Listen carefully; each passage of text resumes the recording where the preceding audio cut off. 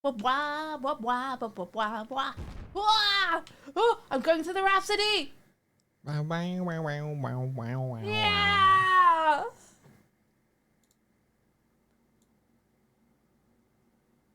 Wah, wah, wah, wah. Guys. Hello. Guys. Good Hello. morning, guys. Hello. Guys, good morning, guys. Guys. Good morning, guys. I'm sorry if I'm really loud this morning. I'm sorry.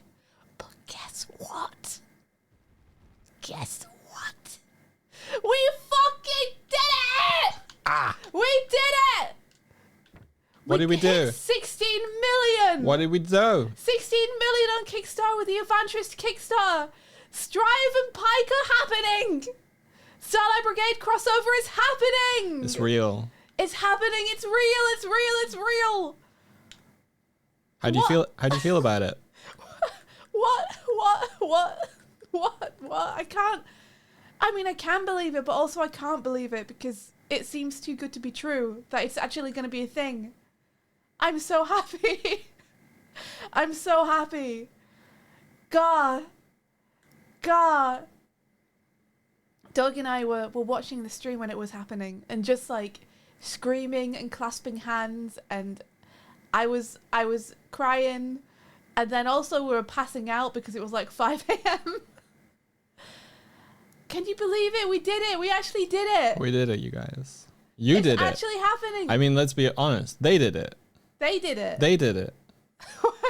Yeah. Everyone out there, they made it happen. Yeah.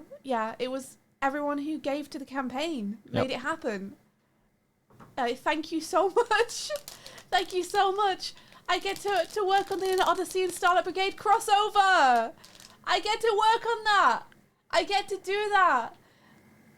I'm so excited to get to work more on Neon Odyssey and also to get to work on Starlight Brigade stuff again. It's been so long. I think it's a real testament to how much people are longing for genuine, sincere, like, sincerity in what they want to be a part of, what they want to watch, what they want to play. Yeah. The core of it. I just can't believe it happened. I can't, like, before the campaign was wrapping the final couple of days, I was really hoping so much, but I knew it was a bit of a long shot because we were at 13? Mm-hmm. 13.1, I think, out of the 15 we needed. And it just rocketed the last day or two. I the point at which it became clear we were going to hit 15 million. And I was just like, what is happening? I'm not saying I'm a prophetic bear or anything. This is why I'm not saying this, but you remember that stream on Wednesday before we raided into Evantress, and I realized that the Critical Role Kickstarter was only 11 million, and I kept going, I thought it was 16. Yeah. Why have I got 16 in my head? Why did I have 16 in my head, guys? An oracle. I'm an oracle. You're an oracle. You predicted it. Why did I keep thinking 16? What do you guys say? You guys excited? Look inside my brain. It's empty. Welcome to brain. I can't believe we did it. Oh, Evantress have to be fucking on top of the moon right now. They shot for the moon and hit the stars. I hope they're getting so much rest, and I hope also that they must be so excited. Not only to blaze past the Critical Role Kickstarter, not only to blaze past the Cosmere Kickstarter, becoming the #1 TTRPG Kickstarter of all time, but to blaze past the quadruple mark from that Crooked Moon Kickstarter. Yeah, which was already heckin' impressive. Every waypoint they could pass, they passed. And now we get Starlight Brigade and Neon Odyssey together, and I'm gonna fucking cry.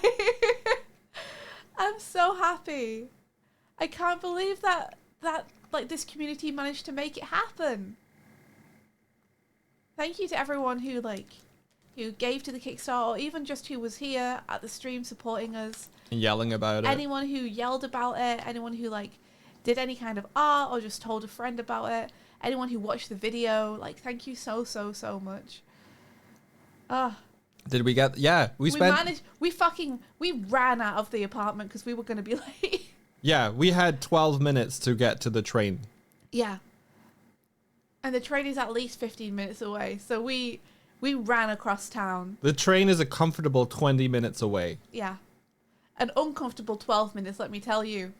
12 minutes of running through rain. We showered. We like grabbed what we could grab. We ran out the door straight into rain. Yeah. Got completely wet ratted. Onster, we hollering. We are. Oh! That's my bird cry of victory. Do it, crow. Yes. I just sound like me yelling caw. Well, the first one. I need to learn how to do a good bird cry. The first one had a to it. Yeah, there you go. Sound like I'm drowning. Listen, I'll learn how to do a good crow cry, okay, and that'll be great. Mikey mentioned the thing that Mikey on stream mentioned the thing of him telling me to roar and stuff. Yeah, you gotta learn to bear roar. Yeah.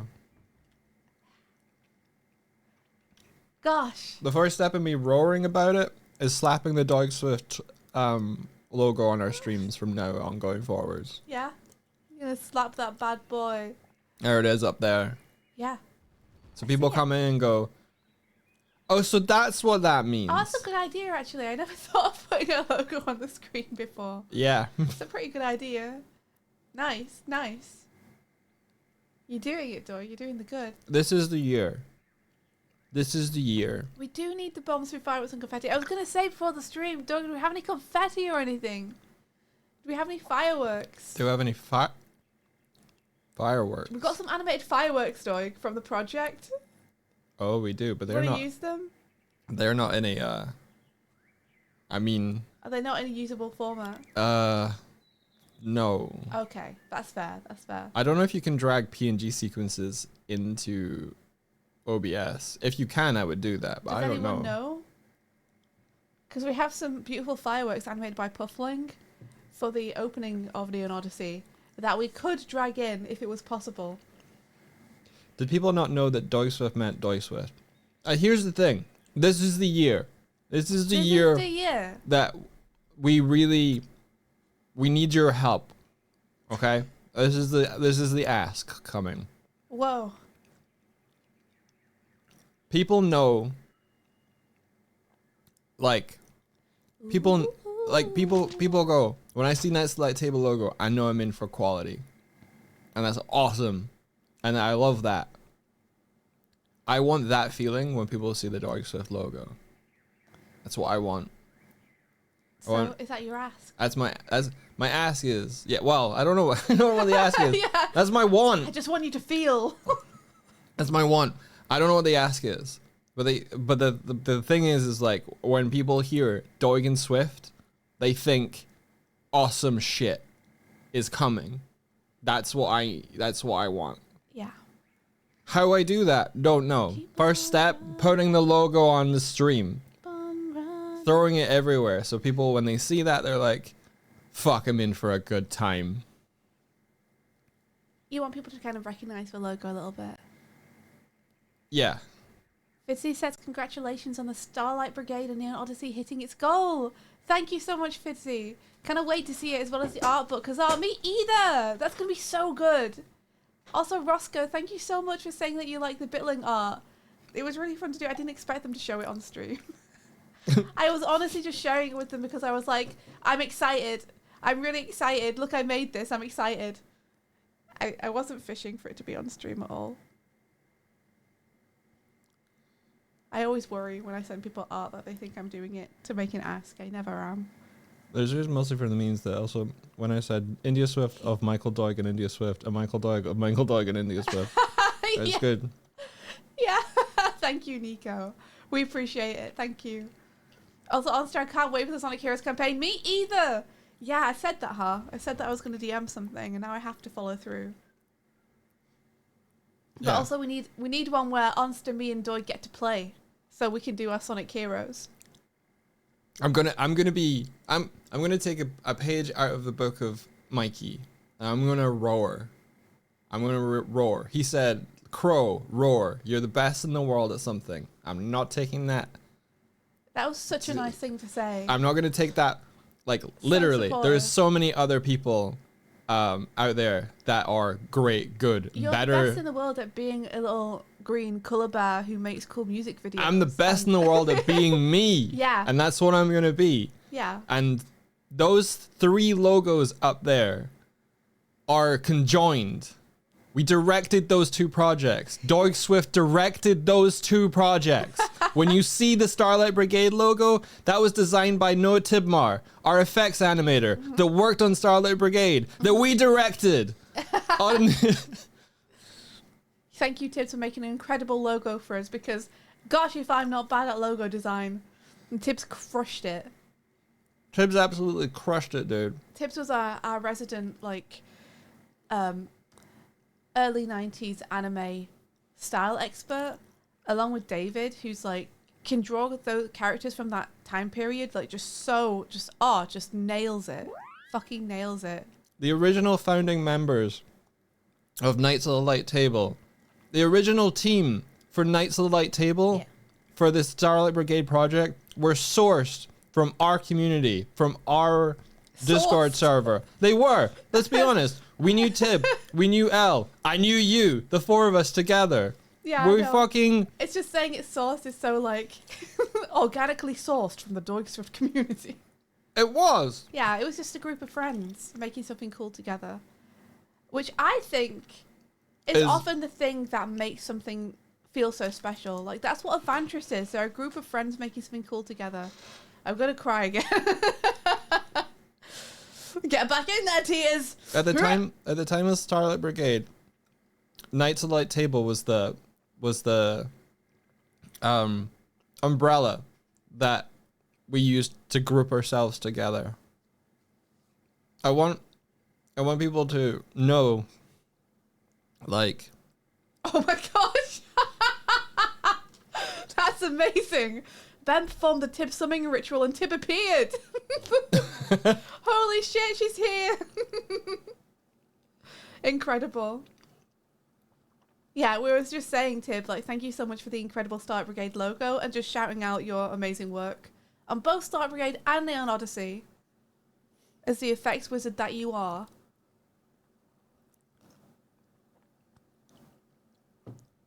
Did you crash another ship? Not yet. Not yet. There's still time. There's debate. There's debate amongst Swift and I who came up with it. But we named Knights of the Light Table. Yeah, we both want to I'm take roaring credit. right now. We both want to take credit for it. Sometimes we fight about it. One of us did it. One of us.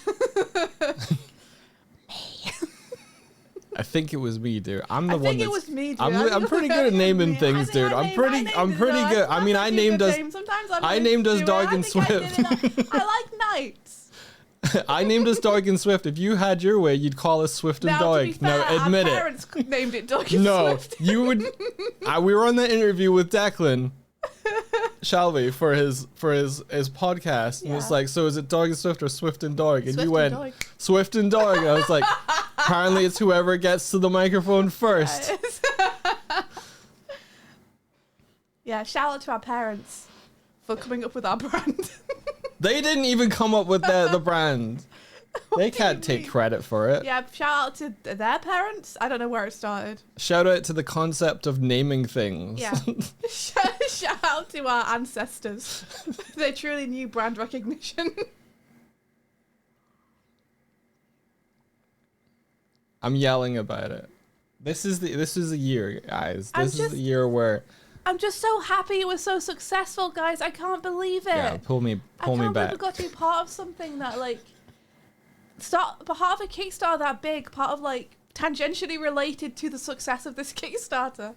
I'm just so happy to be part of it. I'm so happy for Avantris.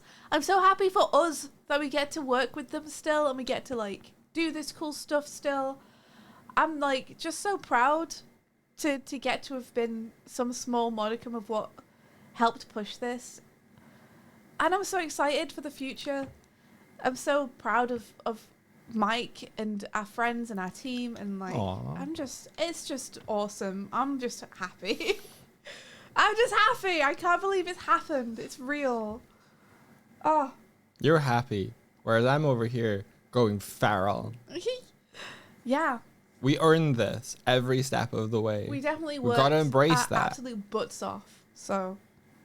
We worked our fucking asses off on Starlight Brigade. We worked our fucking asses off on Neon Odyssey. Yeah. We will continue to fucking work our asses off until we die. Yeah.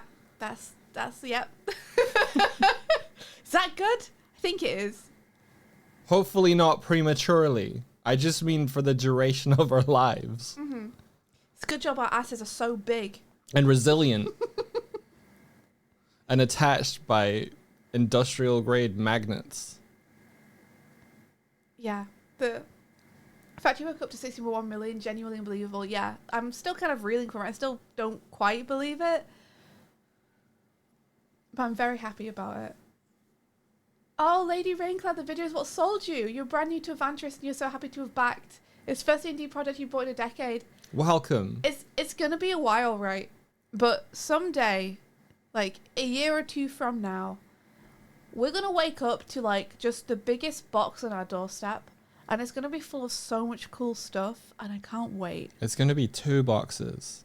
It's going to be more than 2 boxes, Doig. Because each all-in box is going to be multiple boxes. Are you reckon? So it's going to be like 6 boxes. It's going to be insane. It's going to be insane. I'm also hyped for the summer playtest, William T. Whisper. Me too. I want to give... I gave Mikey Doig points. Because Doig points? You very rarely give those away. I never give Doig points. They're like... That's legal tender nowhere. No one can spend those. Yeah, that's why they're rare and valuable. I gave him some... because they are useless. I fully anticipated that Swift and I would receive like one... When they were like, you guys are getting an all-in box, I was like, yeah, that makes sense. Like, we live together, they'll send one. And People always send one. And then Mikey was like, no, you're getting one each. And I was like... My man, treating me like the individual that I am. Yeah. I earned it. Me. Yeah. Sometimes when you are a couple working as a team, or when you're just a team, people kind of glob you together into one thing. And so when you're being sent cool things, they're like, we'll send you one thing and you can share it. It's the sibling thing. It's the sibling thing. Like when you're like a partnership. As you work together, you get treated the same. It's like siblings. I kind of get you. This is all right. I'm gonna share. The sibling energy. I'm gonna share one thing. You know those awesome Starlight Brigade shirts? That oh no! I never got the cool one. Legendary beef. I never got. We got one design each, and it was the really cool one with the illustration on it was only size illustration. It was only size for Swifty. Yeah. I've never gotten to wear that shirt. We got a David Liu designed one with like the whole crew of the Starlight Brigade in like my size, which is small medium.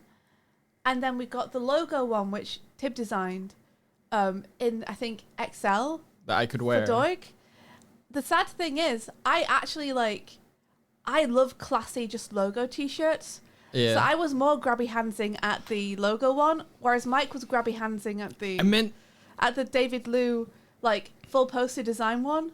But the great thing for me is that I love wearing oversized stuff, so I technically got both because I can wear the cool David Liu one because it fits me, and I can wear the logo one because it just makes it oversized on me, which I love. I meant to grab one when we went to the live show. I meant to be like, can I grab the cool t-shirt, and I fucking forgot. Yeah, I mean that's good though. Because one of the things that we try not to do is make asks of people, because we never want people to think that we're... No, I would have bought it. I meant to get one. You meant to go to the merch booth and grab one. Yeah. Why did we not? I don't remember. I think I was just like... I think when we went to the live show in Dublin, I was like, I want to try and like figure out what's happening, and the merch thing was like lowest priority in my brain. Yeah. I can't remember exactly why we didn't do it. the queue was massive by the time we got into the venue, so that was a reason. Listen, I want to do more Starlight Brigade merch. If like Twerp ever want any more Starlight Brigade merch, if there's ever like an opportunity to do some more of that stuff, I'd love to do some more of that stuff. Hell yeah. I feel like it needs more merch. Specifically so I can wear it. I want it for me. I have an off question. Does Dan know about all of this by chance? I never really knew anything about him until Starlight Brigade. I think he's aware. Yeah, he's definitely aware, I think. I think he's definitely aware because I'm pretty sure that members of the team have told him. I think it's just that the whole partnership with Twerp came together so quick. Really fast. At the end of the project. None of us thought it was possible until it came together at the very end. So there wasn't a lot of time for people to kind of respond to it. I had to answer the question, what's a Ventress? As part of that, I was part of that conversation. It was like, what's a Ventress? Question mark. So I was like, wow. Yeah, I guess if you're not in the let me explain. In the kind of D&D sphere of people who enjoy watching D&D and playing D&D, you might not know. Yeah. But if you are in that sphere, it's a high chance. It's a fair question, but it kind of shows you the starting mark to the ending line.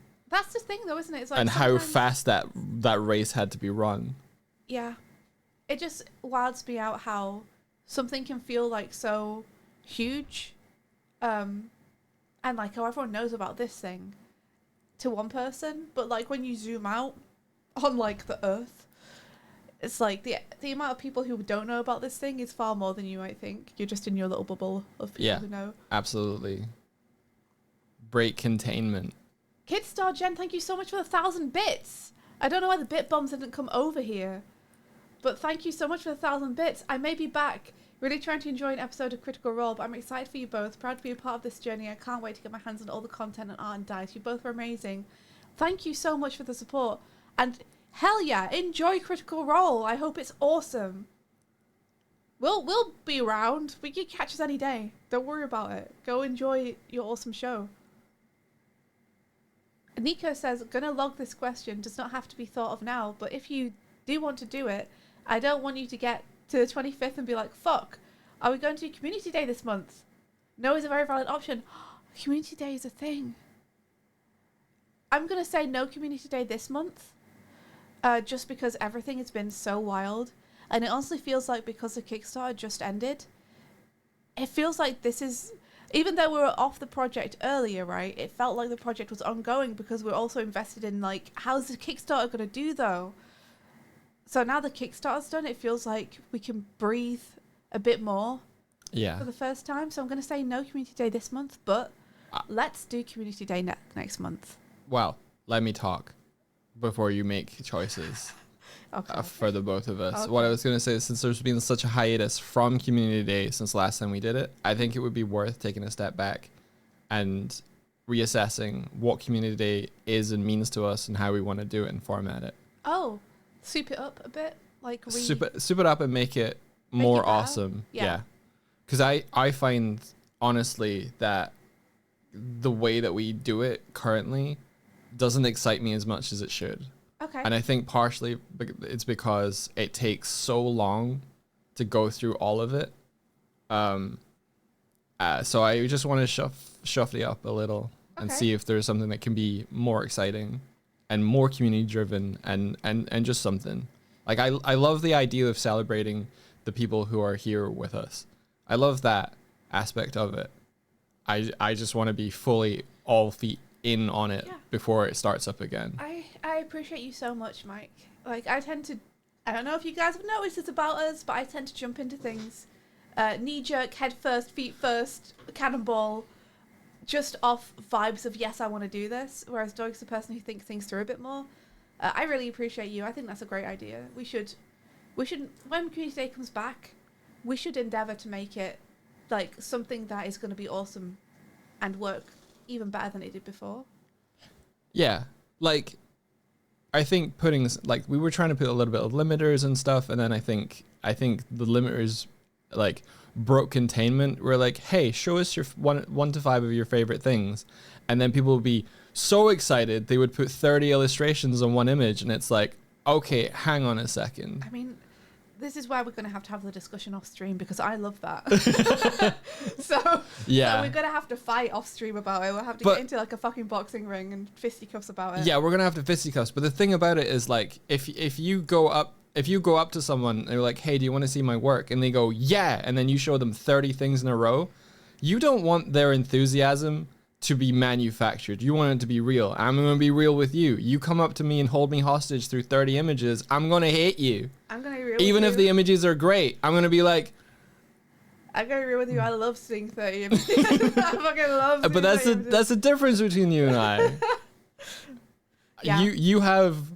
We'll have the discussion. We'll probably have it in the mod room so that our mods can weigh in on what they think too. Like, I love people being enthusiastic like that in concept.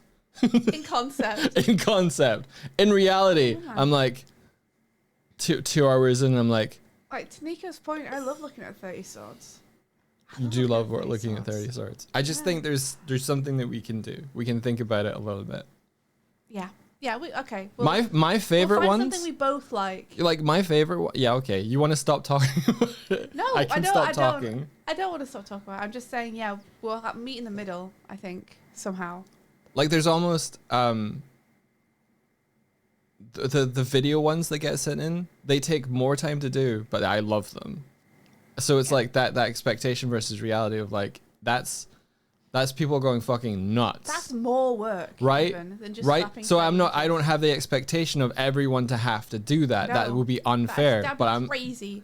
But like,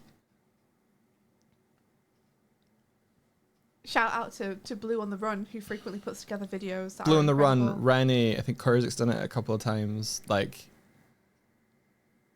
excellent. Gosh, Chef's I've forgotten the handle of kiss. the person who was developing the game as well. Debray also does videos a lot.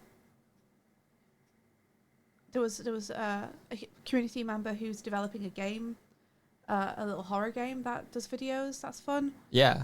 There was that one time we got that video from the person who was, and you guys probably remember the name, who was putting together the stop motion game. Like, they were scanning in models they'd made.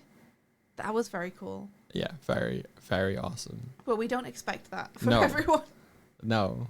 I'm like saying my own thing of like the expectation set down for that to be what it is unfair and untenable. Buffling, hello. Hey, Buffling. Yeah, so yes to the foundation of the idea, no to the current execution of it. Yeah, I think so.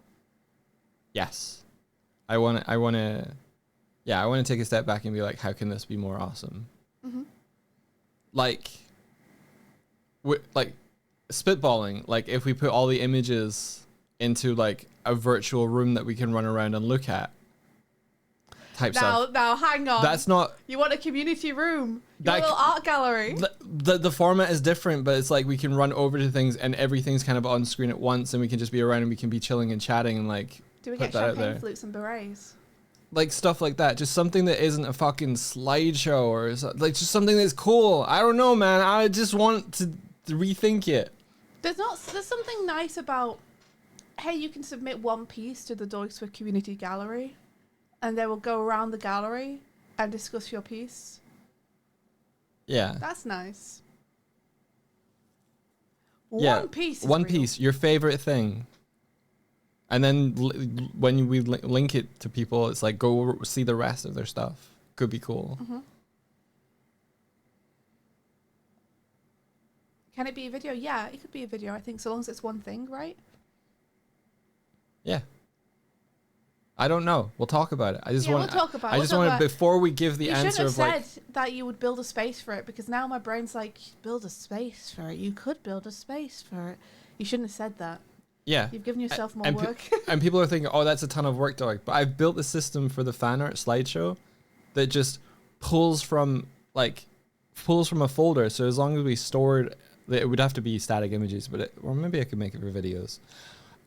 Anyway, I can do that in a way where it's like, point it at folder, populate, done.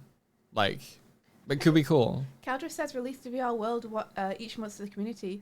You see, we would do that, except this isn't actually technically a VR world. Nope. It's a Unity scene. It's just a game scene that Doug and I chill in. We don't use VR at all. We're using face tracking and game controllers right now to do this. We've never actually played like in VR World or anything before. Not like I would be interested to do that. It could be fun. I've heard that there is potentially a Starlight Brigade world that's been made in VR. Oh, really? Yeah. That's cool. Right? That's really cool.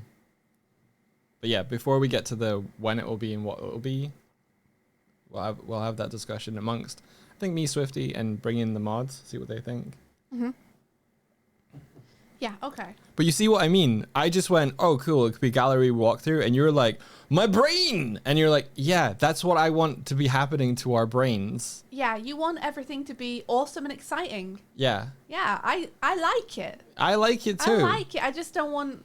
I have the tendency to run away with ideas, so I didn't want you to say something, then for me to latch onto it and then give you a bunch of work to do that you were like, that was just an example, and now you've become attached to it. Yeah, I know. But it's like, the feeling that I have is kind of like, you know the trope of people go away on a holiday and they come back and they show you the holiday slideshow? And you're just like, cool, you had a cool experience. Keep it to 1 or to 5 images. I mean, again, sorry to disagree. You did that, but I'm saying that's my personal take on it. Kadri says, I mean, just for the community day area, allow people to browse the world after each month. I mean, we could look into doing that. I don't know how to make a VR world. But no idea. We could see if there's like an easy way to do it. I've never published anything for VR or anything, so I don't quite know how to do it. How do we push for the... What? I'm sure someone in the community probably knows how to do it. Oh, for sure. Mm-hmm. Oh, for sure. Sorry, go ahead, Doug. Fuck VR chat, though.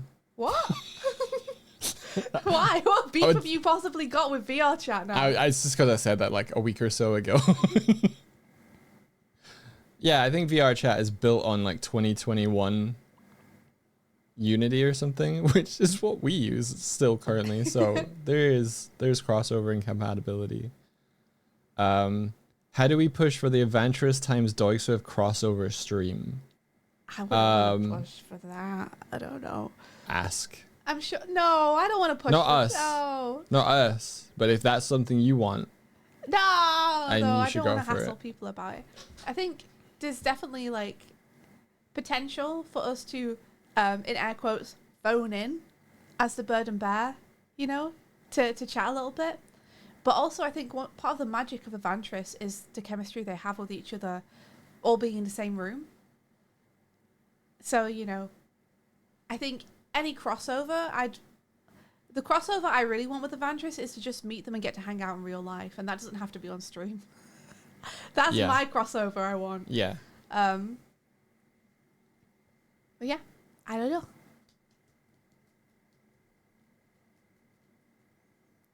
It sounds like some people here know how to do VR chat stuff though, so we can look into that. We get some help from people. Yeah, your next goal is to ship you over. Mm-hmm. Let's see, you need to be a verified user before you can upload, so you need to use the... Oh, sorry, I scrolled past. Let me scroll further.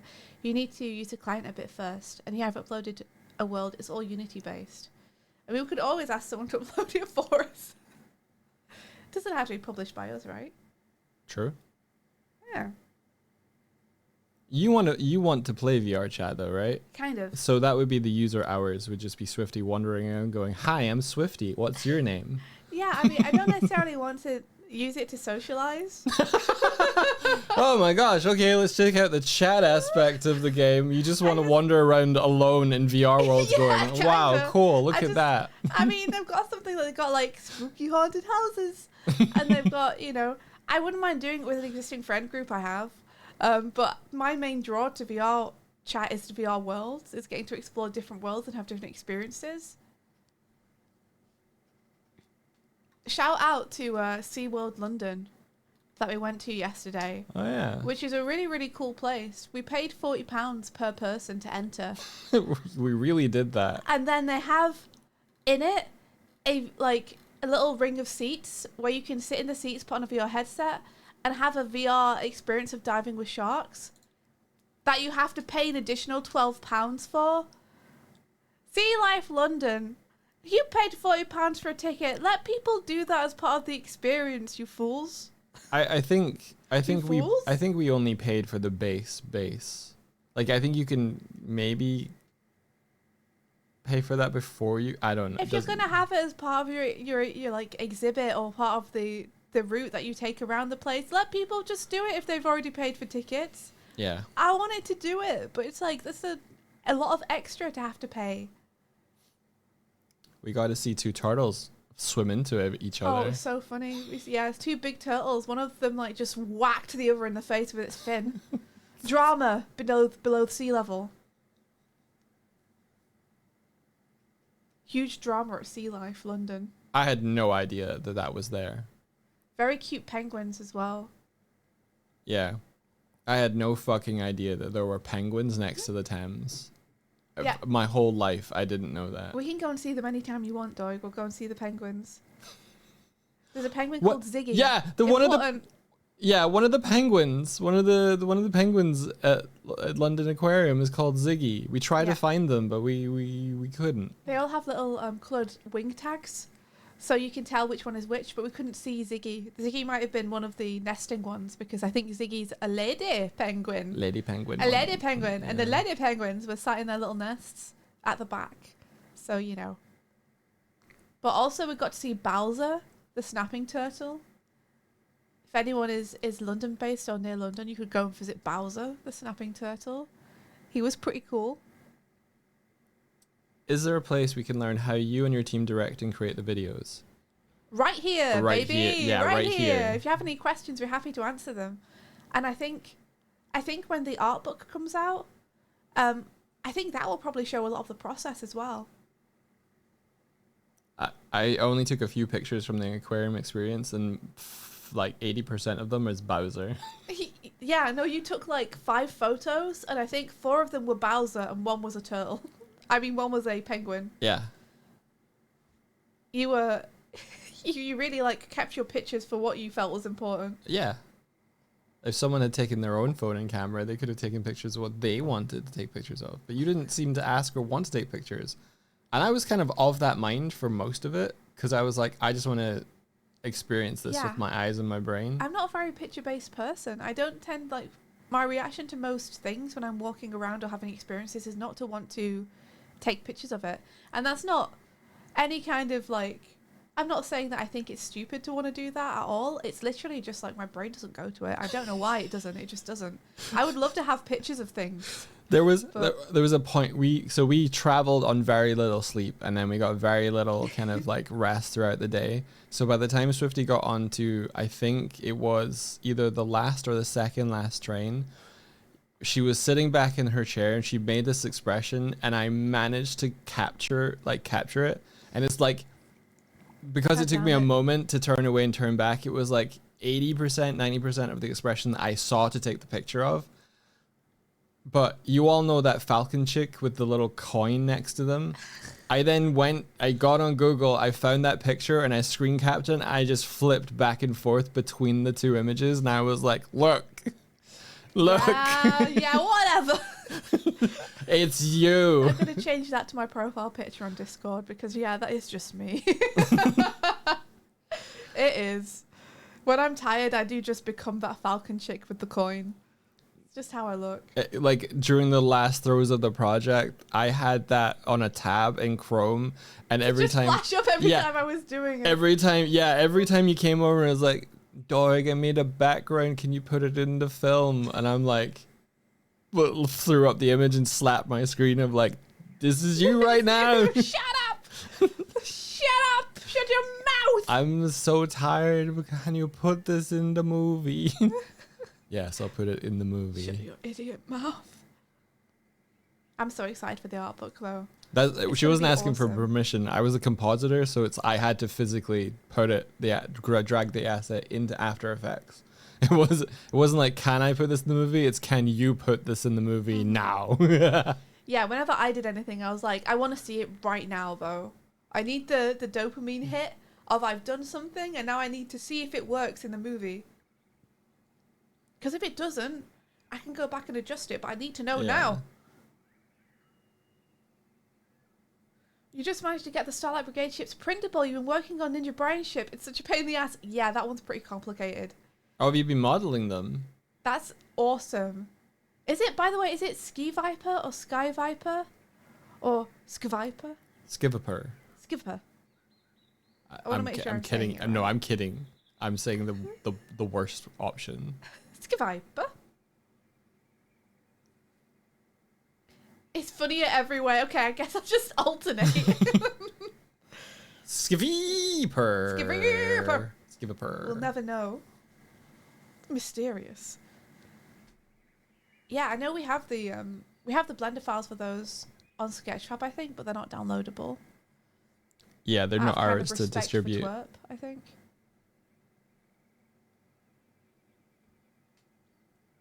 I'm so excited for the art book. I also am. I'm so excited. I'm gonna do so many. I'd say I'm gonna do so many picture, but I'm gonna do so many picture for the crossover. I'm going to talk about so many picture for the art book.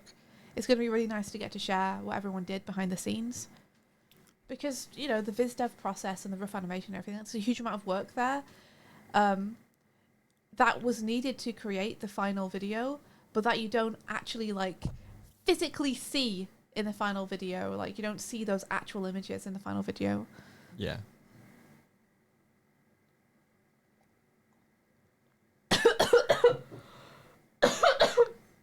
Every time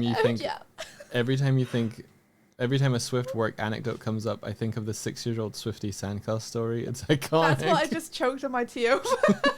Yeah. It really is like a little capsule of who I am as a person. Is that the story where you pissed yourself rather than give away creative control to someone else? Yeah, it is. Couldn't give away the creative control. I let my friend build our sandcastle while I was gone pissing, so I pissed myself instead. Like, damn infant Swifty. I think I was probably like, 5, 6 or something. That's kind of incredible, dude. Yeah. The fact that I like left and got like down, like I left the garden, walked back into the house, got halfway down the hall to the bathroom, and then was just like, no, I can't, and ran back, only to immediately piss myself. Because I couldn't trust them with the sandcastle. Like, damn. It starts early. Quest on the castle, it's real! It's real! You've got to make it real. You've got to make it real. Gotta make it real. Shout out to all my Sonic Racing enjoyers. There's a little song for you from that game. Oh, what's this? Click. Looking at Sky Viper logos. Oh my gosh. Oh, that's kind of incredible, bro. They look so good. Do you want to get it on screen so people can see? How the fuck have you done that? Just from referencing them. How the fuck have you done that? They look so good. They look so good. Listen. You know what I'm going to ask, right? Can I ask? Or is that a bad thing for a streamer to ask on stream? Am I asking for trouble if I ask what I want to ask? Or should I ask?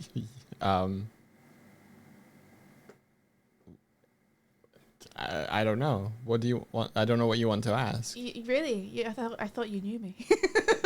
You want those? You want those for your desk? Is that what you want to ask? Yeah, can I ask if it would be possible? Well, now that you've said it, I'm just going to ask it. Sky Viper, is there any way for me to, like, pay you to get a copy of these for myself? Can I pay you for a set of these, please? Look, I tried to warn you, Doig. I didn't know you wanted to pay them for them. Of course I do. No, my brain is like, they've used our 3D models as reference to create printable versions. Yeah.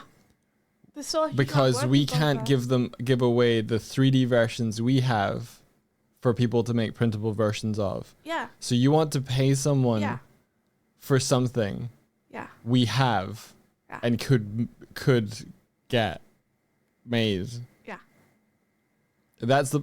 It's not paying that. It's not the. I'm not. It's not the issue I have that you want to pay for things. Oh. It's the issue that you want to pay for things you already kind of own. No, I don't though. Okay. I don't already own these. Like these have been crafted by Ski Viper using ours as reference, but like the detail on them's really nice, and I don't know how to make ours printable in 3D, and we also don't have access to 3D printers and such. It's true. Whereas Ski Viper has already done an awesome job of them. Did you model these from scratch? They're really good. Or did you hack? It's not hard to make them printable. These are really accurate. They're No really sus. I'm really impressed. Yeah. Yeah, the insides aren't thick, I don't think. Yeah, they won't be thick. We thick. just made them as reference for ourselves on the animation team. So we weren't Doig wasn't making them with 3D printing being in mind, you know? No. Yeah, support your 3D model artists, yeah. Yeah. They're really good. Yeah. If you're not comfortable selling them Ski Viper, that's so fair and fine, and I would not want to pressure you. Just know that there is interest from me. Just know.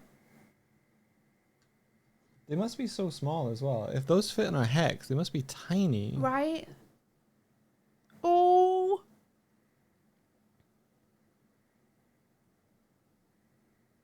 Oh. Ski Viper says, I basically did rip your shit off, lol. They're not mine. I hope we get official ones. They look so good.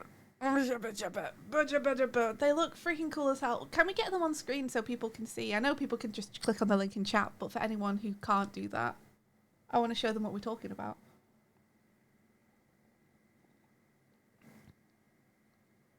Wait, you gotta clarify. When you say rip, I basically did rip your shit off. Are these the models? Modified versions. Modified to be printed? Or printable? You did post somewhere. Oh, they're somewhere. Wherever the chromels are going is probably where the image has gone.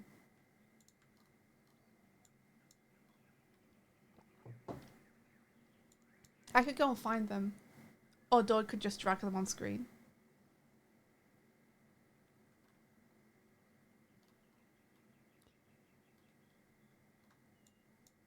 He's doing it. What do you want me to do? Oh, I thought you would do it. What do you want me to do? I've been asking for like the past 5 minutes for you to show it on screen so people can see what we're talking about. Oh, all right. I didn't know. Thank you. Thank you. Look at these. Yeah, they're just yours, yeah? Okay. You just made them 3D printable. I like how we're like, these look so beautiful. And it's like, I'm complimenting Doig's modelling skills here again. They look so good though. Look at them. Them being like 3D printed into little miniatures, they work so well. You had to redo them almost entirely on the inside, but they're Doig's. Oh, I love them. That's the thing. They look like yeah, you were like, they're too accurate. They were accurate. That's how I remember them. Yeah. But I'm asking to clarify because it's like, if you were able to get them, how were you able to get them? Because they're supposed to not be available. We have to close the loop somehow. Yeah.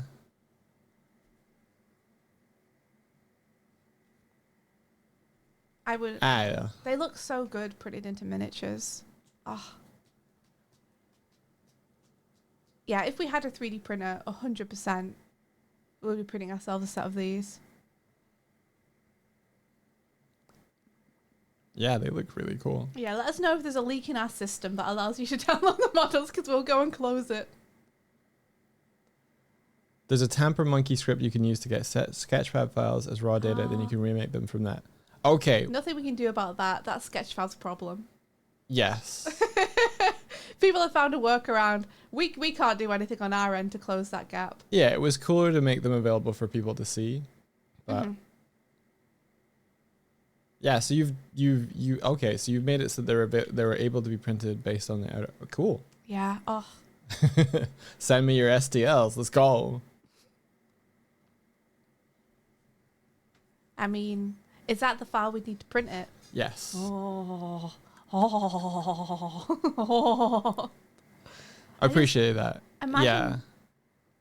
Oh, thank you so much, Skiviper. Thank you. Imagine having a little lineup of them. Yeah, appreciate not sharing what you've done, but keeping them personal and everything. Yeah, because, that's very cool of you. Like, if those get out there, it will diminish the ability for Evantris or anyone else to make official ones. Yeah, but I don't see anything wrong with, like, getting them to put the work into making them printable yourself and then printing them just for you as, like, a personalized thing. Yeah, I respect that. I respect the I respect the game to be like, I want this, I can do this. I can make this happen for myself. Yeah. And I respect the restraint to know where the line ends. I also would love official ones, but I mean, when you talk about wanting official ones, I think the 3D models are about as official as you can get. So like, there might not be official, but I think this is as close as we'll ever get. Fuck, they're so cool to see the lighting on them, like the fucking like right? They look tactile, man. Right? Imagine having a little like, I just want them on my desk. I want them. Also, there's that Star Trek game where it's ships versus ships, and part of me would want to like just insert them and make custom homebrew stat blocks for them. Yeah. And play a game like that with them.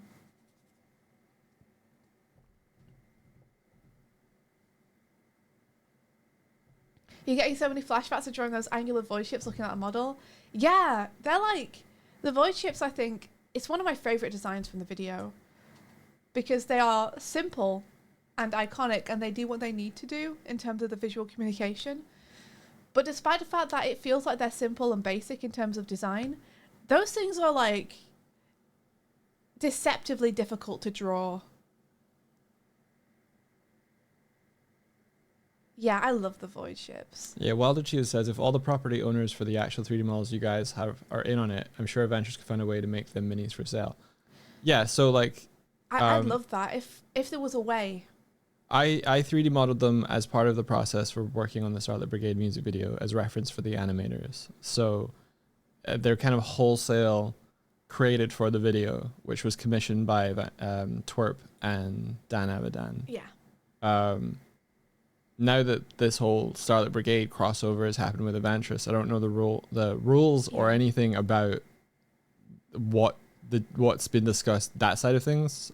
So I'm not going to speculate. Yeah, we have no way, like, we don't technically own the materials. I know the only thing that they said for the Kickstarter was that it's going to be a digital adventure. Yes. So anything beyond that is beyond scope of what was stated publicly. Yeah. They probably can't do any kind of miniatures like this. Like, it would be extra money and work for them.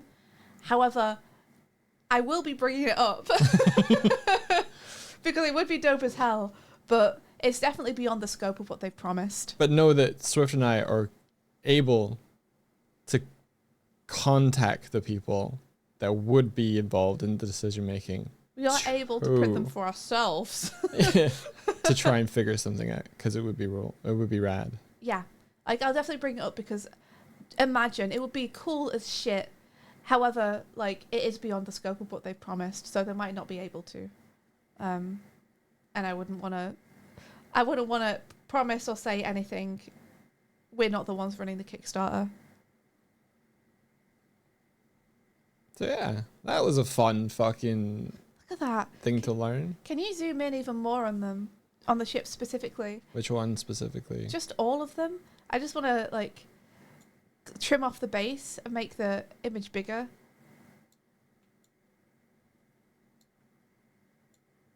Oh, I'm geeking out.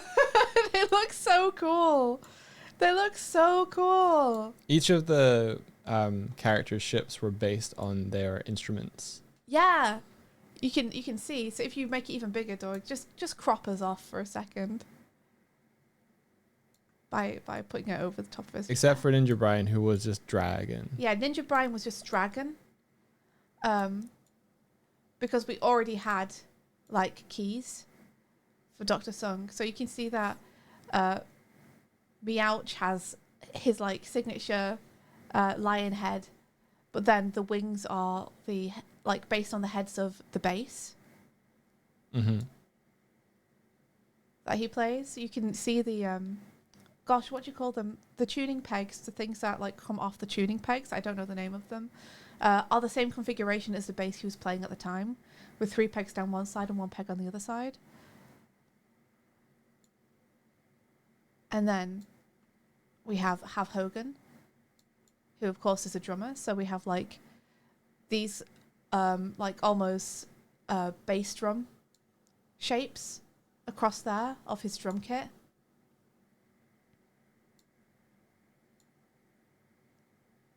And then Dr. Sung, of course, has the guitar wing shapes. It was so fun to try and combine the instruments with the aesthetics and like visual leanings of the character designs to try and like marry that shape language together. Well done, a fantastic job. Yeah, throughout that these process. ship designs are like basically 100% L, more or less. No, I wouldn't say that. I would say in the start of the project there was the 4 of us, so I don't think you can claim 100% on anything. I guess that's true. Dev. She definitely like finalized them. She definitely finalized the model sheets. But we all did sheets, throw in for ideas. Sure. There's a conversion that has to happen between a model sheet 2D and a 3D model itself as well. Yeah, that's true. So as much as you gripe that sometimes the ships aren't 1-to-1, sometimes something just looks better from like an angle you can't perceive in an ortho that it's not going to tweak for. Yeah. No, it's very fair. Thank you for clarifying. Yeah, so we all 4 of us like were throwing in designs for the ships. We were all like open to anyone on the team throwing in ideas. I'd say that the final ship designs mostly were L, bringing those ideas together. Yeah. And then Doig was one who converted them to 3D, so tweaks and things were made by Doig at that point to make them work properly in 3D. And then we got Phobos at the back there. Oh, we forgot to show Phobos. Missed. Sorry, Phobos. He's got his guitar. Yeah, he's got his guitar wings here. There is a clown version of Phobos' ship because it's got so detailed that I created that had like different materials for different faces. So Swifty could use it as reference because when it's just all grey, it's harder. Yeah, what Doug means by clown version is frequently when we make 3D models and use them for reference with animation, we colour each different angled side a different colour, so it just ends up looking like a bright, colourful mess. But it means that the animators can see where the angles are, because when it's all just one colour, it can get really, really difficult to see where one thing ends and the other begins. So that makes it much easier to see.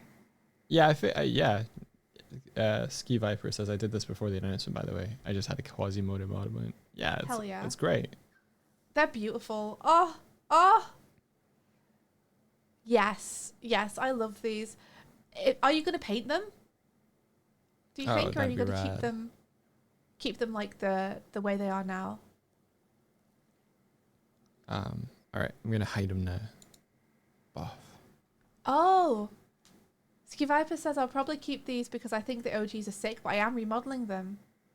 Paint them as a test. Oh, please share when you paint them as well. Oh, Quetzal Cole says, I'm so hyped we've got the secret stretch goal. I've been hoping for an art book for so long. How much of your art will be in it? I can't say. Again, like, that's going to be an Avantris call. But I'll be pushing for all. We'll see. You know, I think there's probably going to be a little... I don't know. I don't want to say anything because I don't know all the details. So anything I say, people shouldn't take as verbatim. Yeah, like, it's going to be a combo between the Wild Blue, this dev stuff and stuff for the video. Yeah, combo together. I guess what I can say is probably as much as we're able to. Yeah, as much as we can cram in, will be crammed in. We will get what we think is useful and meaningful and cool. Yeah, like it won't be 100% because 100% you would see the stuff we didn't share with Evandris as well. Like there's stuff that didn't even make it into Sends and stuff that is like but too. Yeah, I guess We'll show them now, I think, but maybe I don't know. Oh, Nwarp says, how are the building versions of you guys coming along? I don't think I saw Dogs completed. I haven't worked on it. Yeah, Dogs isn't yet. Completed, but we could work on that a little bit for fun. Can you see inside the Rhapsody? Only the lounge area is close to looking kind of done. Mm-hmm. But we you want to go and have a look now? You guys want to go to the Rhapsody? Have you not seen that yet? Wait. What? Wait. What? Lady Raincloud. Are you... You might not be who I think you are. Are you making a VR version? Is that you? Is that you? There was someone I saw who was starting to... There was someone who I saw... No. Oh, okay. That is not me. Okay. Unless you're joshing. Okay, so my brain is trying to remember. My Civ brain is like, there's someone in the Neon Odyssey Discord server who was starting to make one, and then people let them know that we had like a environment on here on stream. And they were getting a little like, oh, someone like Dog's already done it, and then they got a whole bunch of encouragement from inside the server of like, you should do it anyway, go for it. You should do it anyway. And I saw that, and I was just like, I just commented just being like, yes, please. Well, I just said please in all caps because I was doing the please thing. But the sentiment behind that was, yes, please do. I'd love to see. We won't be releasing any of the Neon Odyssey lounge or anything in VR. There's no plans for us to do that. So if you want that to exist, please make it. Like this model was something again that Doug created for reference for the animation team. Yeah. So you can make it more. You can make it better. You can make it cooler. Please do. All right. Lady Rain says, that's not me. I'm a game dev and have been since 2012, but that's not me, honest. Your girl ain't that talented. I bet you are. What kind of games do you like making? Tell us. Tell us more. Tell us everything. Let's go over to the Rhapsody in the meantime. Do you want to free fly the camera over there and then you can teleport, or do you want to run? That's up to you. I always like flying over because I like stretching my wings a bit. Okay, how about you do that, but I follow you over. Okay. Yeah? Yeah, sure thing. Okay, I'll try and keep it as steady as I can. Oh, you moving the camera for me as I'm going? Yeah. Oh, well, good luck keeping up, scrub.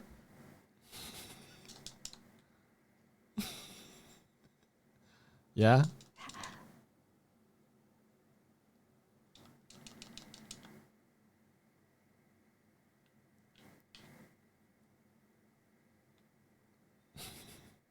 Hey, I go going.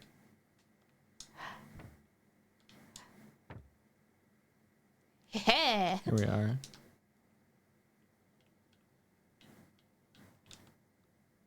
Welcome in, everybody. Welcome in.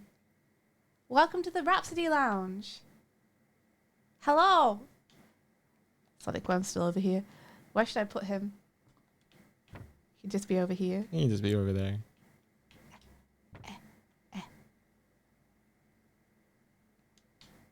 He's hanging out with Martina.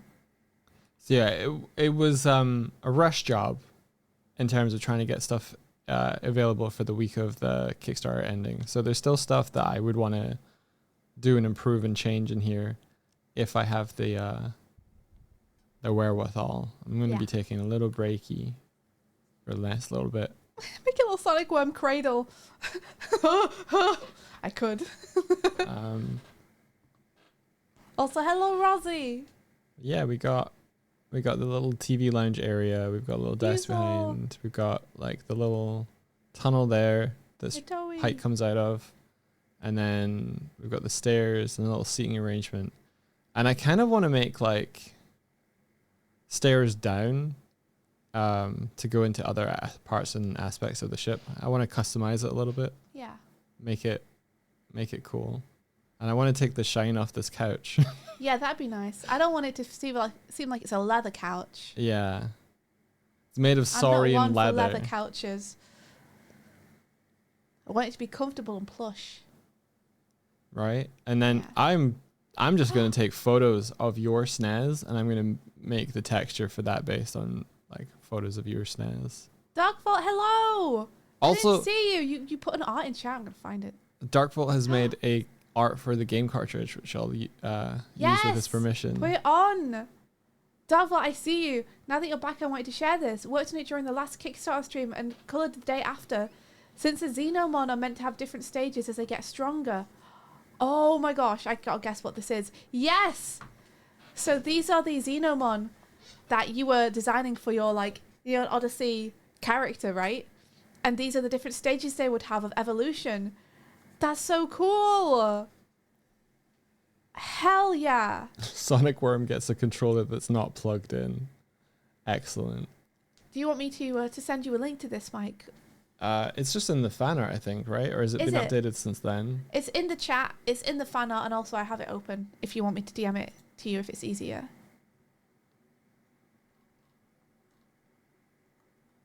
Is it the one you posted into the fan art channel at 2:36 a.m. or I guess it'd be slightly later for you time-wise? It shows the colored... Is it this one? Oh my gosh, Sky Viper says I was doing cleanup on Ninja Brian's ship and I need to go get stitches because my scalpel slipped. What? What? No! Sky Viper, holy shit, I hope you're okay. Oh my gosh. Oh, go get stitches. Go. Where did you go? Go. Oh my gosh, Ninja Brian strikes again. He surely is the most dangerous member of the crew. Is this the one? No, it's not. It's not. Is it this one? Yes. Get a stapler. Martina, no. Oh my gosh. It's a dangerous job. 3D printing things. There you go. Hope you're okay, Skylifer. God damn. Yeah, Ninja Brian stabs again, truly. Oh, Fitzy, are you thinking of Rhizo or Gorgonite? Is this for your own? Yes, you're trying to decide who you want your first Odyssey character to be. Ooh, they're both fun options. They're both really fun options. I'm so curious about the Gorgonites. Their eye stuff seems really good. Also, look at this. Look at this beautiful artwork from Darkvault. Darkvault would be a Xeno trainer, which is essentially fantasy Pokemon. It was like you were like, look at this, and I was like, oh, but what if it's really difficult to look at? Whoa, I can't see it so fast. There you go. Sci-fi fantasy Pokemon. So there's like the water type, the water type, the fire type, and grass type. Right? And these are the evolutions that Darkvault has designed. Oh, very cool. For his stuff. So yeah, look. They've got the water one starts out as like almost a little like shark / seal / tadpole, and then turns like more humanoid into more like a siren / seal / like elfin, and then it starts to look more celestial towards the end. You've got those like halo symbols coming around and the little wings and everything. This gives me have the water symbols on there. This gives me like also Digimon vibes. Yeah, it does feel quite Digimon. With the starters. The designs are really nice, and then the grass starts as more like a ghosty like bud type thing, and then we turn into more of a tentacled kind of sea anemone type deal. That one's my favorite, by the way. The middle evolution of the grass, like that's a friend right there. I'd have that Xenomon on my team, and then we end with like the cape swirling out into a skirt and the tentacles becoming legs, and then the sea anemone becoming the hair. And then the final one, the fire, starts as like a little bug. then becomes more like almost a Scyther type beetle scenario with the fluff still there from the book, and then ends up as almost like a power suit, Power Ranger type, like superhero, but kind of dark and edgy and cool. I like how the fire wings. The bug eyes become more like a virtual visor type thing, and the red is a really nice pop. Yeah. To kind of pop that silhouette out. Almost. But yeah. You see that start as the waistband, so it's like boom, boom, good rhythm. Very cool. Very, very cool. Kamen Rider Black Knight. Yes. Yeah. Okay. I see the influences now. Yeah. Yeah. So cool. Heck yes. I'm so interested to see how the Xeno Trainer stuff is going to work as well. But so you were saying that because you were writing Enforcer, Disciple, and I don't know if I've an Icon. So you were like taking the classes available and attributing those to the Xenomon as well. Oh, fun. Xenos as well. Very cool. That's very fun. Heck yeah, I see it. I see it. Love that. Very cool. Very creative. Yes. Oh, I'm getting like weirdly chilly. I might put a fluffy nightmare cape on. Okay. And also a purse. Is there any art you want to do today, Doug? You want to try and design your little bitling? Not today, I don't think. No? I don't know. Okay. Maybe. Maybe. It'd be good to get the two, but I don't think they're quite going to become a matching set like Mikey was anticipating, because I don't draw like you do. Maybe you could draw a version of him after I've done the roughies. Yeah, I'd be happy to.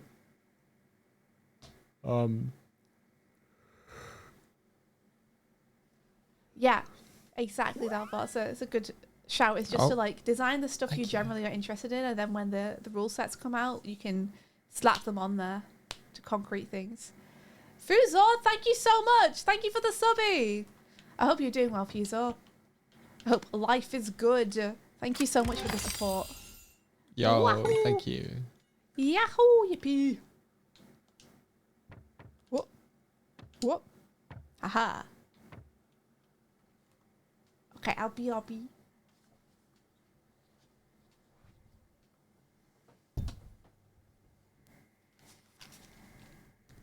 can't believe it's like almost 12:30 already. Yeah. Time's been a bit weird. Still grinning after a couple days ago, so all good. Yeah, God, gosh, it's been a couple of days, huh? Like, from my point of view, I stayed up, watched the Kickstarter, had like a dozed for like a half an hour, watched because I missed a couple of hours between 15 and 16 million. Like, I had to crash. And then was awake for like a couple of hours after the Kickstarter stream ended, dozed a little bit, woke up, did the day trip to London that was like all go, came back, and then slept for like 3 or 4 hours, woke up at like 7, chatted on Discord for a couple hours, then went to wake up Swifty. Now I'm here. It feels like all the same day.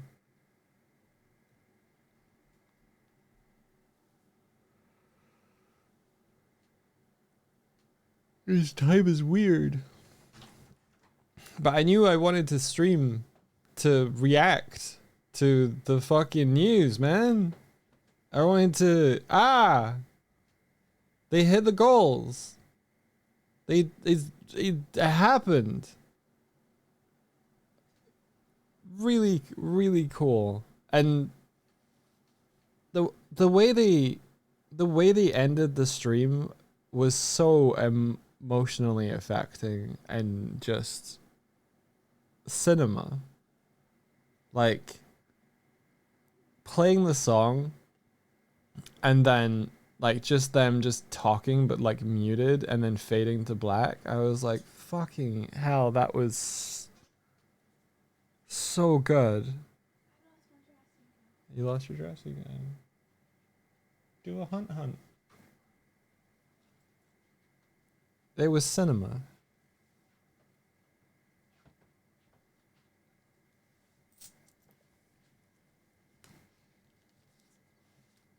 Just getting like that kind of closing curtain on it all. I'm good. I got a fluffy coat on. Yeah, the end of an era you only miss the tail end of. Yeah, like there's so much I want to catch up on with what they've been doing. Because we also like have only become like we became aware a little bit before the project started, but we kind of missed their first. I don't know, what was it, 5-6 years? Yeah, they said that this marked like 9 years of them doing adventurous stuff. Yeah. And there was a period of time when they were going to quit, and there's been hardships. It's really cool that they've persevered. You wanna? And yeah. You wanna share my stream while you chat? Yeah, can do. We can see your NDI tools. Oh, I already have it sharing. Awesome. Okay. Yeah. I don't know the ins and outs of why or what made them want to sort of quit and what pulled them back out. I don't know that. I only know that from like them just stating it.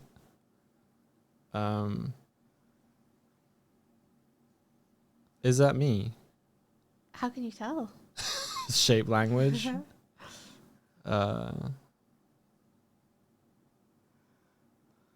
like that when there's like we've made mistakes, but I would still make them because we learned what we needed to learn from having made them. And like I've seen I have actually clicked and went back and seen what some of the early streams are like, and it's so cool to see the contrast between like the visual setup, how they were approaching it, what they didn't know, what they tried. Yeah, if at first you don't succeed harder.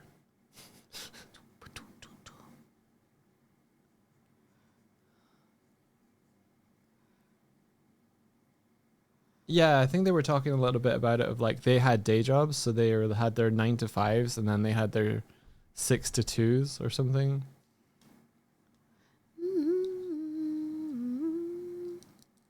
Yeah, Nico's saying it. Richie was working 9 to 5 and then this 6 to 2.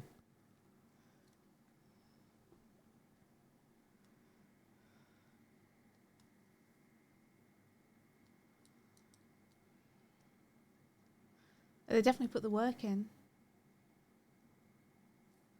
Yeah, Richie was saying that they had just spent so long streaming to so few people, and then when Witchlight started to kick off, they pushed on, and now they're here. Gotcha.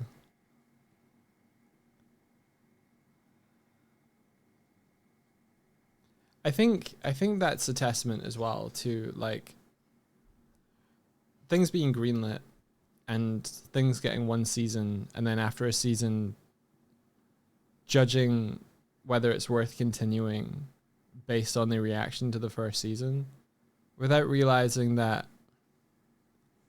that first season is where all the learning and growing pains are.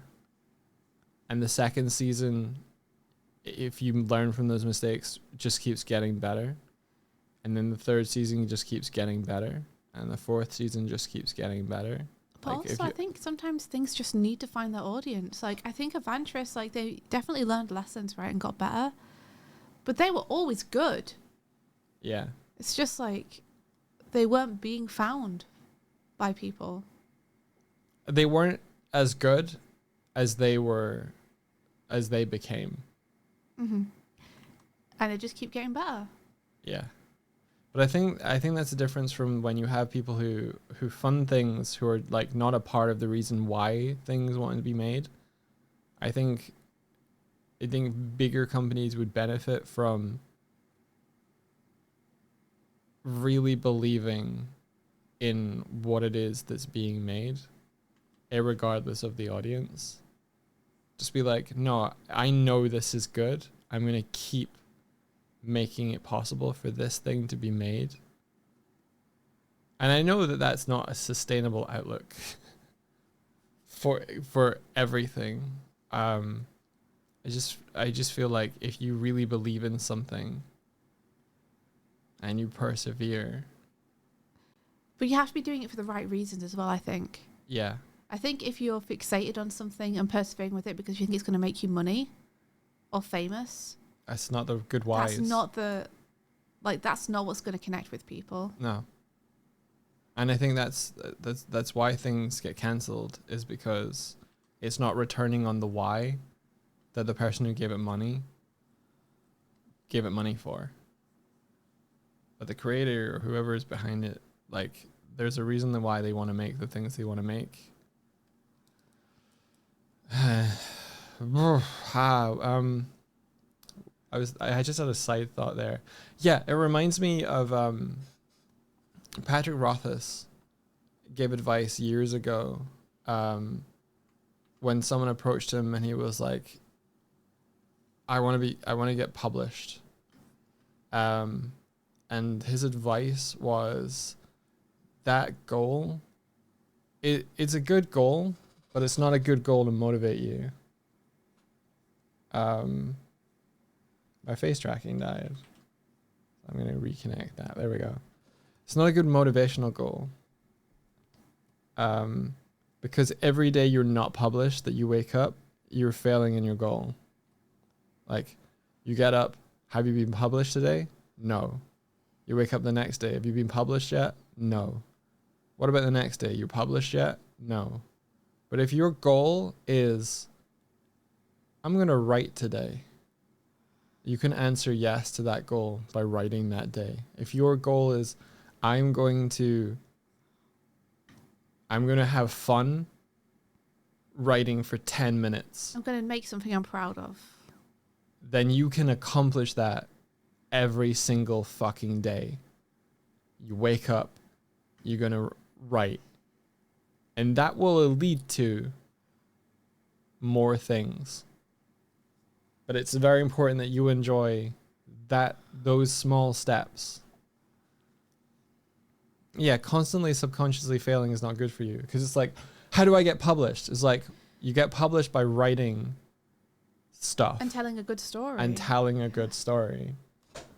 So how do you get good at telling a good story? By telling bad ones. How do you tell bad stories? By telling stories. How do you tell stories? That's what you need to do every day. If you do that every day, you will move the needle that you need to in yourself to iteratively improve on the craft that it is that gets you up in the morning. I remembered that interview years later and now. So it's like, why are you investing in this show? To make $1 million. Wake up the next day. Have you made $1 million yet? No. Have you made $1 million yet? No. Is this thing that you're making made $1 million yet? No. But if your purpose is, have you told the story that you want to? Do you believe and trust in the people that you are making it with? Are you enjoying yourself? Mm-hmm. Is it worth it to you? And you wake up every day and you know that it is. You'll find your audience and you'll find people that love what you do. And fuck, man, we saw that 2 days ago.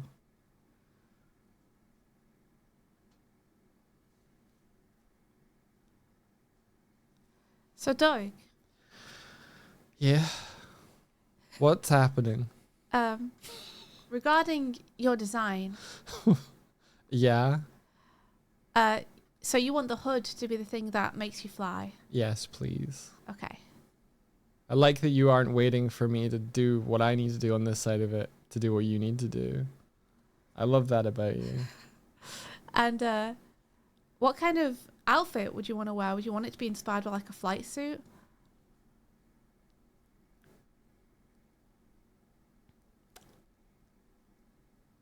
If I said to you, Assassin's Creed meets The Rocketeer. Okay, yep. That's enough, thank you. There you go. And the time aspect of it, do you want to weave that in anywhere? I don't think so. Okay. I don't think you need to go that on the nose. I don't need to worry about showing your class. You don't have to give me an hourglass figure. Okay. Gotcha.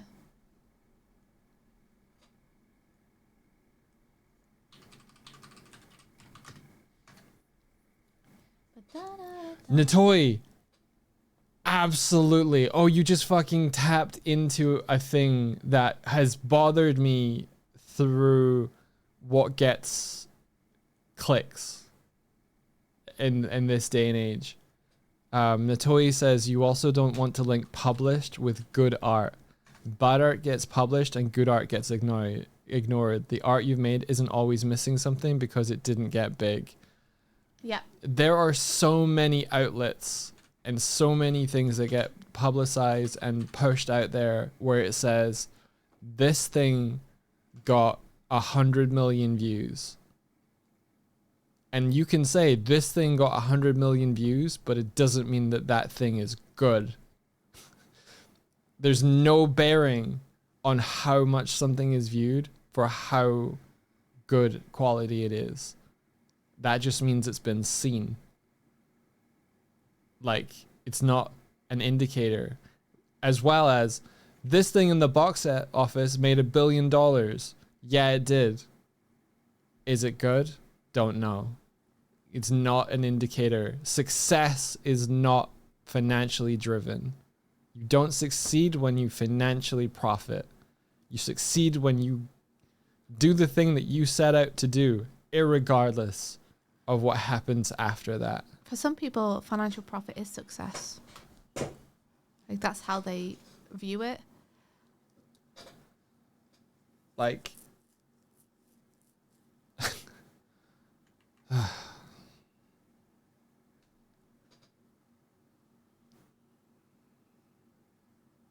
that's how you get things or people and things that fall upwards. They were attached to something and it makes a huge amount of money and they just keep getting attached and attributed and fall upwards.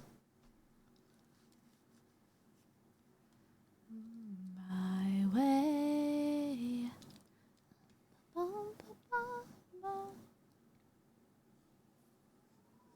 50 Shades, not good. I'm still on the floor about the fact that 50 Shades is a parody of Twilight that I think gender bends the characters and does something else. And it riled the writer, the author for Twilight so much that they went on to write books, which was I think a gender swap of Twilight in response. I was just like, okay. Not a parody, a fanfic. Yeah.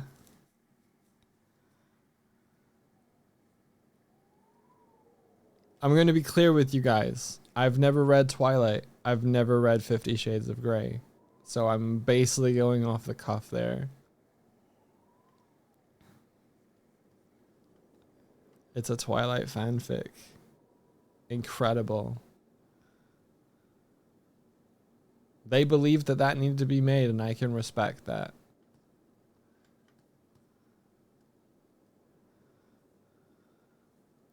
Twilight is a fanfic of Wizard Boy book, and 50 Shades is a fanfic of that fanfic. What's Wizard Boy? My way.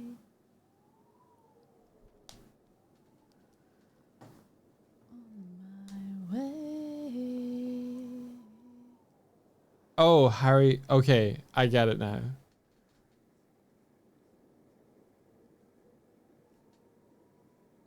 Maybe Doig read Swifty Shades all day.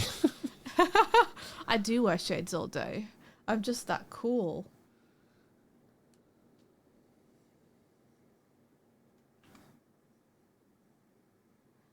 On my way. I'm so glad that Robert Pattinson has managed to outlive or outgrow the shadow that is Twilight and Harry Potter. He has managed to establish himself as one of probably the greatest actors currently working in cinema right now, despite like being was it Cedric Diggory and Edward?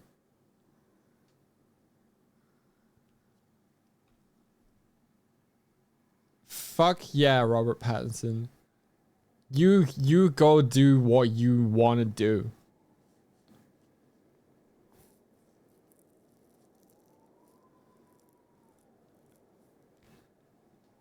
Kristen Stewart too. She's been doing great deadpan comedy roles. Didn't she do a deadpan comedy role in Twilight as well? I'm not even joking. I'm not even joking, guys. Her character in Twilight was deadpan comedy. Deadpan, yes. Comedy, no. I laughed at Twilight, didn't you?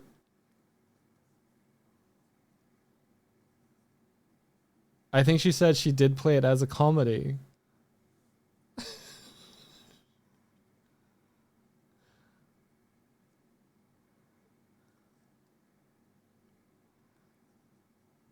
You think the Odyssey is going to flop? I don't think it's going to flop. I'm going to watch it. But that's because I'm a geek for the Odyssey. I think likely the reaction to the trailers is hot steam through social media. I think the Odyssey is going to hit.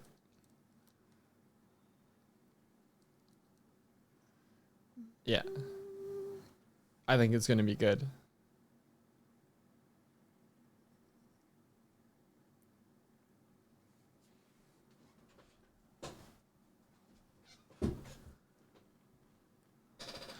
Yeah, flop.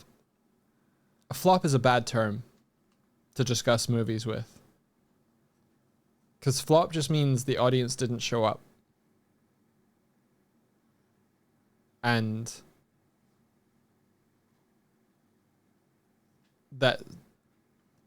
that's irrespective of the movie itself. Like, well, there was the Fire and the Water guy film. I forget the name of. Elemental? Shark Boy and Lava Girl? No, not Shark Boy and Lava Girl. I think it might have just been called Elemental. Fuck, this is my Civ brain at play. I remember the movie and the beats and the story points of the movie like that in my head. Can't tell you what it's called though. Elements.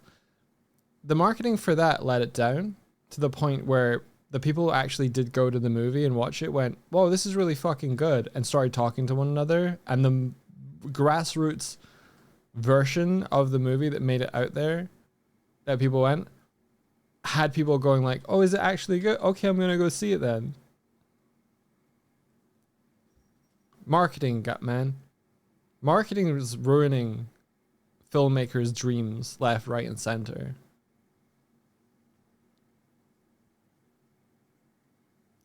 They either they either reveal too much, or they try to package it in a way. Editing can absolutely influence someone's interpretation of what you've made.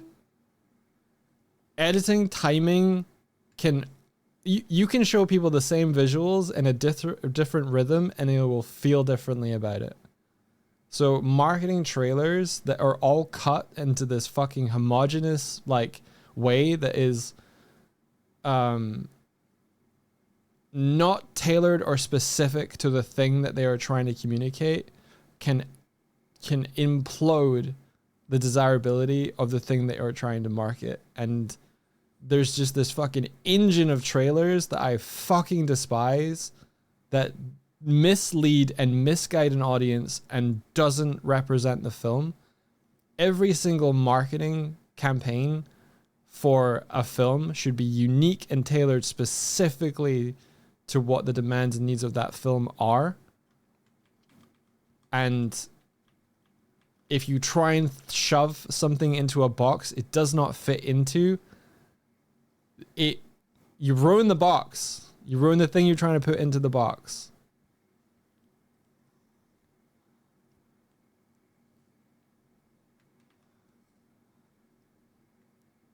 Because trailers are done so badly, people don't want to watch the trailers, meaning they miss what movies are going to come out. Yeah. I think people actively are now just like, I don't like trailers. And how... Yeah. I noticed as well that they started doing a thing where they show like 5 to 15 seconds of trailer and then like the fucking title and then the actual trailer afterwards because of the format that they're putting out now. And it's like, stop crippling people's attention spans like this. Don't change the way if you constantly adapt to the way that people, it's like people, yeah, don't trailer a trailer. People's doom scrolling through like shorts and stuff and you're like, you want to catch that audience? Fucking stop. Because we're basically rewiring and reprogramming ourselves to be like, I will only know if I'm interested in this thing in the first half second. If it doesn't catch me, I'm not going to give it a chance. No, give stuff a chance. The actual shorts format, like, yeah, no, it's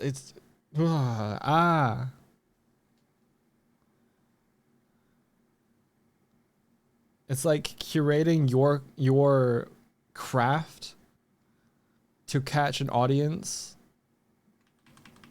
that don't care because they're on TikTok right now or whatever. It's like, it's kind of like kneecapping the craft to serve an audience that don't deserve what your craft is built for. But if you like change the price of admission to the lowest thing to get more people into your venue, like, this isn't a gatekeeping thing. It's like cinema shouldn't change itself to adapt to the audience. Cinema should change the audience. Do you know what I mean? So like trying to make stuff to appeal to an audience is just going to fucking like kneecap and dilute and stranglehold. Oh, I didn't understand the movie. Yeah, because you weren't paying attention. Like if you if you like tutorial handhold movies so that people go, oh, I know, I can understand that, but I'm only using half my brain. That's not the storytelling I care for.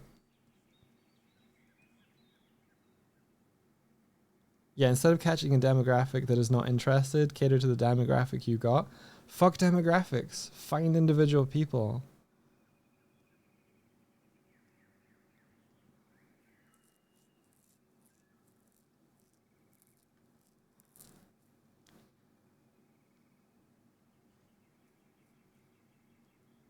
I think one of the reasons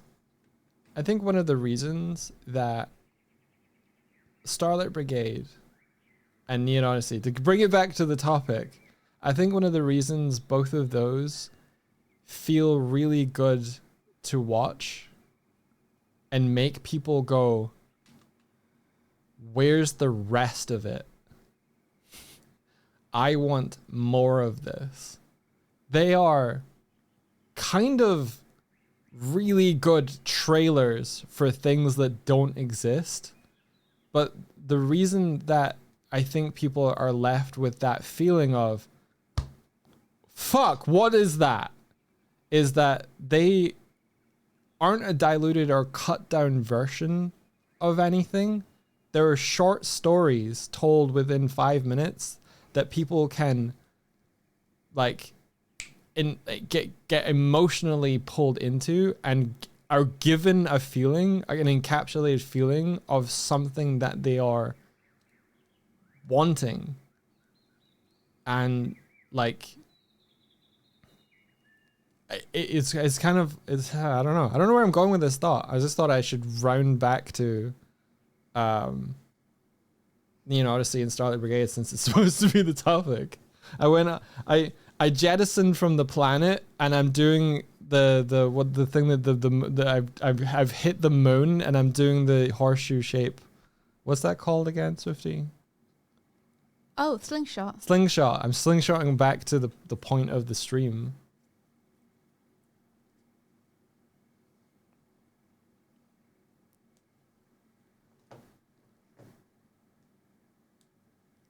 Oh, yeah, Nap and Terracotta is saying, like, the 9th sequel reboot isn't going to be able to do something so heartful and moving. It is content for the IP rights to never enter Creative Commons.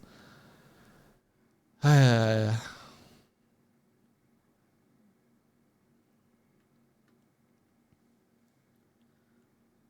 the trailers are for other things, not themselves. Starlight for twerp and their music, and Neon Odyssey for the books, the setting, and the Stardust Rhapsody campaign. 100%. I don't like to think of cinema and art and craft as this all-encompassing term content. I do not like the word content. I do not like the feeling that it ascribes to. I don't like this term that's come about in the last 10 years that is content creator. I think it loses sight of the meaning behind the words.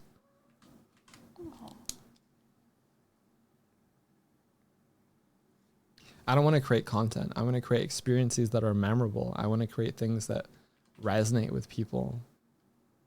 It feels like it's like there's a structure in which there are massive boxes and pouring funnels into, filling to the brim, a flood of stuff. It makes me think of volume. Like, more volume better, more volume louder. I don't think it's a good way to harness or describe or feel about storytelling.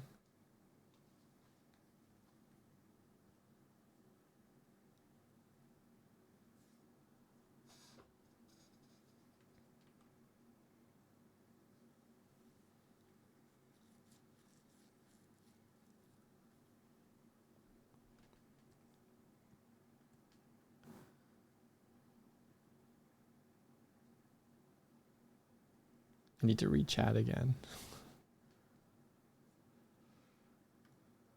Or, you know what? I need to read the things that you are saying to me.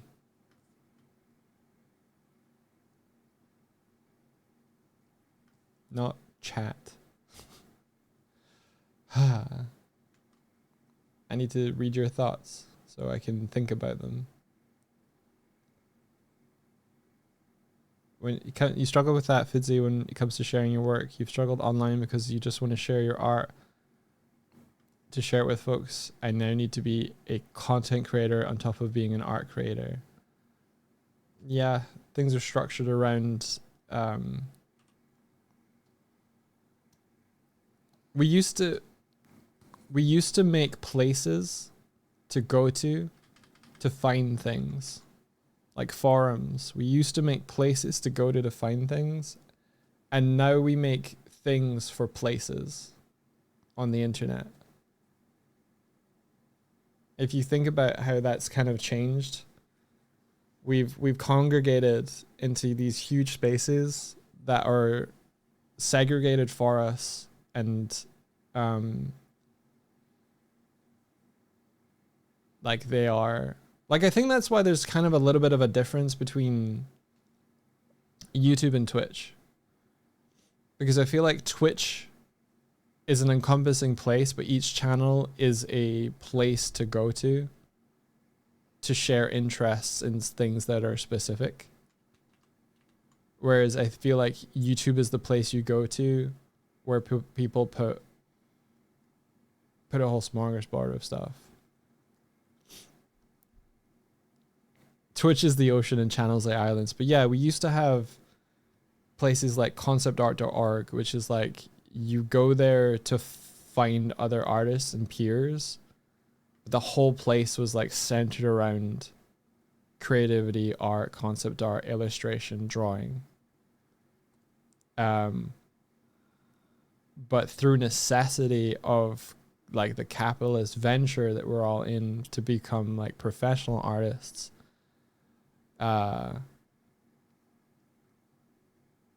social media became the means by which you shared it to an audience that could afford to support you.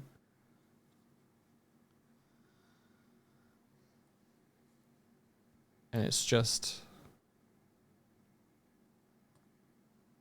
it's real tough.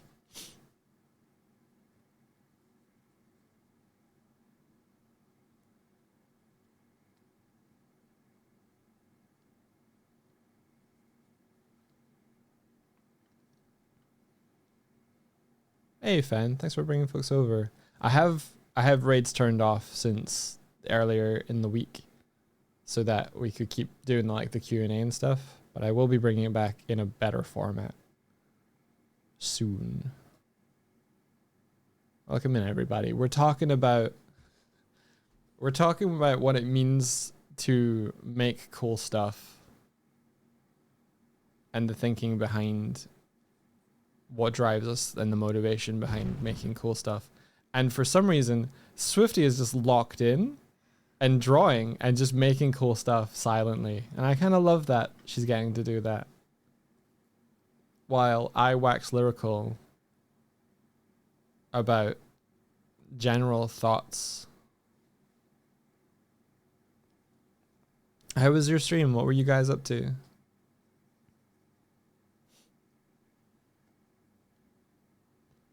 Congrats on the stretch goals. That's so exciting. Thank you. Thank you very much.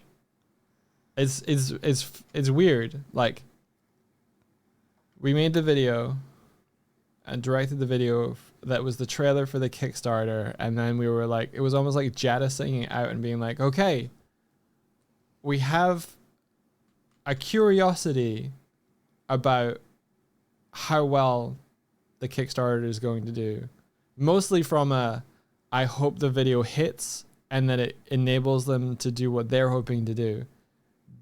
But the number was only really like an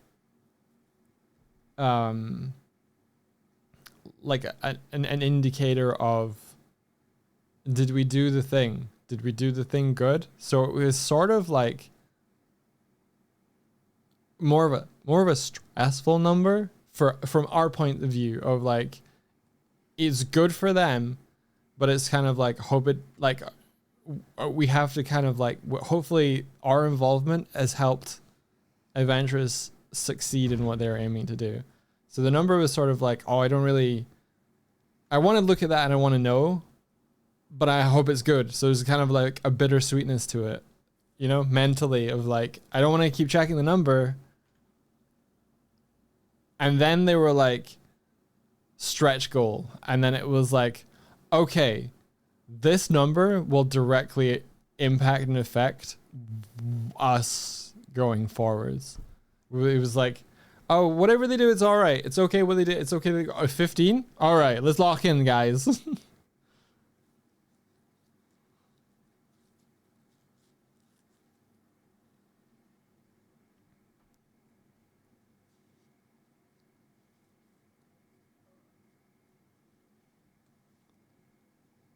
Dog, I was keeping track of the numbers, and the numbers always got a bump when they played the music video. Really? Really? That's really nice. Like when they played it on their stream and people were watching, it would bump. That's really nice to hear. That's really nice. Because one of those intrusive thoughts that you can have no matter who you are, what you've done, and I've certainly experienced it, and if I can talk about it, Swifty, I think you can talk about anything you want. We kind of share that feeling, is like Adventurers and their audience and what they've done in the 2 years since they first reached out to us, and how known they've become.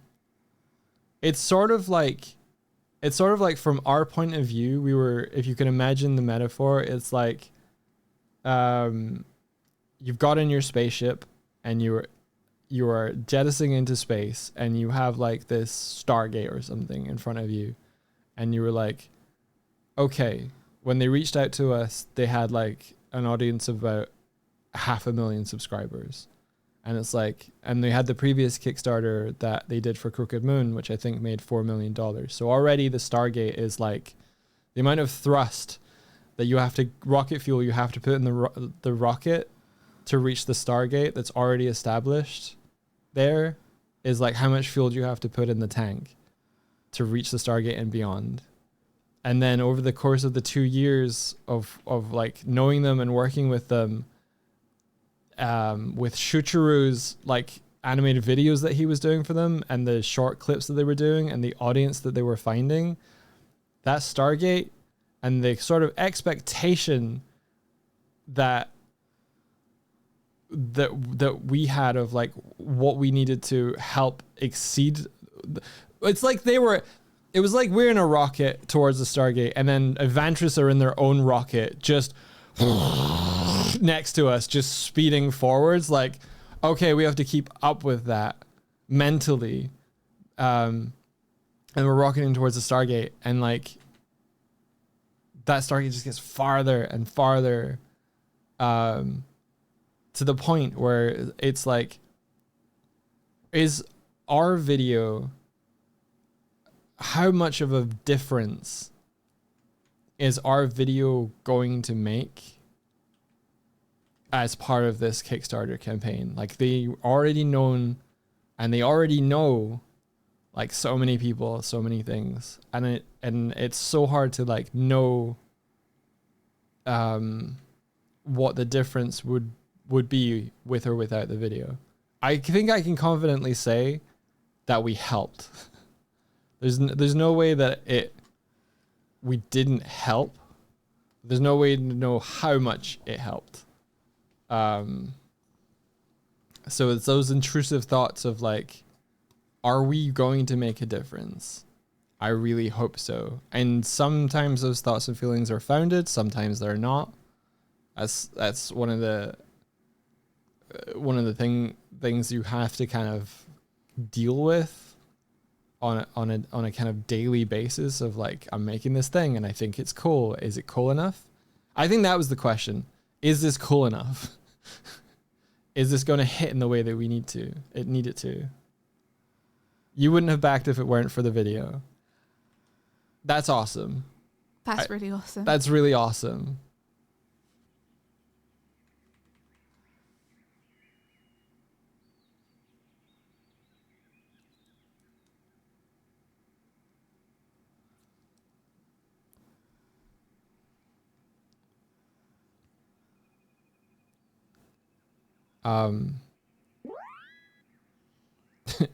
Ed is everywhere. Thank you.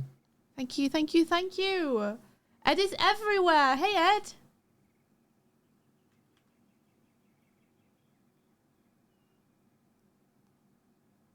Sorry, I'm not reading chat right now because I'm locked in. You're locked in. You're making something cool. Oh, I didn't mean to turn the screen. I'm gonna open this up.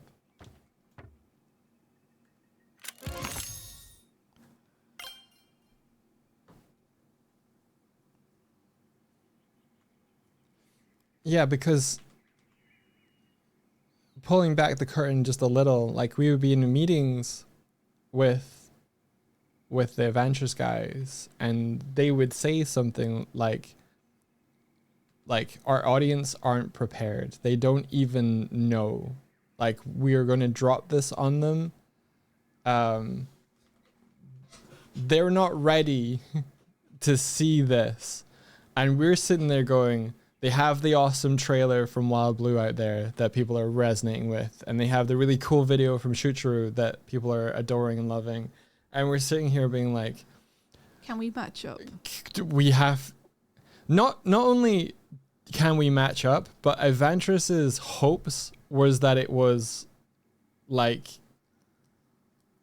beyond all of what they'd already revealed, all of the Wild Blue concept art, all of the classes, all of like that it would galvanize everything that they'd already put out there, but that it was like another step up. And you're sitting in a meeting going, they're winding up for a punch, but we're the glove. Okay. Okay. We're going to try. Well, we had faith in what we were doing. Like, we thought what we were doing is really cool. There's just always that hope, you know, that it's gonna... Other people are going to find it as cool as you find it. They had that hope because they saw what we were making. But this is the thing. You can show up every day and you can work on something that you think is cool, and there will still be those thoughts in the back of your head, which is like those doubts. Is it cool enough? Is it cool enough to warrant how they're reacting? Is it cool enough? Is it cool enough? Is it cool? Is it cool enough? Is it doing enough? Is it beautiful enough? Is it like animated in a way that encapsulates what we want to encapsulate? Just is like that. That's the rock, I think, that was the heaviest to carry. For me personally, throughout the whole thing, because there's a lot of advice out there for if, like, you know, the structure of if at first you don't succeed, go for it again. If you fail, pick yourself up, dust yourself off, try again. Do it. There is, as far as I know and far as I've seen, there is less advice about if at first you fucking make something really cool, now you have to do it again. You have to do the thing that people have seen you do and expect of you, and you have to do it again. But this time, more. I wasn't worried about that. I was. I knew we had it. Like, because I believed in it, and like I could see what was coming through, and I was like, I'm proud of this. I stand behind it. And to me, that's like I had faith. I just hoped it was going to connect with other people, you know? Yeah. I think I had a peak and trough throughout. I think I rediscovered the video. In the last few months. I kind of was like, there you are, Peter. Oh God, don't say that. That fucking line destroys me. I had that kind of feeling. Out to Hook. There you are, Peter. Yeah. I had that. I was like, okay, this is gonna be really cool. Let's do it. Is it hitting? Is it bangarang? Yeah. Is it bangarang? Is it bangarang? Is it bangarang though?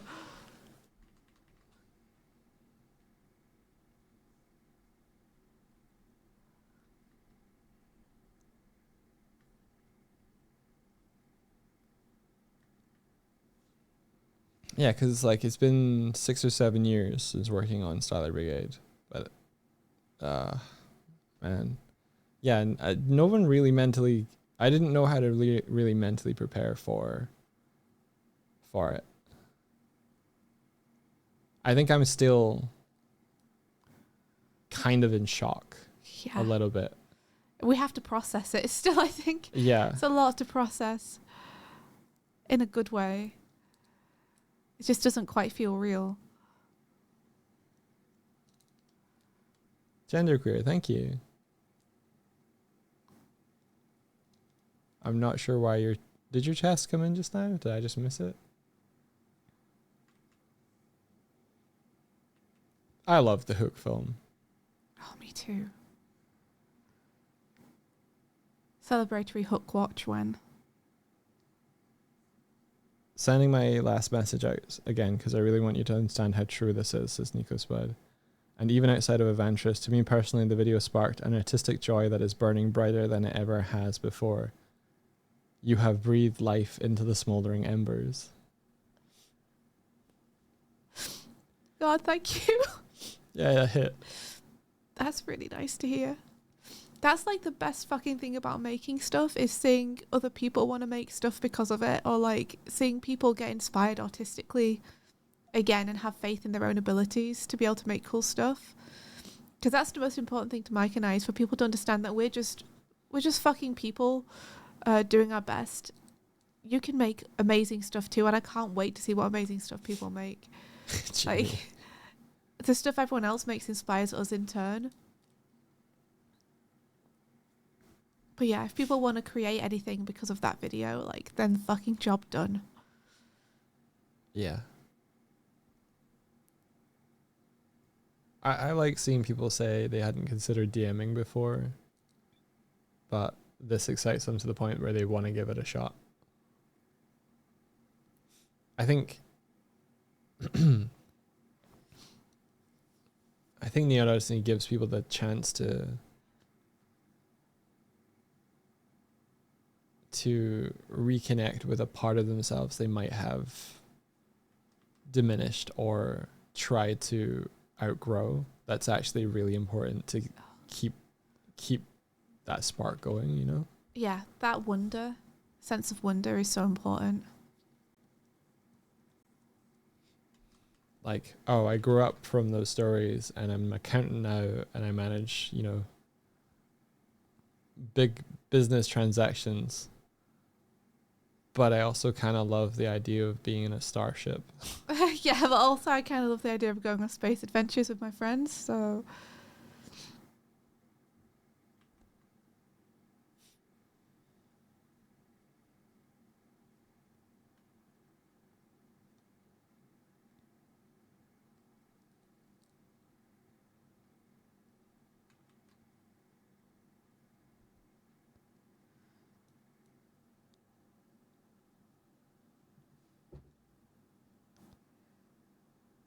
Whew. Man Moodle says, the Odyssey was such an inspiration for me to get out there and find like-minded people with hope and passion to create for the sake of creating and to find joy in the art of it. Yeah. I think that was like in the heart of, that was in the like DNA of the intent, in the intention of the video, for sure, was to find to encourage you to find the group of people to surround yourselves with, for you to tell the stories that you want to tell, to play the game you want to play in the way that you want to play it. Fuck, when Richie said that like the shot with Rhett reaching forward was like him reaching out and like inviting people, that hit an emotional chord in me. I think when they say that the video taps into who Evantris are as people, and that they see them as when they see themselves in it, like they trusted us with their characters, and they trusted us with not the story of Stardust Rhapsody, or the story of Stardust Rhapsody Anthem, I think they trusted us with the people behind the characters. And for them to, like, see themselves in it in the way that they do, yeah, that means a lot. Yeah, it does. Because we had to get to know them over the time of making it. And so, like, when the storyboards and everything were, like, coming together, we'd only kind of known them for, like, I don't know, four months. And, like, I don't know. I think it still surprises me that they do see themselves quite as much, because it's not like they'd had like 7 years of playing together and many more years before that about knowing who they were as a group, but like we didn't have that insight or that grounding. So I think it's surprised me when they were like communicating that was it. And I think that's key to Mikey and Richie and Swifty and the other board artists, JJ and Kevin, sort of finding that path through all of the creative ideas to like cement what made it into the video. I knew JJ and Kevin could say something real. I knew they would bring it. I had to pause chat to read things, and now I'm way behind. You got stuff you want to speak on that? Me? Yeah. I was just going to say that JJ and Kevin, like, I know that they come at everything from an emotional, character and story-driven perspective. So I knew that they would be able to tap into something real with me. Yeah. For the video, which is why I wanted to work with them.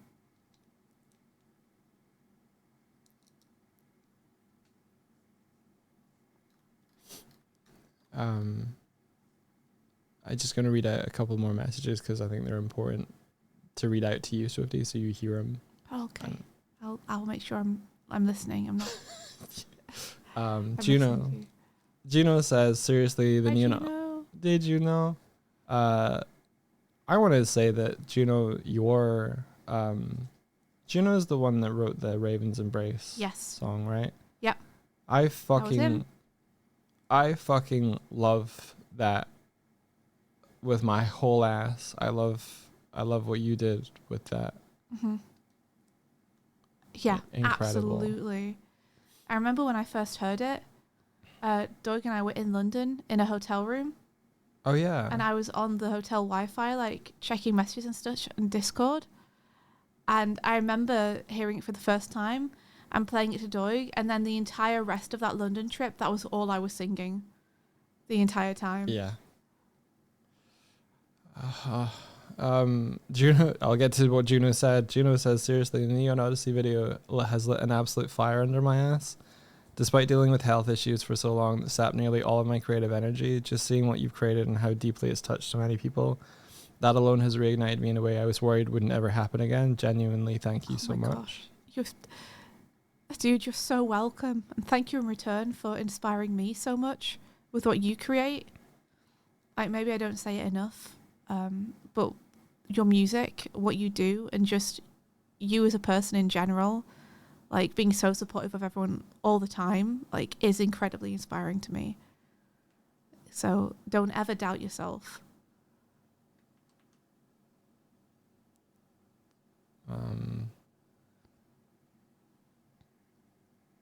Nico wants a banner for this. You don't grow out of good stories. Yes. If I had a car, I'd print it and I'd put it on my bumper. Your bumper would be embossed or engraved so that when you hit people with it, it would stamp into their backs. Yeah. Tris tries the stinky says, I cry every time I watch the video. It's just so powerful. You all did amazing work. Thank you. Thank you very much. I like when people cry. Yeah. Puffling says, oh, hey, Puffling. Puffling. Starlight Brigade lit a fire under my ass to reconnect with the things I wanted to make and a burning desire to see my friends' passion projects made. I also immediately wanted to work with you both if I could ever make it happen. Well, it definitely happened. Ta-da! Definitely happened. I'm so happy. Like that's the coolest thing that I hear about Starlight Brigade is a lot of people say it made them want to make things. There's a YouTube video, I think called Anthem of the Artist, and it sort of says that the way that they interpreted Starlight Brigade was that it was an anthem of the artist. Yeah. And I cried watching that video. It's probably the most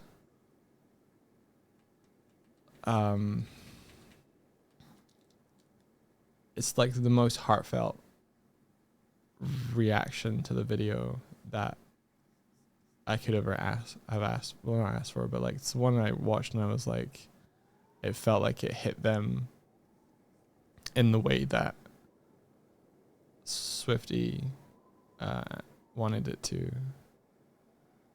It's just really good and well put together. If you haven't watched that yet, I really recommend search Starlight Brigade Anthem of the Artist. Because I think they went on a similar journey to you all did, and you might see yourselves in them, and it's just really nice. I definitely did. Tofu Questa says that Neon Odyssey music video inspired me to continue to work on my own projects and reintroduce me to you guys' work. I remember seeing Starlight Brigade way back when it came out, so when seeing your logo in the music video, it was a flash of nostalgia. You guys are amazing at what you create. Oh, thank you. Thank you so much. That's awesome. I appreciate that. Make cool things. Everyone should be making cool things. Have faith in your own ideas.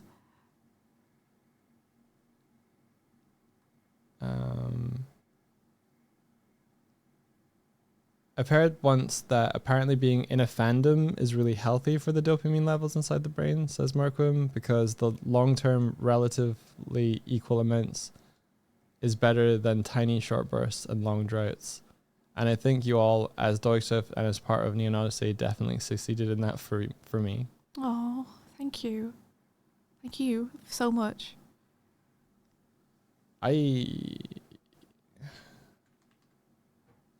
I never really...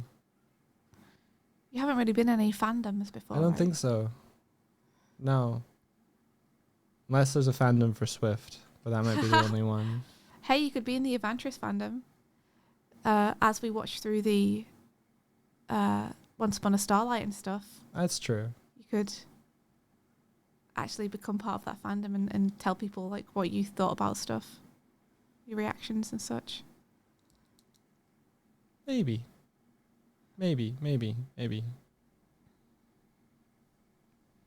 I also have never really been in fandoms for things before.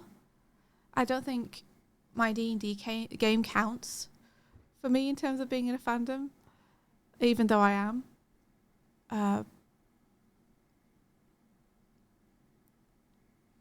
No, I guess actually I have been in the Turtles fandom. I've been in the Rise of the TMNT fandom. Yeah, I think that would be accurate to say. Yeah, definitely. Yeah. And that was really fun. It was really, really fun. I'm so not up to date with chat. Okay, let me read a couple more of these because they were touching. It was very fun just to create a bunch of stuff around people who also were creating that stuff, and like the enthusiasm being generated by them feeding me and my enthusiasm feeding them. Very fun. I lost my place. Marquim says, I know this is going to sound a bit weird, but it's genuinely so nice to see you two actively feel your emotions like this and not try to hide them. Yeah, it's cathartic. I don't mind people seeing we always me. try to keep it genuine. Yeah, I don't mind people seeing me or I guess you're hearing my voice break and stuff. I'm not an actor. So what you hear is what you get with me.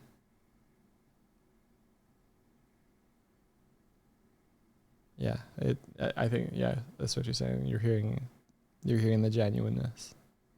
If you don't break me, I don't break.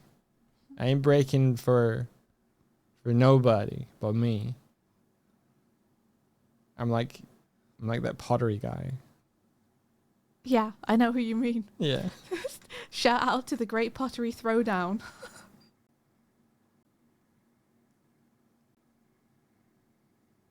Adron42 says, Evantris is taking their well-deserved break for a month or so. Are you guys going to stream this month and fill our Twitch cravings while they're gone? Yeah. We're absolutely going to stream this month. And what's more, we'll probably be using the month that they aren't streaming to catch up on their streams. Yeah. Now that we don't have a huge project on and they're not creating new streams for us to need to catch up on, we're going to try and catch up on all the ones we missed. So that'll be really fun. If I can make a request, the goggles, can they be more like the one I was doing with the sort of like thin visor, so they're a little bit more sci fantasy? You can't make a request yet, actually. Okay. Just give me 5 minutes and then you can make a request.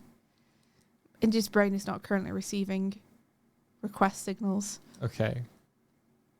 Natoi says, I've always had things I want to make and always will, but I've had a lot of physical barriers with pain. Fuck, that sucks. Yeah, that really sucks. Especially recently, sitting down with these streams again have really helped remind me how worth it is to create. Like, yeah, it's painful, but look at what's on the other side. 100%. Look at what getting through it could do and be, not just for yourself, but others. I'm really sorry to hear that. Yeah. It's 100% worth it, but also know that's something I've learned through this project, specifically the last couple of years, is it's also really worth it to make sure you're treating yourself right. Yeah. Taking the breaks you need. And if you feel like you're starting to get burned out or if things are like too painful, to give yourself that rest, because you can continue to grow as an artist as you're resting. By just taking in things that inspire you, appreciating the life around you, these things will all inspire you to create as well. Like, it will all make your work better overall in the end. And it's so worth making sure you're taking care of yourself. So never feel like if you're taking time to recover and relax, that you're somehow failing in creating something, because this is all going into the tank. Don't worry about it. Just have fun.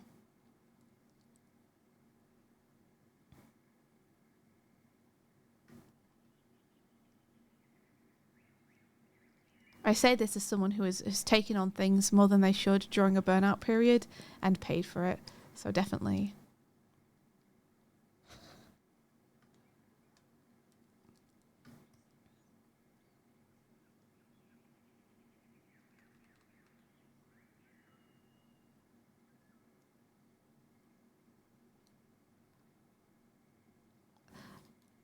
Okay, Doig. One sec. Okay. Or you were looking what? It's okay. Go ahead. It was just a question I was going to answer. Like, I was about to answer it. Go on, answer it. I don't think you'll like my answer, but I think it's an honest answer. What is the question, even? It's not really a question, actually. Salzar Gaming's Corner says, not really a question, but congratulations on getting to work on the Starlight Brigade art. I hope you're excited. Thank you. I am excited. Go ahead, Doig. The reason I don't think you're gonna like my honest response is maybe it's the whole, hey dog, have you considered like you might be a pedant and autism or something? Oh, here we go. Congratulations on getting to work on the Starlight Brigade art. I don't know. My brain is just like getting to work on it. That's not the cool part.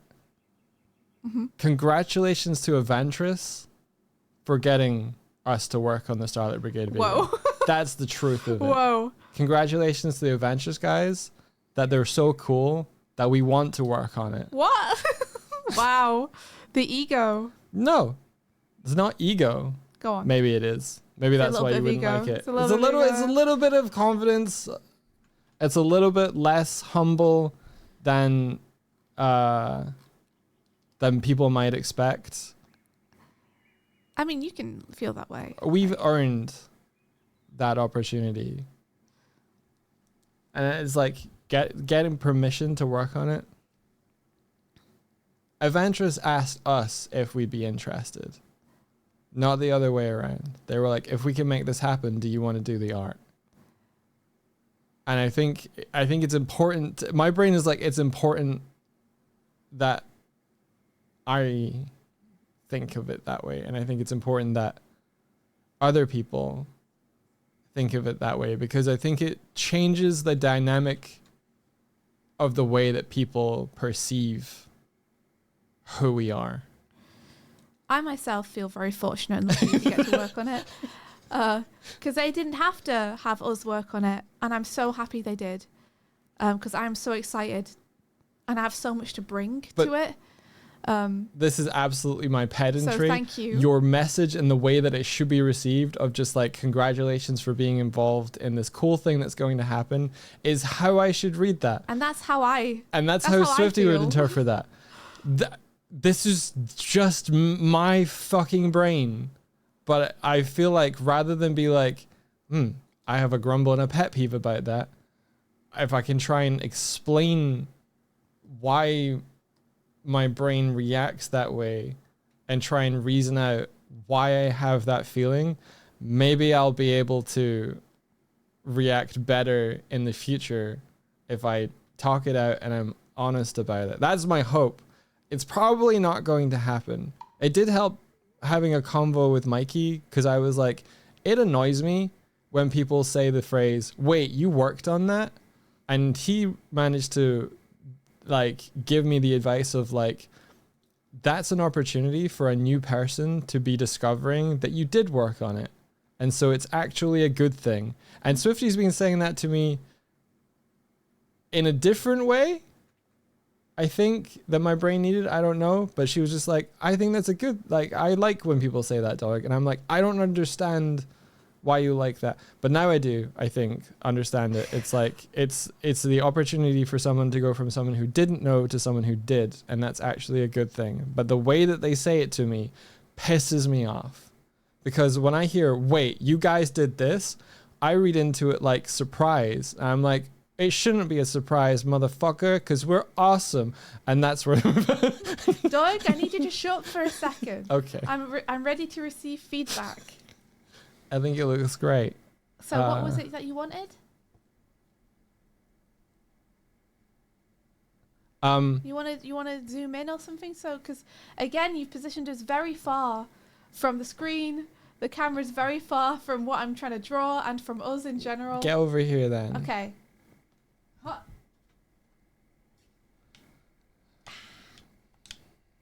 I might have to go find where those boxes are. Are they over here? Are they over there? Are they over there? They're all the way over there. But it's just my brain. It's just fucking my brain won't quieten on that stuff. Yeah, I am very excited, Merquim, and I feel very lucky to get to work in it, and I'm so happy that it's happened. So, at least to me, the message is landing exactly how it's meant to, and I agree and feel it. Yeah. I have almost 2 years already passed. Also, happy crossover. Thank you. Thank you, Tyrannosaurus Heck. There was another one. Where is it? Up there.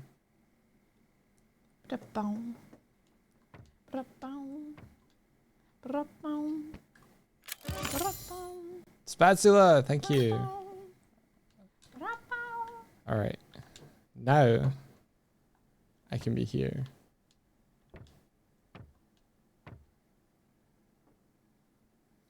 J. Beans right says that's a wicked looking scalpel. That's the word, scalpel. God, do not want to get cut by that. I hope you're doing okay, Skivifer. I see what you mean, but perhaps it's excitement instead of surprise. Like, oh my God, that's amazing, and not you, right? But people don't write it like that. They write it. They go, wait. That was you. I mean, I think that's nice. I don't know. I don't know what the problem is. I was like, yeah, it was. It was us. Yahoo. Okay, Doug, what's your feedback? So this is my first draft. Feel free to change or adjust anything that you want. I love the scarf.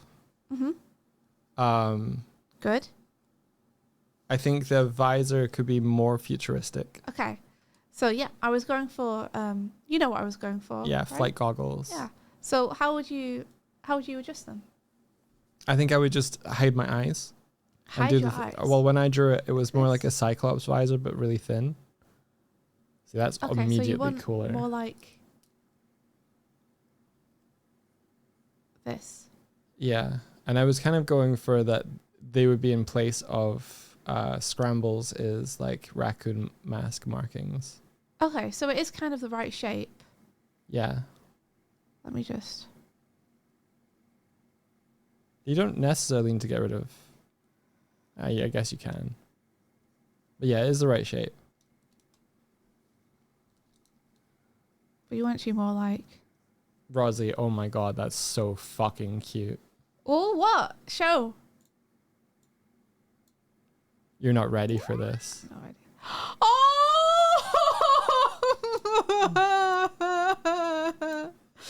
I love them. Yes. Yes. Yes, it really is the collab of the century, of the galaxy, of the cosmos.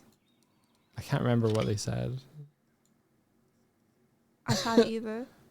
The galactic crossover of the century, I think. Martina, how dare you? Also, that won't be in the thumbnail because it's inside of OBS. I love it. You know, okay. Why you so fast, Doig? I don't know.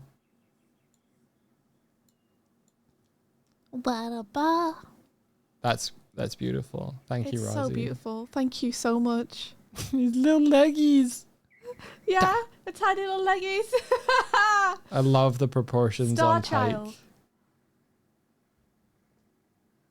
Tyke. That's great. That's staying. It's so good. I love it. I love it so much. Thank you, Rosie. That's going up here. It was a small thing. It's so cute. Oh. Wait. Yes. Yeah, put it over is real.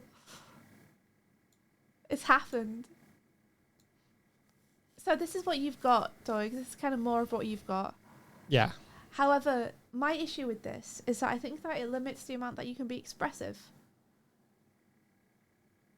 Like, what about your different expressions? Like, when you're happy, or sad, or angry? I can make the visor shape different shapes. The visor shape different. Yeah, so the visor shape is going to adjust with your expression. Yeah. Would you not rather have some kind of, like, you have it as a digital screen or something? Sure. Where it can show different expressions? I guess so, yeah. Sure. I don't know. I'm asking you. Yeah. Like, this is your character. You tell me. What is this for? Are you asking me? Is this for the one shot that you're gonna, or the campaign that you're gonna do? I don't know. Oops, all Bitlings? Are you asking me what it's for? Yeah, because you're saying express myself, but I was like, well, if it's a D&D character, I can just imagine you don't have to see the expressions. But then when you're like, but your expressions do. I just like designing us as Bitlings. So it's like one of the considerations in my brain is how's it going to work in terms of how's it going to work? Gotcha. I just always think about that kind of stuff. Like, if I wanted to draw a little comic of this character, or I want to do a cool pose like I did with my character, how am I going to show the expression? Gotcha. You know? Yeah, I would probably change around the shape of the visor. Like in a cartoon way. It to be like a Ziggy thing, where it's like, oh, you're going to show in pixels your eyes or something. It's kind of rad, yeah. And that they can change shape depending on how you're feeling about stuff. Yes. Is that what you 100% yes. No. So this entire thing is a screen then? Yeah. Do you want any kind of rim around the screen, or do you want it to just be flat? I think no rim. Okay. And is there a way that we can get some kind of flight goggle feeling into it? Like, you want it to go flat all the way around your head. You don't want any kind of implication of a strap or anything. Oh, the stuff at the side would be good, right? Yeah. So that. Or you could have it just end. Or do you want it wrapped around your head? Not wrapped. Maybe like LaForge from Star Trek Next Generation.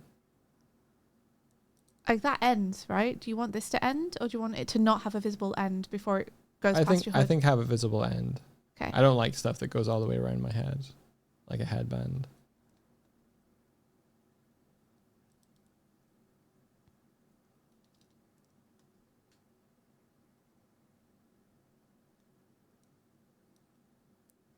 So like this? Yeah. And then maybe, I can have stuff at the sides framing it.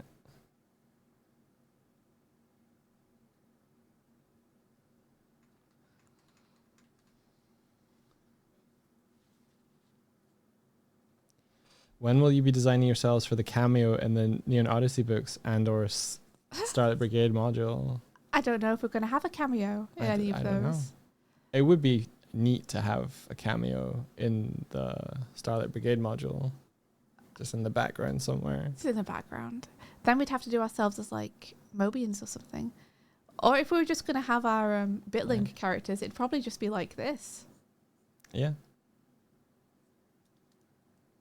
We're in casual clothes in the music video.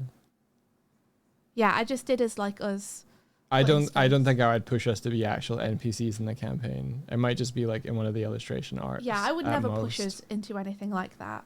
The important thing to me is that the characters that are featured are the ones that it's about. Like I don't mind not being kind of pushed in there at all. I'm happy just to work on it. So Doig, we got any how are you feeling about the outfit in general? Like trying to get that Rocketeer versus Ezio feeling. Yeah. Tell me your thoughts, things you like, things you don't like. It's interesting how you've stylized the antlers to make the fireplace feel like it fits more. Yeah, I wanted to give us room to do this kind of thing and have it framed. Yeah.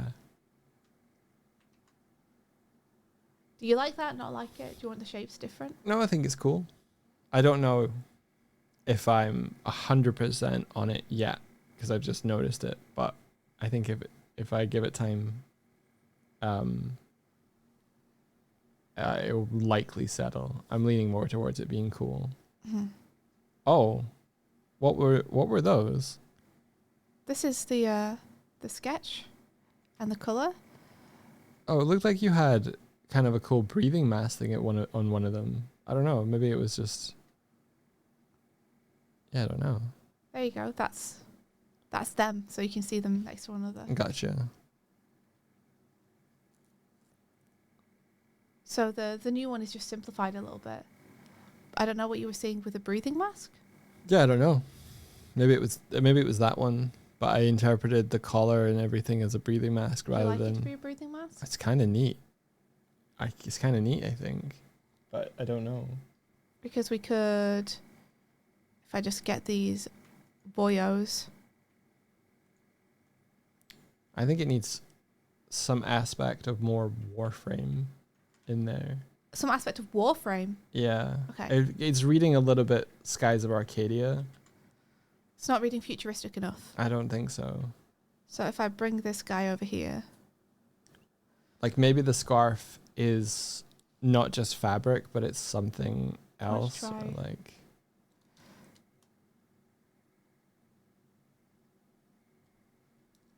If I do this.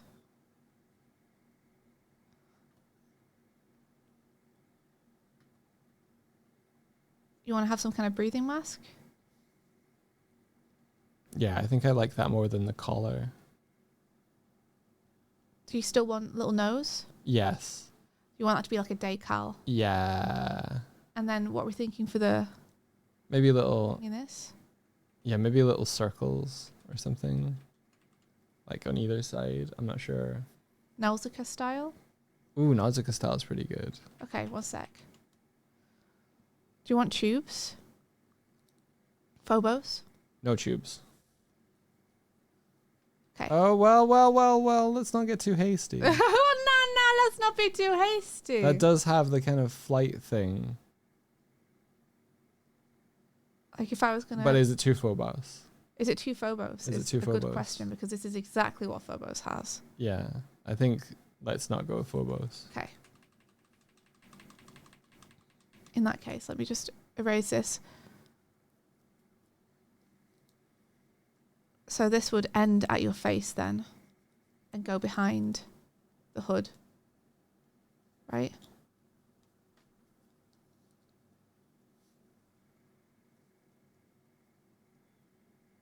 And then have maybe...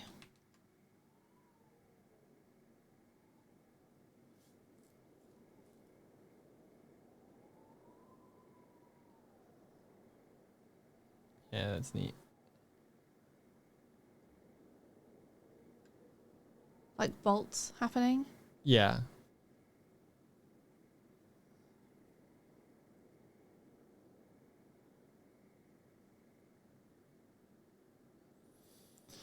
Is space dangerous in Neon Odyssey? Yeah. I think it's got a sort of like toxicity that some like species like the Aetheron have more of an affinity for and a more of a tolerance for. Yeah. It's sort of like, I think it'd be sort of the equivalent of breathing at high altitude, where you don't quite get enough of what you need to, like, there'd be some sort of oxygen deprivation, but it's not like a vacuum. So you can be out in it in, like, you know, you can, I don't know what the time limits are or anything, but you can be out in the ether. You'll just need to, like, you probably take damage, or you would need a recovery period afterwards. Funnily enough, this is explored quite a lot in Voidbound. Oh, interesting. So if you want to see how it works, you can look there. But yeah, I think you're right. Like, you can float around in space. You can breathe in space in Neon Odyssey, but it's filled with a gas called ether, and breathing it for too long is harmful to you and will eventually kill you. So you can get out there if you need to for emergencies, but you shouldn't expose yourself to ether for too long.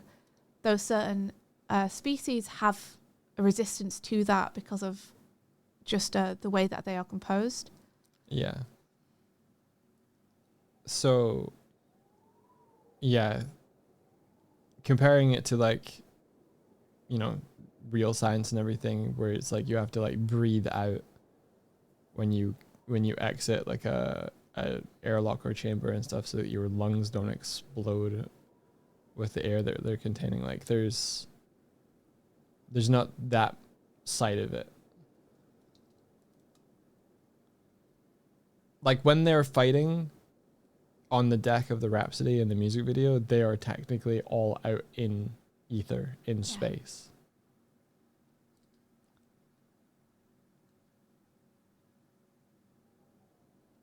Well, they gotta come down and help their bud Pike. They gotta.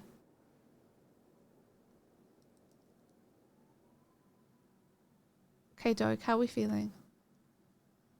I love it. Okay, so let's keep going. How are you feeling about the hood? I'm not sure about the furry flight cap. Gotcha. So like, that was obviously meant to be like aviation hats. Yeah. How would you like to adjust it? A note is when I made it the beak shape, it felt too Ezio. Like, it felt like you were just cosplaying because it's so iconic. Yeah. Okay. So we don't need the beak shape. Then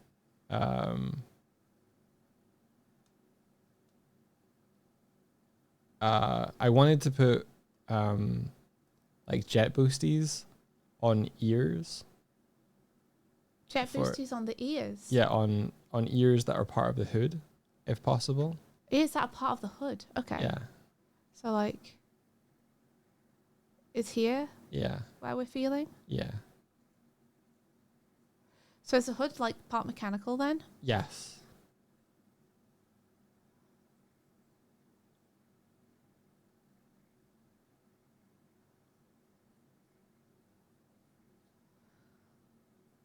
Are we thinking this kind of beat?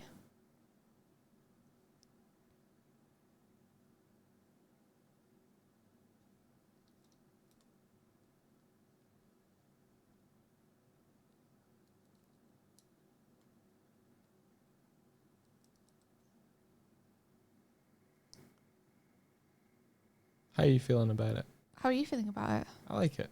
How are you feeling? How am I feeling? Yeah. I'm interested to see how this is going to come together into something cohesive.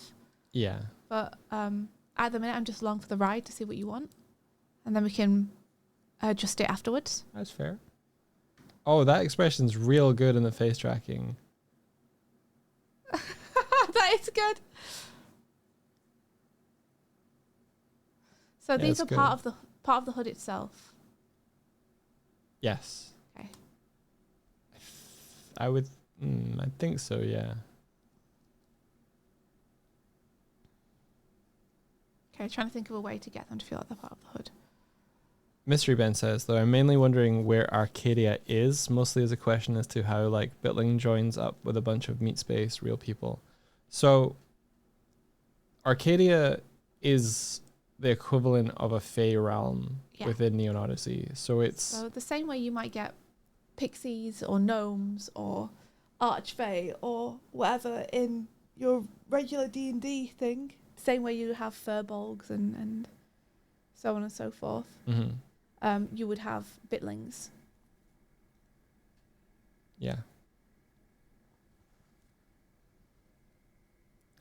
I think it's important to say that they're not like virtual beings. No. In the sense, like, it's not like they are programs. Like, they're not like Tron people brought through into the material. No, the grid is the digital thing. Arcadia is a physical space that's based on, like, video games that we know and love. Yeah, so it's kind of like if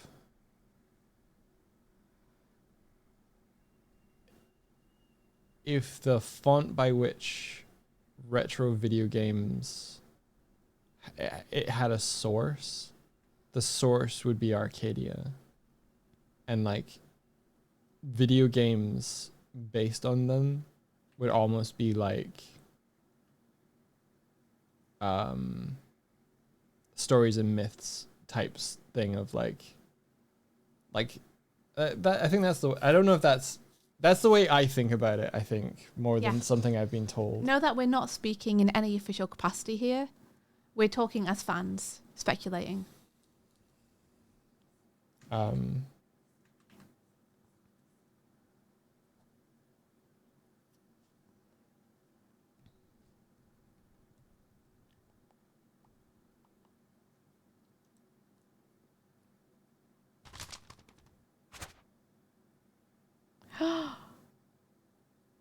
Oh my gosh!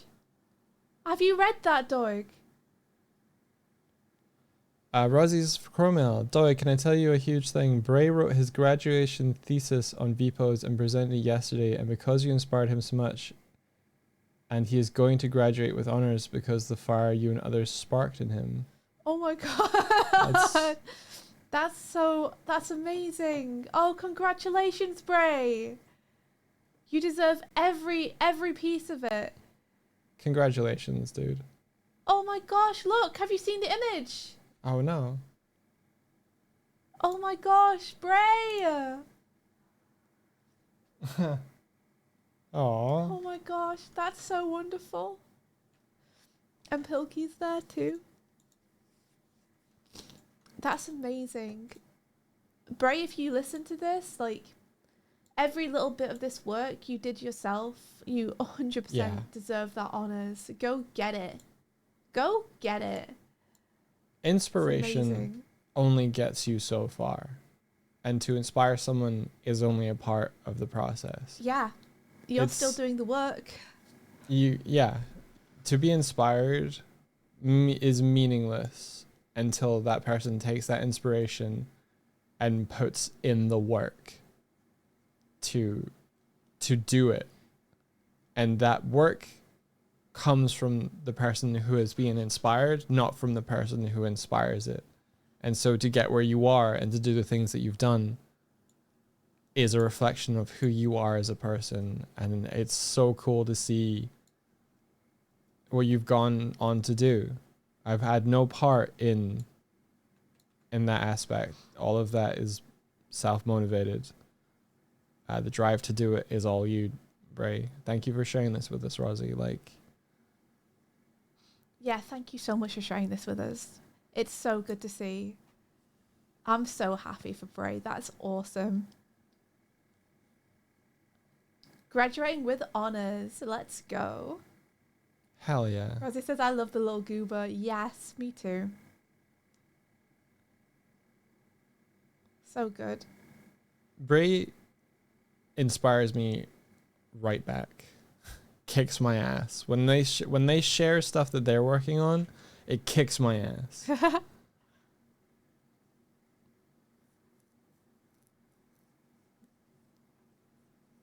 This is so cool. So cool. So if I remember rightly, the thing being shown on screen there is Debray's like Vipo. It's like what's the word? Like a structure for the process by which to repo. It's like not like a test project, but it's like a starting point. It covers like, what's the word? Like a framework. Like framework or template, and shows like all the things it's possible to do with the tech.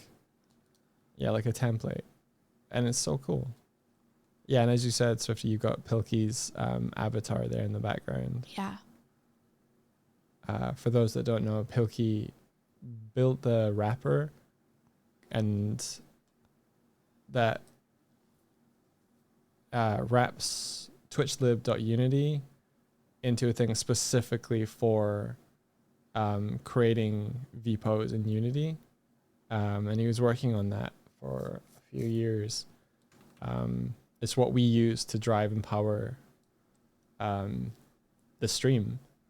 Like, I was making stuff like directly interacting with twitchlib.unity and just figuring that shit out. Then Pilkey waltzes in and goes, well, that's cool, but what if you did it like this? What if this though? And I was like, yo, that's cool. Can I adopt that? And I've been using it ever since. Pilkey sadly passed away, but his legacy lives on in the vehicles that are being built now. And I think Dizzy at Beans now manages the Twitch Meta, like GitHub repo, like the repo for it, and continues to make improvements in Pilkey's stead. So it's really, it's really nice to see Pilkey as part of Debray's presentation. Yeah, rest in peace, buddy, and thank you.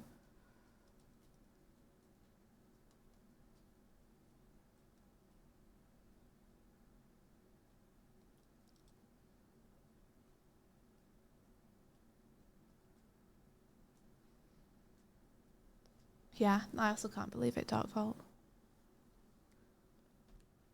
Time is weird, huh? Time is a circle. Wait, time is a river. That's what I meant to say. Time is a river. Time is a river and history repeats. Yeah, that was the one. Yeah. You got me.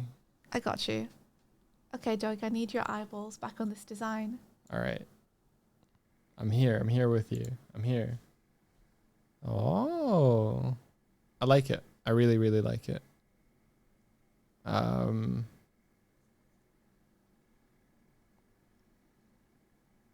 Yeah, I think you've gotten the head in a good place. What are you looking for feedback on now? Anything else? Do you want a little hair tuft? Sure. Okay, done. Okay. And I think the outfit, Scarf I'm not bigger. really sure where to go with that. Like it's it's got the jerkin kind of stuff I'm liking. But yeah, like the jerkin, I'm trying to take influence from scrambles. Yeah, the boots, the gloves, I'm not sure about. I think I'd want to get like specific with those, but I don't know how to. You want your paws out? Or do you want gloves? The gloves were Rocketeer inspired. Yeah. But would you prefer to have your paws out, I think. Huh? Paws out, I think, yeah. Paws out, okay. We can do paws out. So what are you feeling about sleeves? You want your arms out or you want sleeves? I want sleeves. You want sleeves. Okay, gotcha. So this like whole bit is kind of wrong. And as for the sleeves, are you thinking more Ezio? Are you thinking more Rocketeer? Or do you have something else in mind?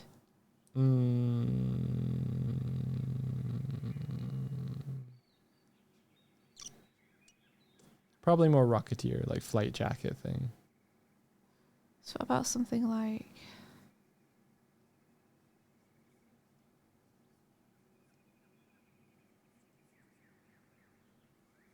What kind of bitling is Doig? I'd be a sore bitling. Ouch.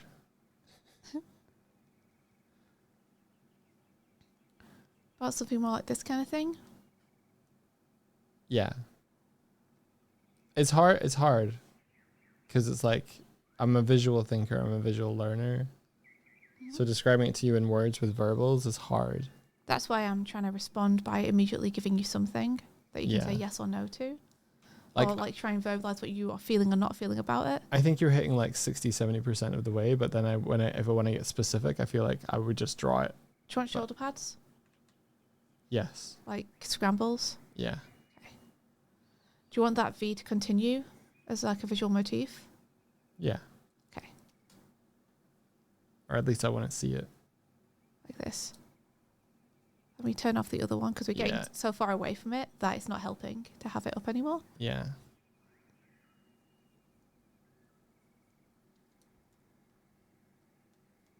Avengers guys like that Swifty didn't choose to be a sore bitling. Yeah, because I think they're like showing like you can be a bird. That doesn't mean you have to be a saw.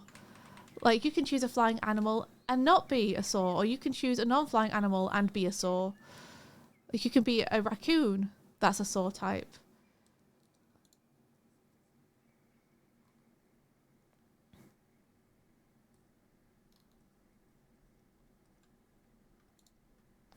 Okay, so let's go on to tunic and belt.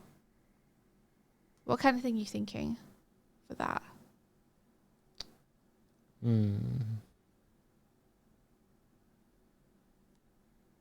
So it's a scoundrel type, right? Because it's an echo scoundrel. Yeah, do you want like a bunch of belt things? Yeah, like yeah, bags? I think so. Yeah.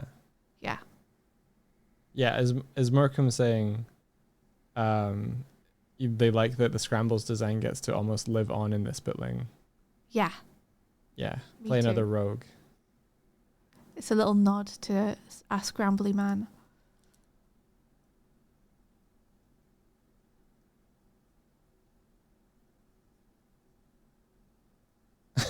Tofu Questa says, I should be working on a comic right now, but doodling Strive instead. New hyperfixation just dropped. Oh my gosh, guys, thank you so much, Anonymous. Anonymous just gifted to chat the Unboxed Mint Condition t-shirt. You guys, if you want to win a free t-shirt, you can type !enter into chat and you'll be put into a draw where Anonymous has kindly paid for the t-shirt for you, so you can just win it. If you want to see how it looks, you can have a look in that link in chat there to see what it looks like, but it's essentially got Doug and I in like a retro game case on it. It's very fun. Yeah, !enter, win a free t-shirt. Thank you so much, Anonymous. That's so cool of you. Thank you. Wah! Wahoo! I was literally wearing that t-shirt day before yesterday. Yeah, you were. Yeah, it's actually kind of my pajamas. We got a large size for Mike to wear, and I've just stolen it. Yeah, you did. It's my pajamas now. It's good. It's like a Mega Drive design. Yeah. I might have. You should pop it up on screen. Yeah, I'm gonna go get the fourth wall.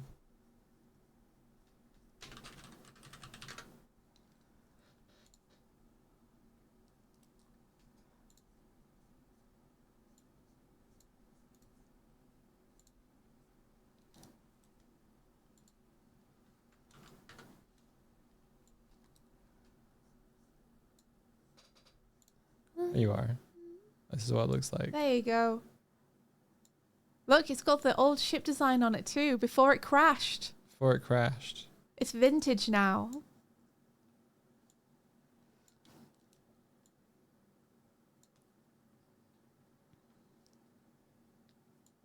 Yeah, it says Vipo instead of Sega in the bottom right. Yeah, have a zoom on the design if you're able to, Mike.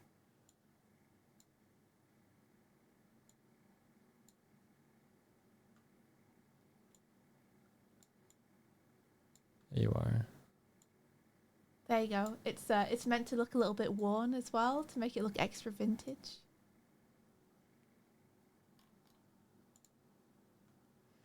We tried to use the rendering style that old games from that era used as well for like platforming stuff.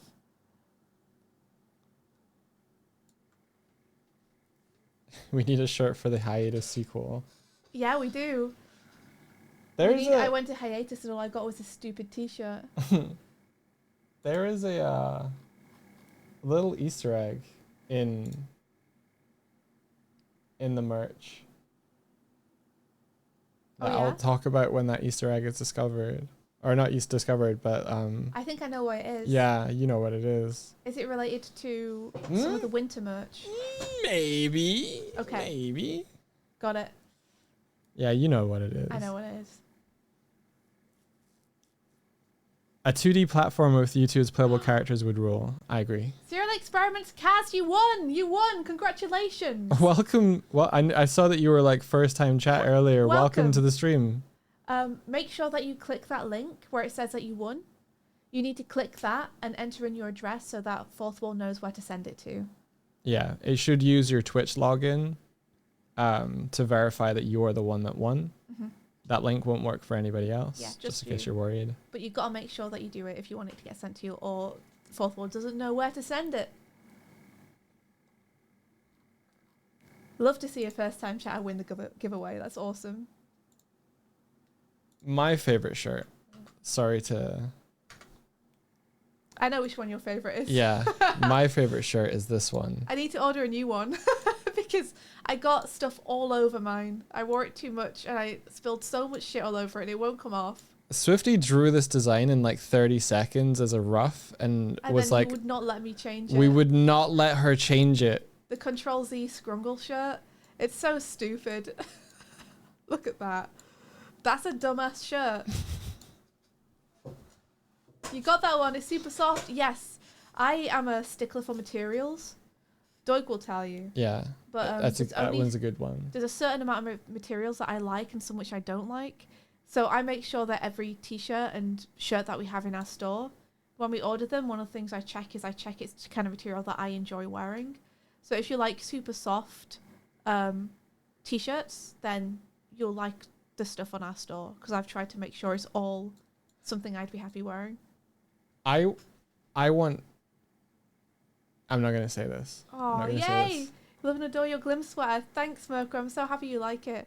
I wear our Glim hoodie all the time because it's so pleasing. It's got like a little bit of a rough texture on the outside and then inside it's really fleecy and soft, but it's not a super thick material. So it's like ticking so many boxes for me. Did you know not only creators of music videos, but also t-shirt designs? Go figure. Look at this bird. I try. I'm not very good at merch design, but I work very hard to try and make things that people will like because I'm not very good at it, so I have to put in a lot of extra effort. Oh, you saw the Amazing Digital Circus finale last night. Oh, I'm really glad that you enjoyed it. That's awesome. I didn't realize it was out. Was it out yesterday? They did I think they did a premiere. It might be out either tonight or either out yesterday or today. Oh. Yes, it's good precisely because it's a goober design. Thank you, Wilder Cheetah. And also the black square grid from Sega Genesis cases. Brave Fox, yep, that's it, 100%. Yeah. That's very kind, Wilder Cheetah. I definitely find some things easier than others, though. Is there shooting stars behind us? Yeah. Hey, look, there's a meteor shower. Wait, what? Whoa. Get on deck. Whoa. Whoa. Nice. I did not know it did this. Move the camera up, you goober. You're breaking the illusion. What camera up? There you go. Rotate. Rotate. No, no. You're not seeing what I'm saying at all. Stand on the edge of the deck, you goober. On the edge. Okay, now what? And now rotate the camera so you're looking up at you. There you go. Now you can see it and you're not breaking the illusion. Okay, sorry. Beautiful. So cool. Well, now what are you going to say? No, I'm going to say nothing. Good job. It really is a Starlight Brigade. To the stars. To the stars. Raises glass.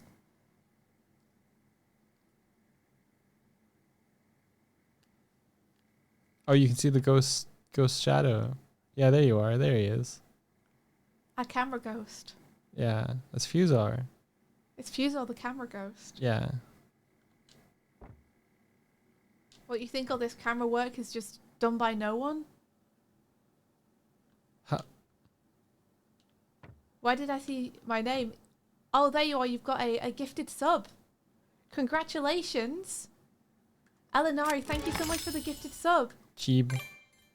I'm aware. It means that you get to use Unforgivable Sonic Worm emoji now everywhere.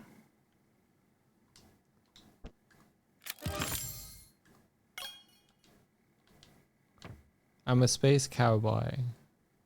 Okay, Doug, do you like your little tunic overlapping underneath the belt? Do you want it to overlap in a different shape? Do you want it to not overlap at all? What's your thought? Yes, I like the overlap, I think. Do you like it to be simple and square like that, or do you want it different? I don't know. I think it's... I don't know. I think like I'd it want... simple and square. Yeah, I think I... Yeah. Because it reminds me a little bit of Strive's tunic. Okay, so the little leggies, Stoic? Yeah. What kind of pants do you want to be wearing? Do you want high boots like I've given you, or no? No. Okay. I want to have, like, grab boot sneakers. Grab boot sneakers. Grab boot sneakers. Do you want them to be kind of like the sneakers you're wearing now, or like a slightly different design? Yeah, like I'm wearing now, but cool. But cool. Yeah. So like Converse, but grab boot. Okay, and what kind of trousers do you want, if any? I want trousers. Okay, you want trousers. Never go out with that. I almost went Never outside Winnie with... the Pooh. Remember the other morning where I went to like open the front door? Oh, that was so funny, guys. That was so I've never seen him do that before. So we're about to go to the store, and I was rushing him. I was like, come on, Doug, come on, hurry up, hurry up. He was like, I'm doing it. And I was like, are you ready? And he was like, yeah. And he walks to the door. I kid you not. He's wearing nothing but boxers and a t-shirt. And he walks to the door to open it, unlock it, and start putting his shoes on outside. And I'm like, you sure you want to go out like that, Doug? And he's like, yeah, what do you mean? And then he looks down and he's like, oh. I should have just let him walk out in his boxers and start to put his shoes on and see how long it would take him to realise that he's standing outside the front door in his boxers. My brain only operates on temperature. Do I feel like I'm warm enough to go outside? Yes. So funny. I should have just let you go. I wanted to see what would happen. You told it like I hadn't quite caught myself, but I opened the door and went, wait, something feels wrong. And you're like, you were sure you want to go out like that, Doig? And I'm just like, you didn't quite open the door. You were unlocking it. And was I was like, no, I didn't. Sure? Didn't I open it? No. I thought I opened it. You were in the process of putting your handle, like putting your paw on the handle. No, dude, I opened it a little bit. Oh my God. I saw the outside and then I was like, wait, no, I am, oh dear. What kind of pants are we doing here, Doig? gonna draw your little legs in, just so I have a basis. Don't kill me. I think. What would I wear? Nothing tight. No skinny jeans. No skinny jeans. Our server at Wagamama was so skinny jeans, dude. I didn't even notice. But good for you. Did you not? No. Were you not immediately like? Like what? Oh, I'm pretty sure we got a gay waiter. How do you figure that? Because they're wearing skinny jeans. No, the skinny jeans were just like, no. No, it was camp for sure. Yeah. He had a flamboyancy to him. Oh. And then when he walked, I didn't clock the skinny jeans first. I clocked the kind of walk first. Could be completely wrong, but that was the vibe that they were putting out. Keep digging, dog. On Pride. Yeah, go on. Keep going. Oh, this is the vibe they went out. I got no confirmation. I didn't ask. I'm trying to design what grav boots look like. I don't know what they look like, but I'm having a pun at it. Someone saying they have flamboyancy makes them sound like they're gay and can float.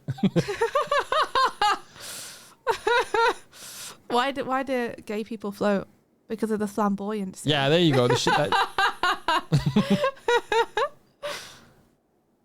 It's good. It's good. You can all take that joke. Happy Pride. Oh, there's a dark version of that joke. What? Why were so many gay people killed in the witch hunts?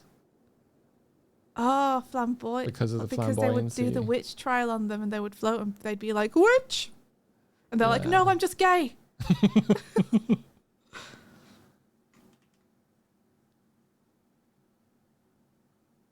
I didn't say I love Satan. I said I love Saturn. Saturn. Yeah. An asterisk underneath. Their boyfriend.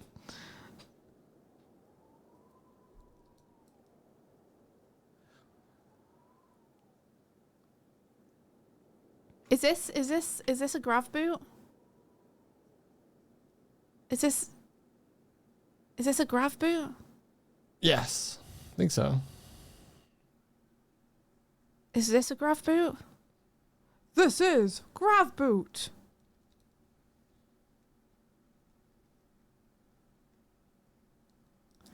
Yeah, how's this for a sneaker? Oh my god, fuck yes.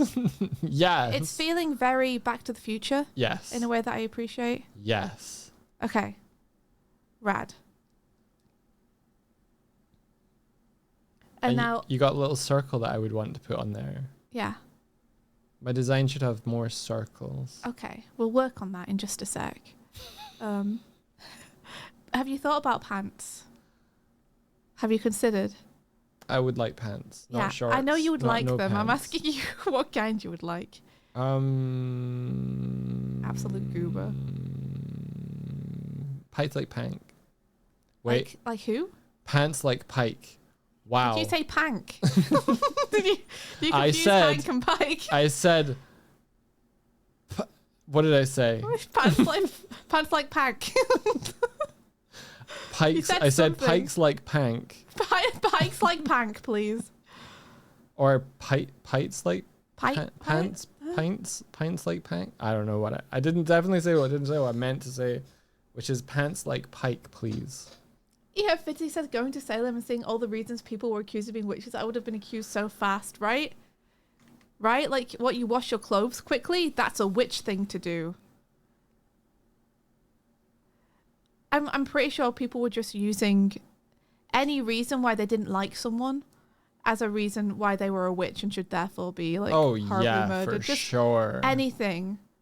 They didn't come to my bake sale. They're a witch. They are lactose intolerant. Witch. They don't like my cookies. Witch, or maybe gay. They're gluten free. Dude, I got a blister on my foot. Did you? I did. I'm sorry. We walked.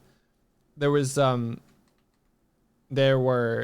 subway strikes yesterday during the time we were in London, and we used Google Maps to try and get from basically Trafalgar Square to King's Cross, and it said to take the Bakerloo line and then take the Victoria line, but we went to try and cross to go into the Bakerloo line, I think, and it was just, the entrance was closed, and I don't know if that was due to the strikes or not, because we'd used the Victoria line earlier and then took the District line, I think, to get from Victoria to the Westminster one, just outside Big Ben.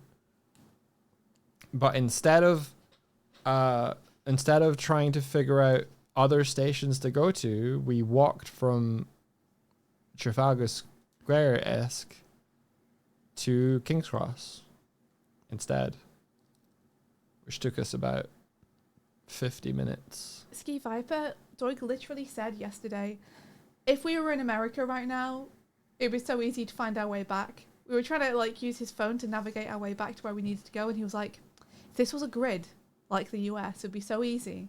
But instead all the streets are so higgledy-piggledy. Because it's England. Yeah. Fizzy says literally red hair was a reason. I bet being left-handed was also a reason. That people got accused of being a witch. I'm so happy we don't have to deal with that now.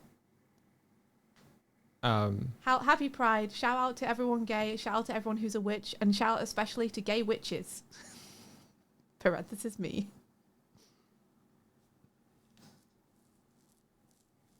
Can you be a witch? Yes. You absolutely can. We should all be witches. Pagan. Sorry, Doug, what were you saying? I said pagan. Pagan. Pagan. Pagan.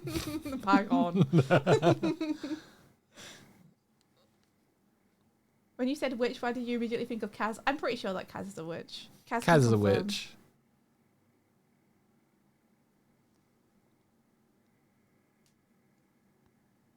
Okay, give me what pants you want. I was about to say something like, I'm pretty sure Kaz used a summoning circle to find their, as they put it, their new fella. But they didn't. Could be true. It could be true. Could be true.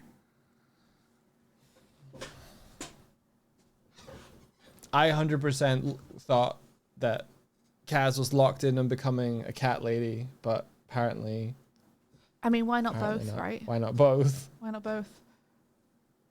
Okay, I'm giving him skinny jeans, guys.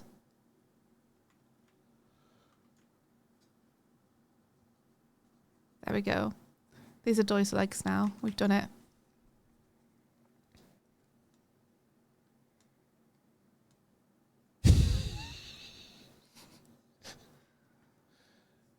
Fuck off.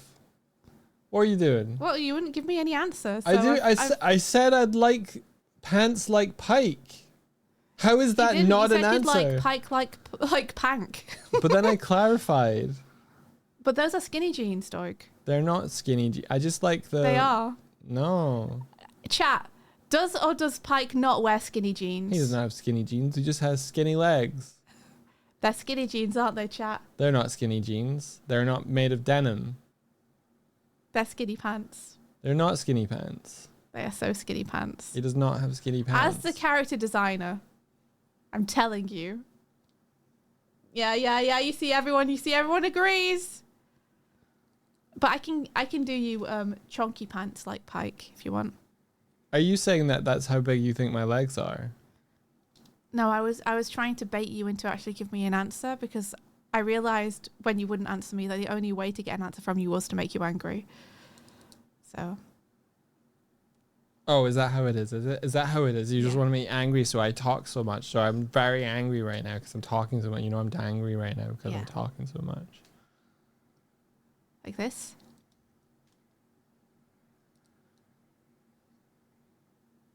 Like this, Doug? Yeah.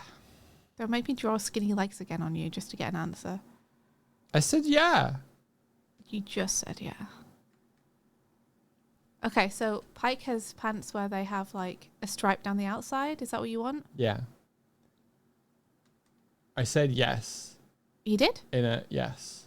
I appreciate it. And I said yes in like a neurotypical 1 second, but an hour in ADHD time. What are you talking about? I deal with this on a daily basis. Did you just say you said yes in a neurotypical 1 second? What are you talking about? For everyone else and for the theory of relativity, I answered you quickly, but to your brain, I took a day and an age to give you a yes. I mean, you took so long that I could say in between asking and you answering, you're not answering again. No, but you also have like noise cancelling headphones, so I was like, yeah. Okay. And then I said loudly a second later, yeah. Okay, so I just didn't hear you. Yeah. Okay. So you sure this is what you want for your pants? You sure you just want Pike pants? You don't want like pants with this kind of thing to match what you got going on up here? What kind of thing? What's that? What is that? That's cool. I like that. Is it too much though? What if I took this off? It would be like this. I kind of like that, yeah. I mean, that feels like it matches more the like little shapes that you've got going on already. I feel like that goes into the boots more, and I like that. And we can echo it on the sleeves.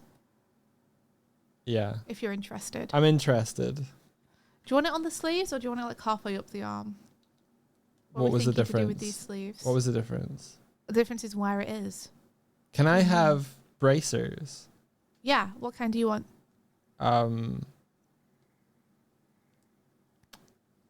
I don't know. Surprise me. No. Tell me what kind you want. Think about it for a sec. Do you want little bracelets that are just on your wrist, or do you want them to go up your forearm? Up my forearm. Okay. Assassin's Creed style. I mean, does he have them? Yeah. If you're not using reference for the references I'm giving you. That's why I'm saying let me look, because I already have it up. Okay, he's got like metal braces, right? Yeah, he has an assassin's like gauntlet. And what do you want your gauntlet to be used for? Is it just decorative, or is there a function? It would be for deflecting laser blasts. Like a little shield? Yeah. It wouldn't be anything to do with being a rogue? Maybe I would keep like little like kits and stuff in it. Or like a little tech pad maybe. That's the thing. It's like, is it a tech pad for communication? Is it something to do with time abilities, like a watch? Time abilities. Is it a place to put your thieves' tools? Is it a place to deflect blasts? Like, tell me what the function is. Let's make the bracers be the time thing then. Okay, so do you want it on both arms, not just one? Put it on just one. Okay. It's very Pike though.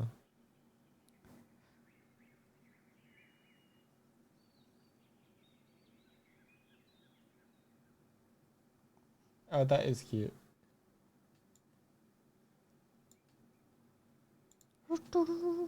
Oh, that's so cute. Oh, I love it. I love it. Thank you, Darkvault.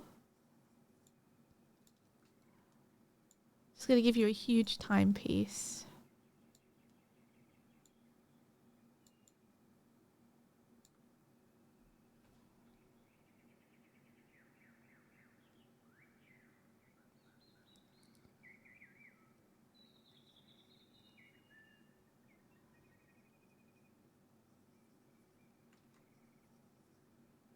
So cute. Thank you, Darkvault. I don't know if I'm. No, it's good. It's good. You sure? No, I'm not. I'm not looking at the. I'm looking at the tunic type thing and thinking, but I think it's okay. Yeah, well, feel free to share your thoughts, even if you're being like, no, actually, I like it. Still nice to hear what you're thinking. The under part of the tunic, below the belt, I'm considering what it would look like without that. So what are you thinking to this kind of gauntlet? I like it. And then this would be like a clock face or something. Yeah. Okay, and on the other arm?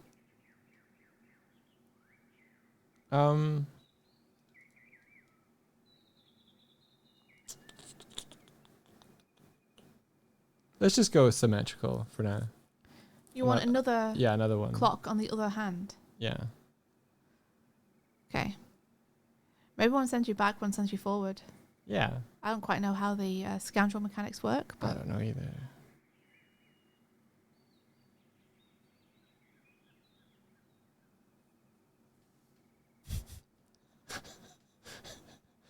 The absolute temptation to time out Fluffy's eye for that is huge. For what? For what?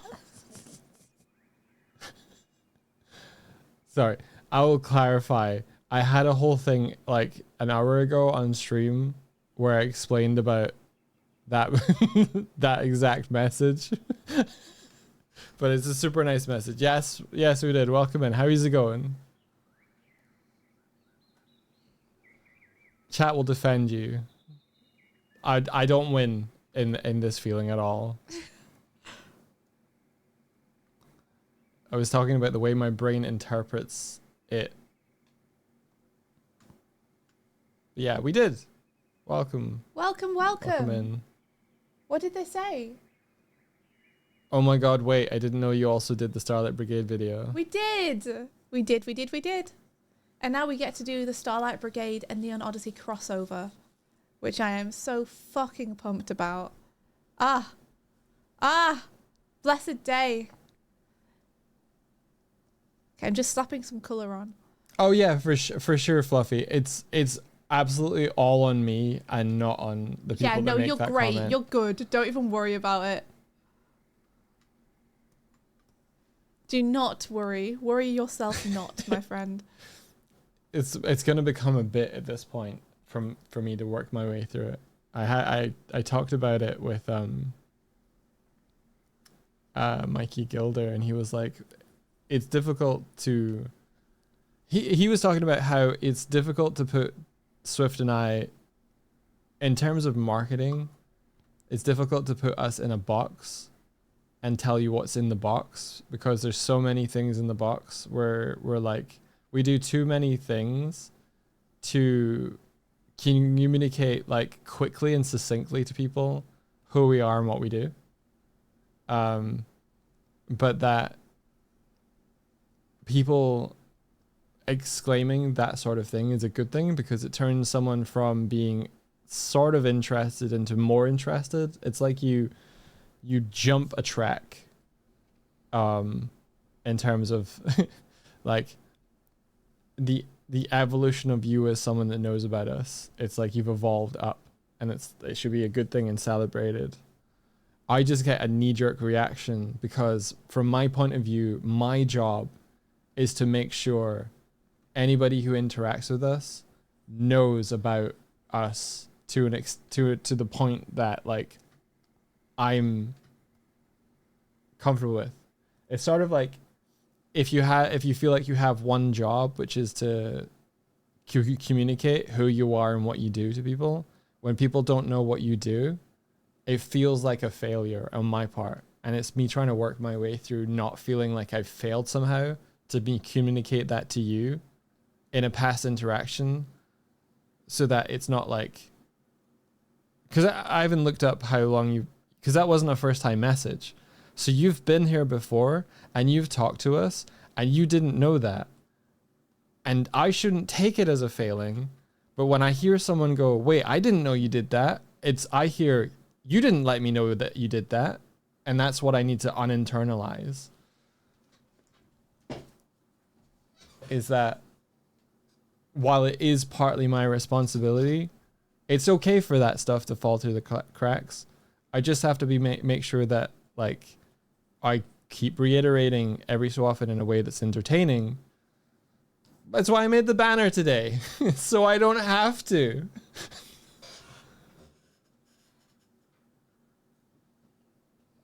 I think it's better to see when people say that as it's a sign of you succeeding, to let people know. Yes.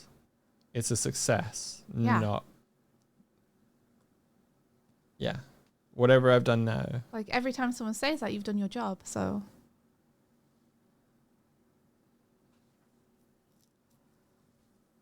Yeah. It's a reframing.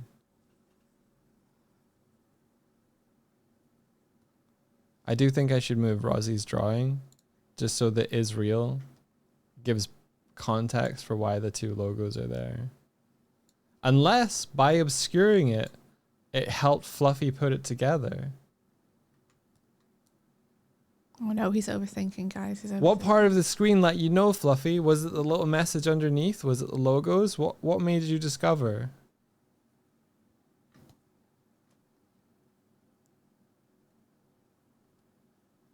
He's 100% overthinking it. Yeah, he's so overthinking it, guys. Good color combos, dude. Well, I'm just filling in the parts I know that you will want. Yeah. So I know that you'll want red pants. Yes. And a red hoodie. Yes. But the tunic needs to be green because it's a nod to Scrambles. Yes. So the red hoodie needs to also be burgundy. So I've filled in just the things I know what they're going to be. So everything that you've made brown, yeah. Can you make it a dark blue? Whoa. Everything, even Scrambles' belt? Yeah. Okay. Yeah. His pockets aren't brown. Aren't they? No, they're a dark slate grey. Are they? With little highlights of brown. Oh. Well, here was me always thinking that they've been brown. Quickly checks the reference. Pretty sure they have like at least slate grey top flaps of them. The references are brown? Fuck, man. Well, I don't know then. It's okay. We can have them any colour you want. I'm just explaining where my thought process was coming from. Yeah, but I'm bringing him in. You can have it whatever. He's in. He's in. Here he is. The man, the myth, the legend. So this is Scrambles. He was my D&D character for a good bit. I love him. He is a rogue. I think at the point I played him, he was a level 5 rogue. Soul Knife. And I'm trying desperately to find a Scram man. What a legend. Okay, so what colour do you want this to be? Okay, so I'm remembering the pockets are brown, but the little flaps on top are the dark grey. So I just want that dark grey throughout. So you don't want anything else dark grey, only that? Yeah. You can give me brown shoulder pads. No, you tell me what you want. Make me look like this. There's the reference for you now. Make you look like that. Yeah. No. But I will... Just make unbrown what you just... Sorry, brown up what you just made not brown. I was wrong. Okay.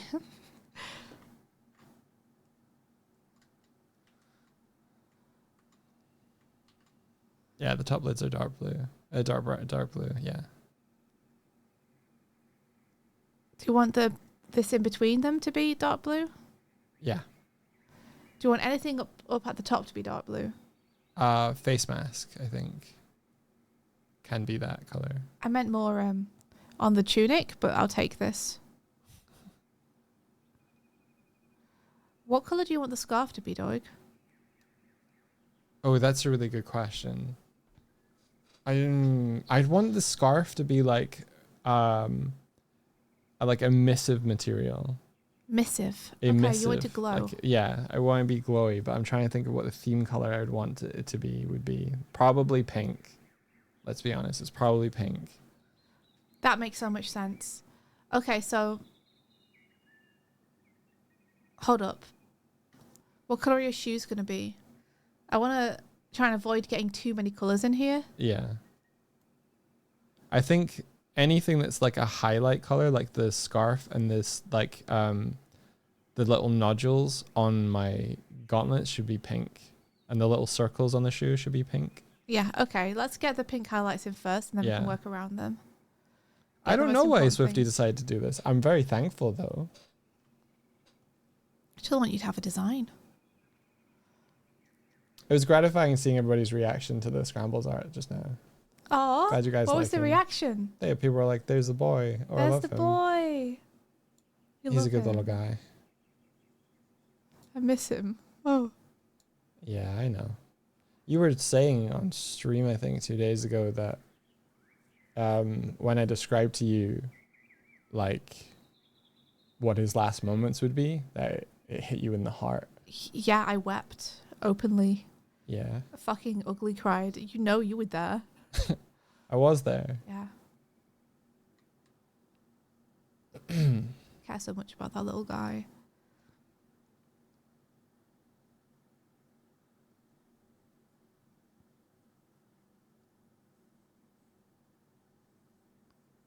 Okay, I'm going to make this look like it's glowing. Do you want it to have any kind of gradient, or are you happy with it just being pink?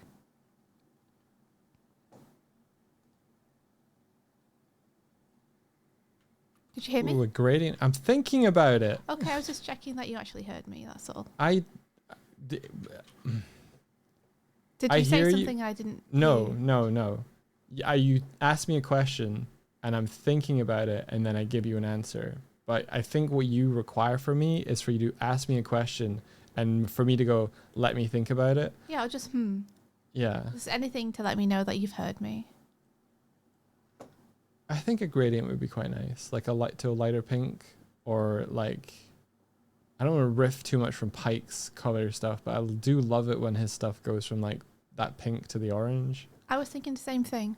Right? Yeah. Let's do it. Is Scrambles immortalized in the Neon Odyssey music video as the sign?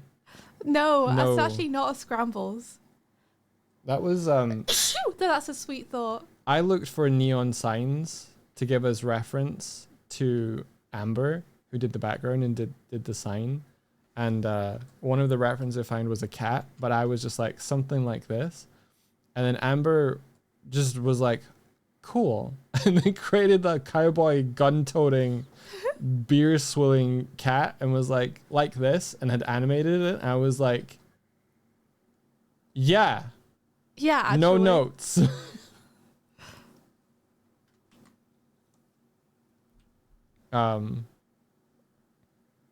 Yeah, so that is just a cat, or intended to be a cat, but it can be whatever the adventurous folks thought it was, because they didn't.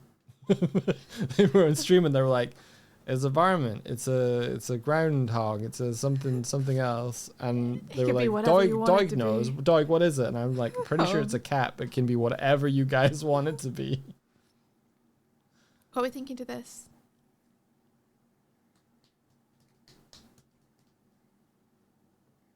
Yes. Fuck yes. Yeah, no, I love that. I'm gonna be real with you. Yeah. When you started this journey, I was not happy. I wasn't. When you started that first iteration, I was like, I'm gonna have to do some of my own drawing and tweaks. Well, yeah. And what did you just say? And now, I think this is fucking rad. Well, I'll give this to you, and then you can do your version of it, right? No, I'll keep going. This is awesome. I love this. Thank you. Of course. I had to tell you how much you had, where I started from to where I am now. So you know that you did good. All right. What's the inside of the ears? Do you want them glowing or no? Ooh, my first immediate instinct was to do like, see the midpoint between the magenta and the orange. Mm-hmm. There's like a little sliver of the scarf. Yeah. I would do that for the interior of the ears. Like this. Yeah. Okay. And do you want it to be like a gradation going from the outside to the inside, or do you want no, just one color? Just one color. Like that? Yeah. And the outside of the ears, are you happy with them to be that kind of slate blue, or do you want I like slightly that. different? No, I like that. And the trim, just before the ears like have the internal thing. Do you want, like, should we come up with a colour that these parts of the mask can be? Do you want them to be like slightly darker or slightly lighter or something? I think you could go for the brown on the ear tips and the like marking, like the circular things on the mask. The brown? Yeah. Interesting. Okay. We live forever. We live forever.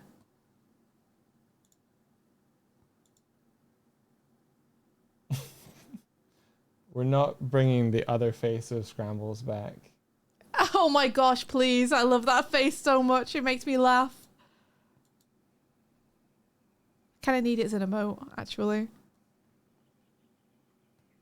Reb, we have slept. But Reb, hello. We slept. Oh my god. I think we've slept a third that we would need between like a third. Like if we needed 16 hours, I think we've only slept for like 6. Not enough to do the math of 16 divided by 3. But right now. I feel rested because I fucking slept last night. I slept so hard. When I went to bed, I was so tired, guys. To give you context for what our last couple of days has been, we haven't been sleeping super well because we've been excited about the Kickstarter stuff to begin with. But then last night, during the final few hours of the Kickstarter, we stayed up the entire time. So we stayed up till they finished streaming at 5 a.m. I missed an hour and a bit or something between 15 and 16. Yeah, snoozed a little bit. Yeah. During, but we were up for the end of it. Then tried to sleep afterwards, but couldn't because I was too pumped and excited. Had to get a train in the morning. So from 5 a.m. till like 9 a.m. didn't sleep, just ended up getting a train, spent the whole day in London, came back at like midnight or something. I was so tired. I had like a blinding headache, like a migraine from just being up and having no caffeine and just like, we walked so much around London. I was so tired. I face planted and just was out until Doig woke me up this morning.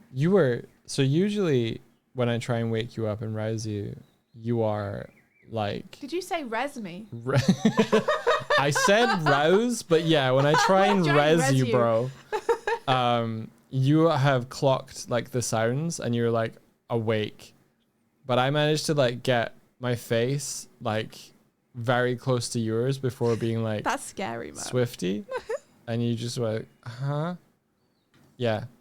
It took me at least an hour to get you from fully asleep to walking into the room. To walking into the room. Yeah. Yeah.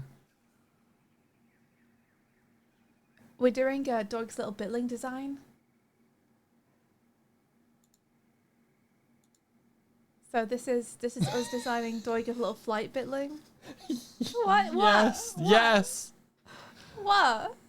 Yeah, yes. This is gonna haunt me. I said this earlier on stream, but for the people who've come in since I said it, there was a point when Swifty was on the train where I turned to her. I almost burst. I burst out laughing. I turned, got my phone, took a picture of her, and then Google searched that bird with a coin and then screen capped it so I could flip on the photos of my phone between the two and went, look, you look like this bird. It's the same picture. My face is the same. I was so tired. Like, please stop. Don't take a picture. Stop making fun of me. It's so funny. I love that creature. It's really good. When you are tired, I'm gonna use it as my profile picture. It's so good. Please, maybe even this version if maybe they would let even you. that version if Blue's okay with it.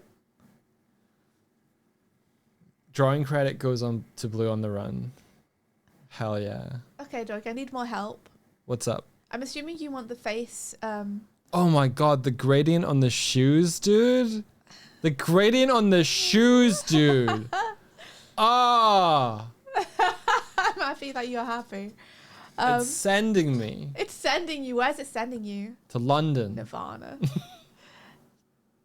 The face mask, I'm assuming you want that to be kind of black, right? Or do you want that to be the neon pink and orange? Oh, that's a good question. I think maybe let's keep the things that are on it to be the the things on it to be the pink and or maybe orange yellow. I thought that's what you would say. Okay. But it itself can be a darker, so that reads against it. I think either would work really well. It's just a bad day, not a bad life.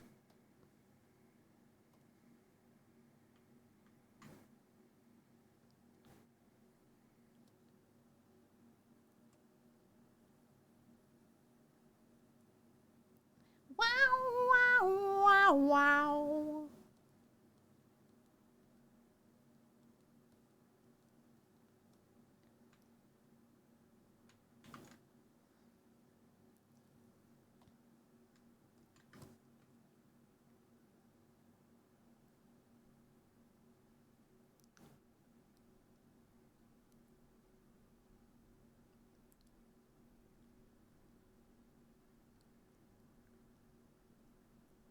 Don't ever give up.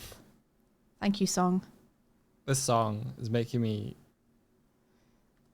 Is it giving you the vibe? Giving me mood? the vibe. Well, it's Scrambles is on screen, and I was saying earlier about how it gut punched you. So the song is making me think about how I gut punched you. Like, don't worry, kid. Everything hard in life is worth doing. Oh, stop. You'll make me cry. Yeah, because I'm not playing in the campaign anymore.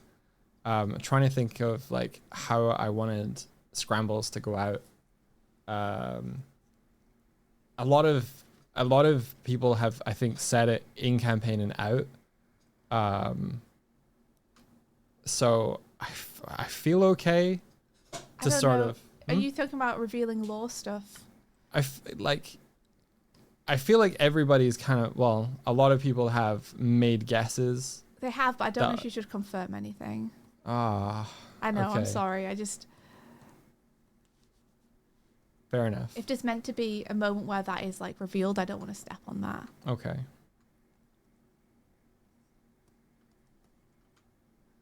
But I think if you wanted to tell them what you told me, you could. I feel like if I told them what I told you, it would... Not necessarily, I don't think. Okay. You don't think? Well, now you've got me second guessing myself. I don't know. Scrambles lore comic. Ooh. That could be cool. fun. Don't tempt me, Frodo. Don't tempt me. Okay, I will say it, and you guys can run with your own conclusions. I guess. That'd be okay? And like I said, you got me second guessing myself now. All right. I thought it'd be okay, but...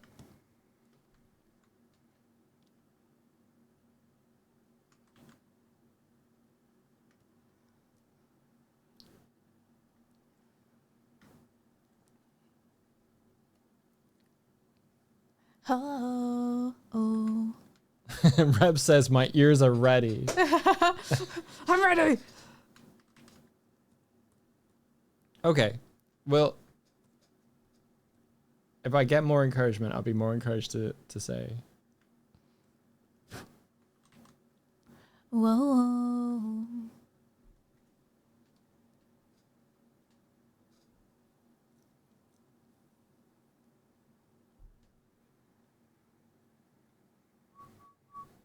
The gradient on the eyes is really good. It makes them more friendly, but I can see how we could get mean as well. Mm-hmm. I wonder if the pixels need to be maybe they don't need to be slightly bigger. Yeah, I mean that's a tweak that we can make, but I won't make on this drawing, but yeah. We can make it if we want. Darkbull says I'd be cautious, but it's up to you. What would make... Yeah, what's the caution? Well, just that you don't want to... if there's something that is planned to be revealed at some point, you don't want to step on that. Right, okay, inadvertently, you know? Yeah. I have a question for you. Yeah? These accents on the hood, what kind of colour would you like to go for them?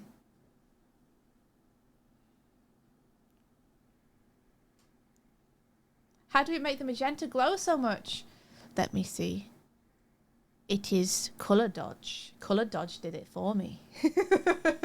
Can you try making it like a slightly duller? You know what? No, wait. It's too Pike. I want it to be like, see how there's the red and the yellow in Pike's jacket? Yeah. My instinct was that. Was it yellow? Yeah, but like a yellow. Sort of slightly more muted one, so it isn't as glowy as emissive as elsewhere, but it's still present. Yes, Reb says color Gaussian blur and color dodge, my beloved. That's exactly it. That's what I did. That's it. Do you want to try it?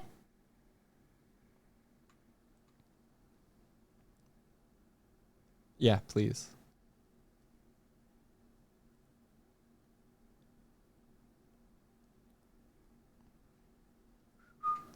Like this?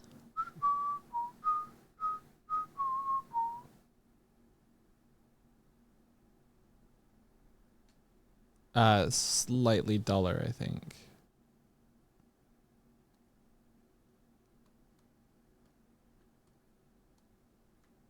Can you play Doom on Goy goggles? Doy goggles. Yes.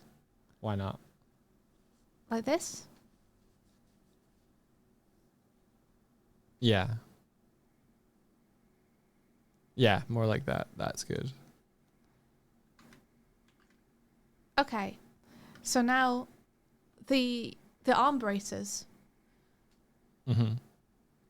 What kind of color would you like those to be? Maybe the dark gray.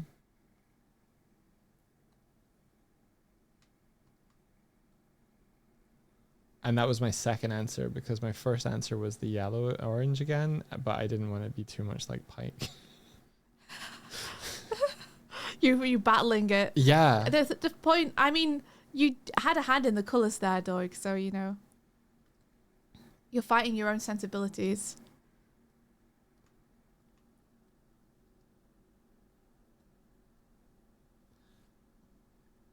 Did I? Okay, and now the sneakers.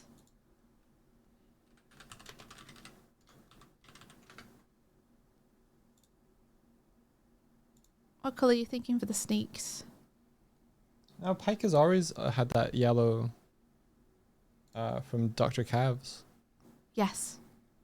I just mean that like certain decisions that were made in Pike's design were made by you as well. Yeah. Certain decisions were made by Eric. For sure.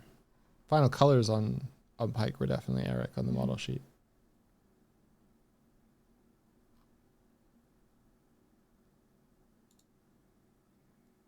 Yes, somebody else discussing the mission. Meanwhile, Doig is playing Satisfactory on his goggles.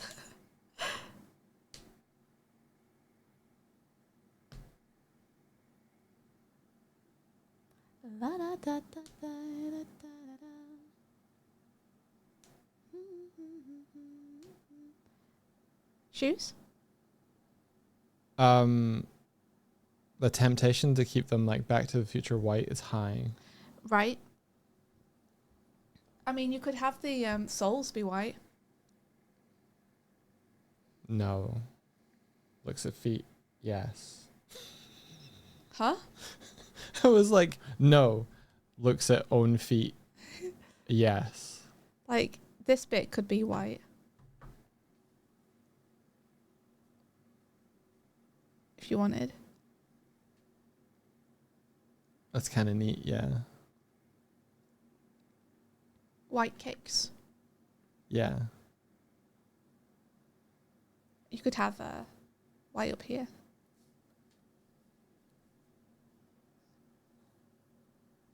To match. Wait, where to match? Oh, I see, yeah. Yeah. You could have these stripes not be the orange, but be the white instead. Yeah, okay. I'm up Take for it that. further away from Pike. Yeah, okay, I'm up for that. Okay. Just because I like having colours repeat. I tend to not like having just one thing be one colour unless it's like you're meant to be drawing a lot of attention to that. Yeah. And since we're not meant to be drawing a lot of attention to your feet, Yeah. I want that colour to like repeat elsewhere. Yeah, that's the 30% type thing, yeah. Okay, what about the rest of your shoes? Can you put the yellow on the tongues? And on the... yeah. And on the front parts, the top parts of the front. Yeah. And then dark blue? Yeah. Feel it out. I'm not sure yet, but I kind of like it.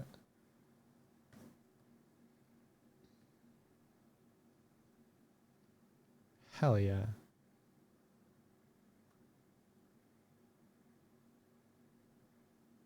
Yeah, thoughts? I think, can we...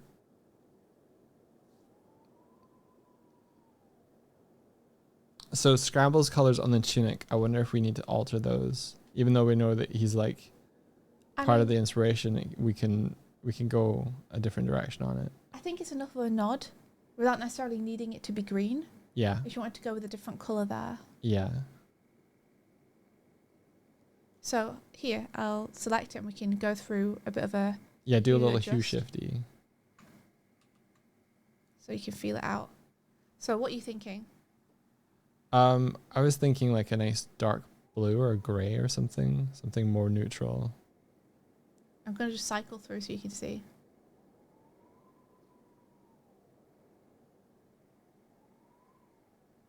None of those so far. Oh.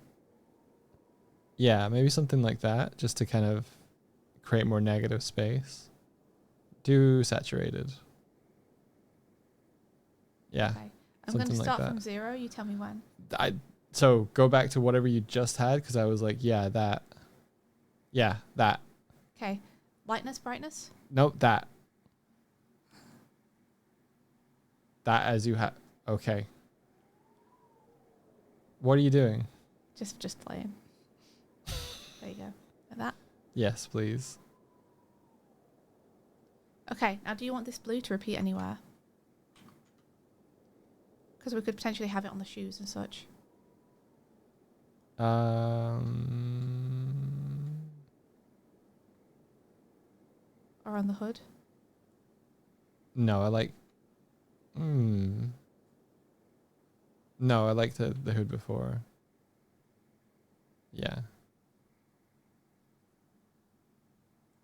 And then can we change the brown on the pockets and the pauldrons? Yeah. Do you want it on the V as well? Yeah. Okay. Can you make that more maroon?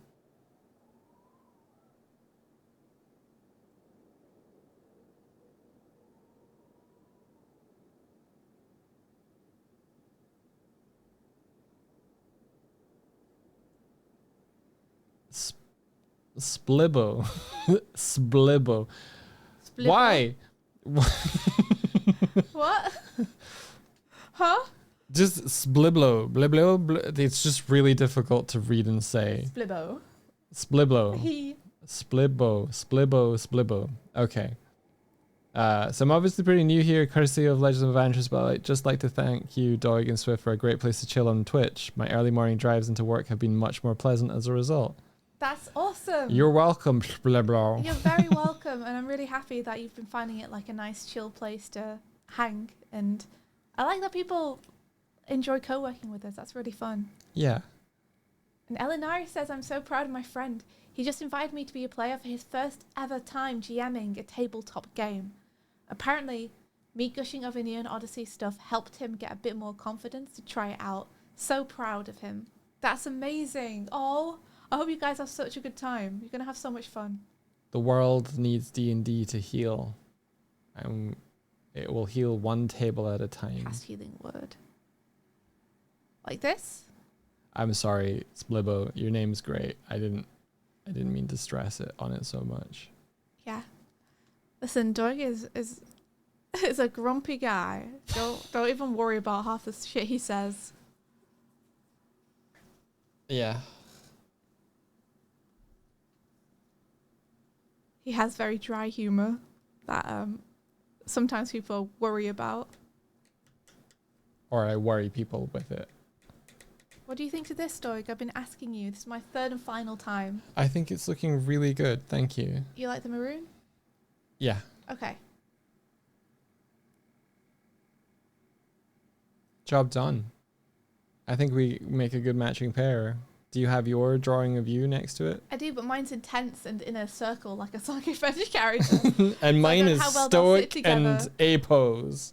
Well, I was just designing you, you know? I kind of knew what I wanted for mine already. I think so, that's... like, I did a little...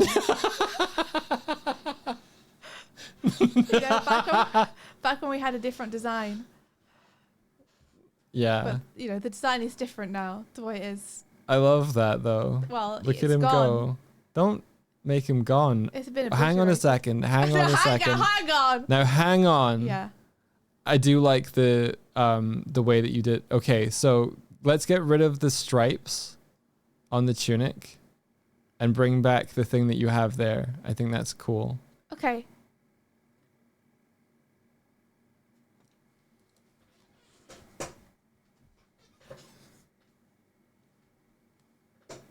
Yeah. Yeah. And then we can have like maybe like the white of the hood on there or something. Or you want like a little trim. Yeah.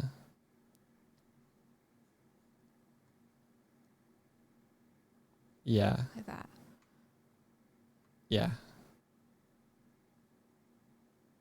Yeah.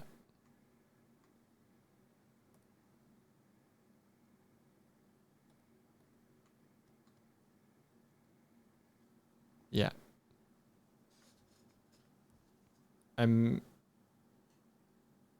Maybe blue arms like it is. Oh, you want the arms to be like part of the tunic? Yeah.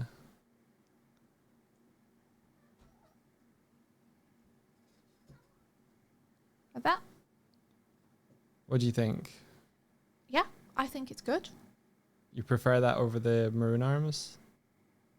I think it ties it together a little bit more, actually, yeah. Yeah. Awesome. Hey, Renee! Who up asymmetrically jerking? Can we say that on Twitch? Were you allowed to say that on Twitch? Oh, no. You like it more about the extra stripe texture? Yeah, it was getting a bit visually busy, right? Yeah. This was a good call. Okay, so do you want to trial test it out with this pose? Sure. Stress test it? Sure. Okay. I love stress testing designs. I love getting a design like this. Save it. And then trying to pose it. To see if it still hangs together. Okay, give me NDA and I'll save. I love the scarf wrap now. That's so dope. Awesome. Martina Renee started it. God damn it. God damn it, Martina Renee. You fucking troublemakers. Troublemaking in our chat? Who do you think you are? Okay, you can un-NDA me. I'm going to say the thing. What thing? Oh, okay. Because I think there's enough supporting material. I don't know. You can un-NDA me. You can't believe you banned Renee. Yes. Whoa! Whoa now! I guess I'll think on it. Yeah. On NDA you. Yes, there please. You go. Thank you. Okay, let's try this. I'm just gonna do a very like rough sketch of it, but we'll see how it feels.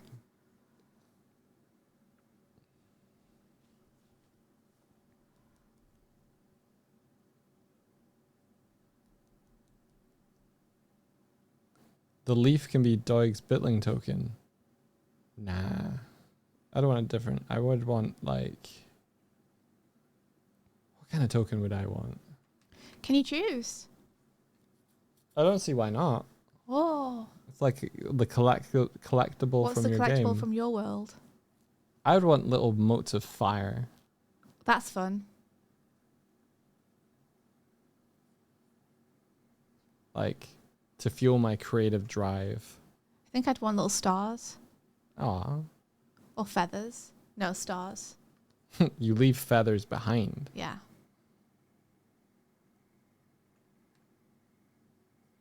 Yeah, Sonic would have the golden rings if he were a bitling. It's absolutely the platformer collectible trope, given a mechanic. Wait, you can only collect 4 though. Yeah. But that's okay. That's just so that you don't completely break the game.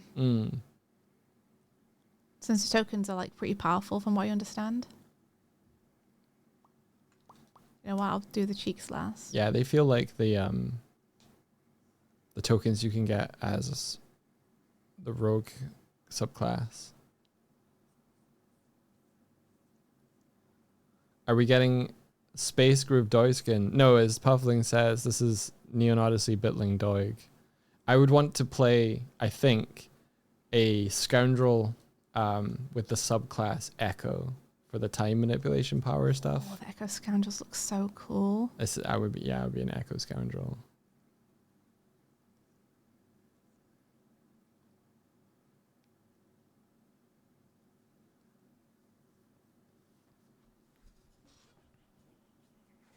I'd teleport in and disappear without a trace.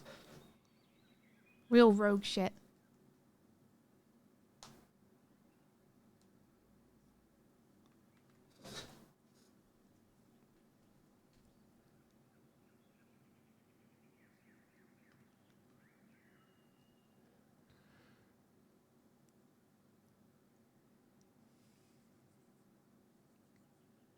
Look at me go. Thank you for drawing this. I'm really enjoying the creative process where I just get to sit on my ass and watch. Good for you. I enjoy it too. I just like designing things with you. It's fun. Oh, Darkvault, your brain is good.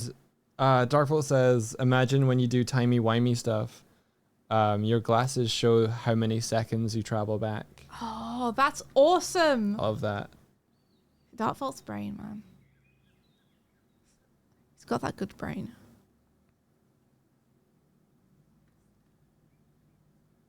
So you get to your actual ears. Because your hood's been blown up.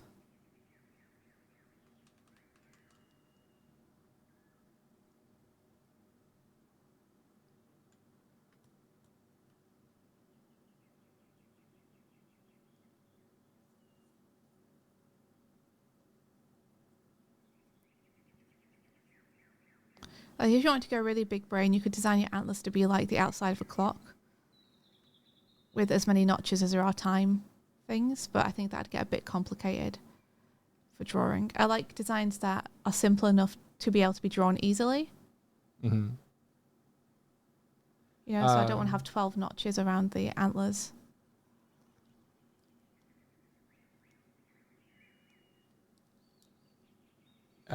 Yeah, Stella Bunny, hey there, first time actually here in chatting. Love the vibes and your art. Many congrats on the Neon Odyssey stuff. Oh, thank you very much. Thanks very much. Welcome. What would your characters be, brackets, apart from obviously Bitlings? So you're seeing Swifty drawing my Bitling character in the garb and outfit that I would want to play in. I would want to try out the Echo Scoundrel. Of all the classes that I've sort of seen, that one jumped out to me as something that might be cool and interesting. I previously played a rogue, and I quite like rogues, and the Echo Scoundrel kind of sounded quite close. In ways, I was really excited to, or I am excited, but we'll see. There is because I was playing a Soul Knife rogue, and at level 9 there's an ability to, because you can conjure psychic knives, there's ability to throw the knife and then teleport to where you've thrown the knife, and I was like, that is dope as shit. I want that. If you guys have seen Rise of the TMNT, Leo has a similar ability, and it's so cool. It's so cool and cinematic and fucking awesome. And I believe the Echo Scoundrel has a sort of like you slow down time and then move and then have a teleport ability or something. I haven't read the mechanics, so I'm not entirely sure how it works, but that felt the most akin to something like that.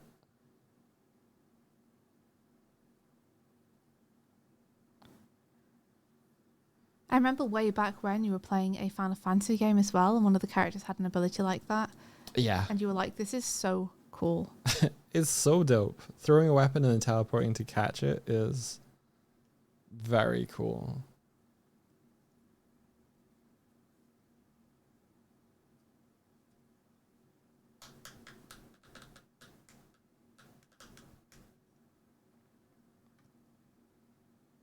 Question for you both. Which of the bitlings that I shared last night, which one is y'all's favorite? Texan, sorry, I used y'all. Going to be honest with you, there was a lot going on. And so there's a lot being thrown at us. We haven't had time to look through things properly. They shared last night.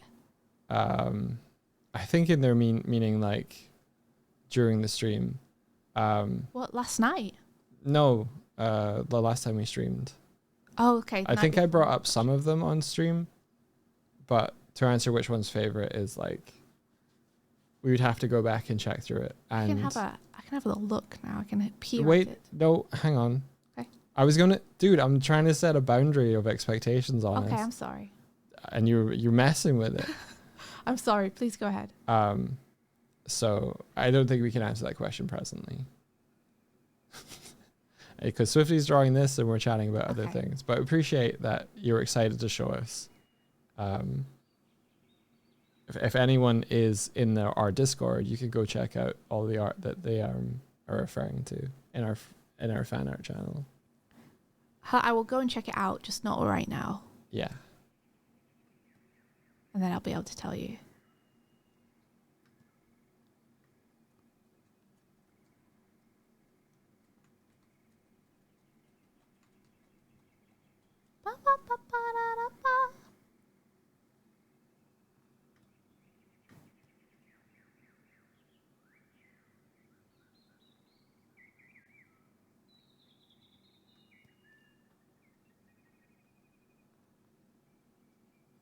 Look at him go. Yeah, so for the soar aspect of the character, I want to be able to like use the fire between my antlers to make it into a like hot air balloon so I can float and glide around.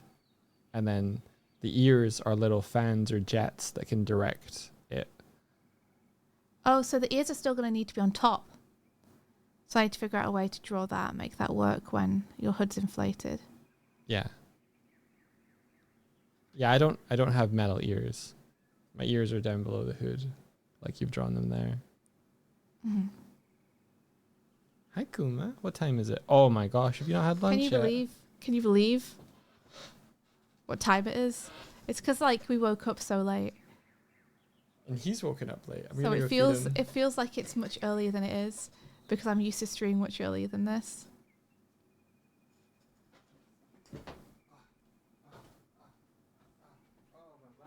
Oh my. Oh, I'm crippled. Oh no. Doig's legs aren't working very well because of all the walking he did yesterday. That's what a sedentary lifestyle gets you guys. You forget how to do stuff. Your body's like, no, stop.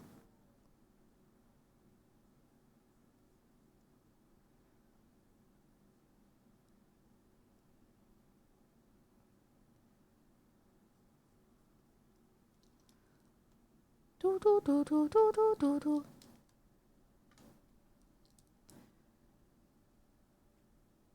So I want the pockets to be more like over here, actually. Ba, ba, ba, ba, ba, ba, ba, ba.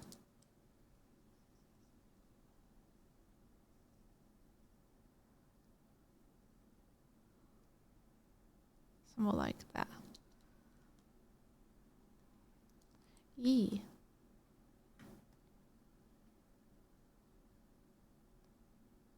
Make that a little bit more of a feature.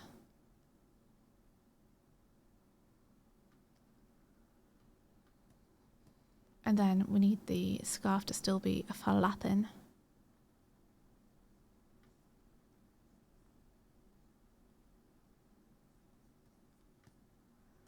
Okay, and the ear fans will be up here.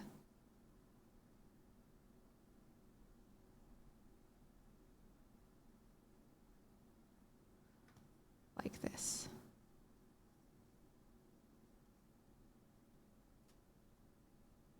La, da, da. La, da, da, da. Da, no.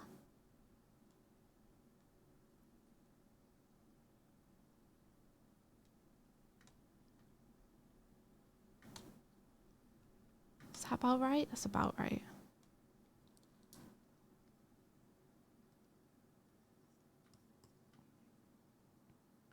So this is kind of what we've got going on with this design. I am missing a little bit of being able to really show his expression. Like, I can't show that he's smiling, you know? Maybe that's what Doig wants.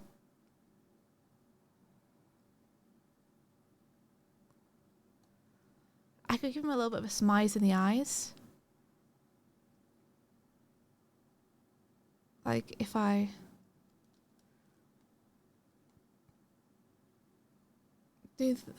yeah, because you need to like imply a cheek, right? To show he's smiling. Kind of.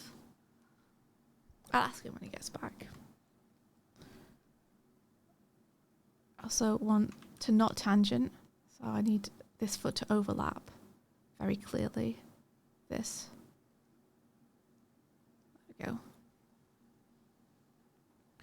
I think it's pretty neat. Especially if we put a little shadow in the hood. Like this kind of dealio.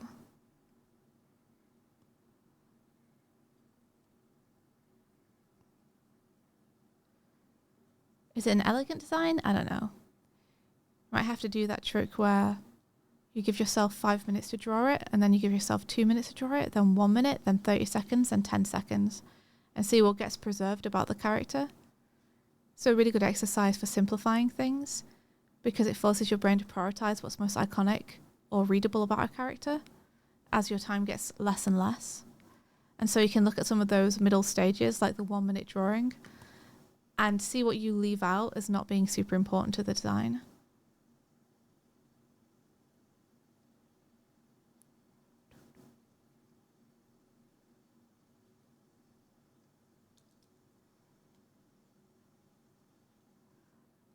Like, it is making me want to put a circle at the end of these glasses so that it matches with the other circles on him.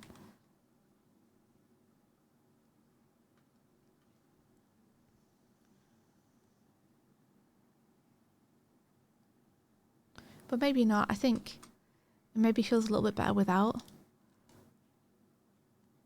Because the repeating motif is drawing attention to itself a little bit. Yeah, that doesn't draw attention, which I think in this case is better. Thank you.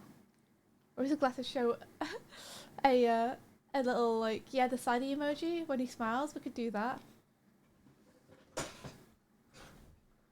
Raz Renee, hello! Designing a little bitling for Doig. Just for funsies. So this is what we got, Doig. I love it. The only issue I was running into was, like, it's hard to show when you're smiling. Right, gotcha. But when would I ever need that? When you smile. Oh, good point. Oh, good point. But yeah, I mean, the most important thing, though, is that you're happy with the design. Yeah, the vents, they could turn into a smile, maybe. The vents could turn into a smile. Yeah, so you kind of got them pointed diagonally down, but if they pointed diagonally up left and up right, then it would be kind of like a smile shape. Yeah, I mean, we could just have that anyway as like a design motif. I was just going along with this kind of parallel thing, but we can have it go against instead. There, now I'm smiling. Kind of. Yeah, I'm not sure. Wait, is it Renee's birthday? Happy birthday, Renee! What the heck? That's awesome. Happy birthday to ya. Wait, is it happy birthday to Renee or Rennie? I think it's Raz Renee. Raz Renee's birthday, because Rennie misspelled. Well, you misspelled her name then. Well, Renee is the one saying it. Wait, that doesn't help. At the top of my chat, Renee's right here is the one saying it. Yeah, the Rennie right here is the first chat message I saw for it.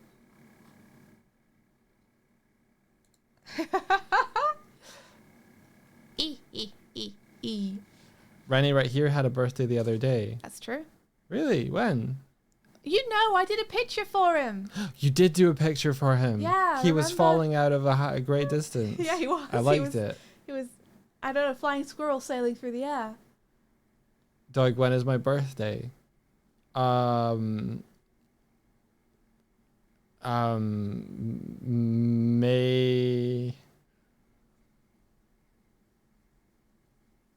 May.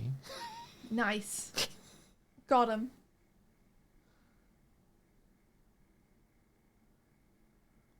Raz Renee, are you doing anything for your birthday? You having a movie watch, or are you going out somewhere? Are you just chilling? I hope you're having a really good one.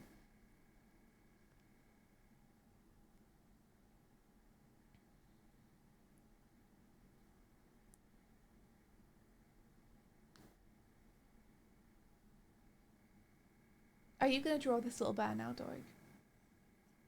Yeah. At some point. Paninis at lunch and trying to meet a deadline. Isn't it always the way that your birthday falls on a deadline, so you can't properly like go and celebrate it? I hope you give yourself some time at the weekend or something to have a proper one. Adventurous announced that they were launching their Kickstarter on Swifty's birthday. Happy birthday, Swifty. Yeah, 25th of February.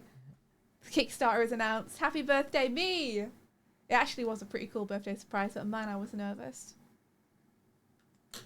You're celebrating with some friends tomorrow and having a barbecue. Let's fucking go barbecue. It's to buy a barbecue. Can you send us some? Yeah, please send an envelope. I want a barbecue. I'm going to leave soon to go and get some food. Yeah, I'm also going to leave soon to get some food. Is this your way of getting out of drawing your bear? Yeah.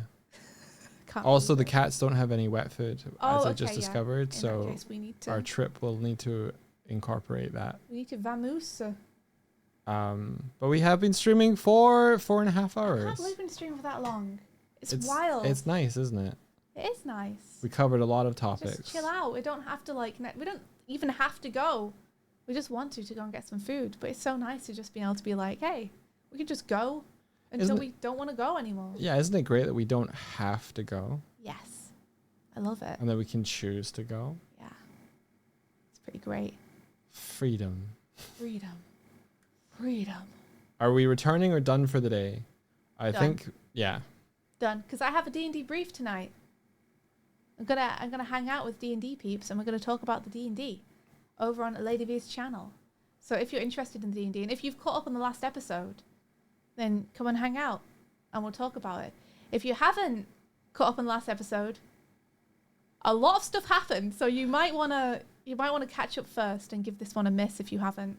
I think, Martina, that we are done for the week. I don't think Psychonaut Sunday.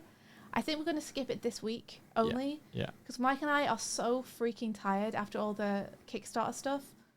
Obviously not as tired as Evantris, but the emotional energy that has gone into this week, I think Mike and I are just going to take a weekend to kind of relax together.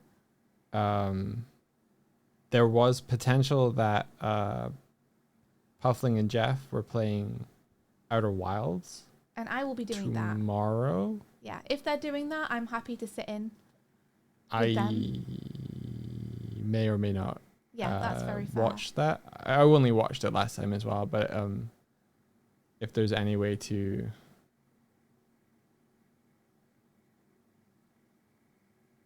What are you doing? Did you just drop your keyboard, Martina? Martina, no! Martina!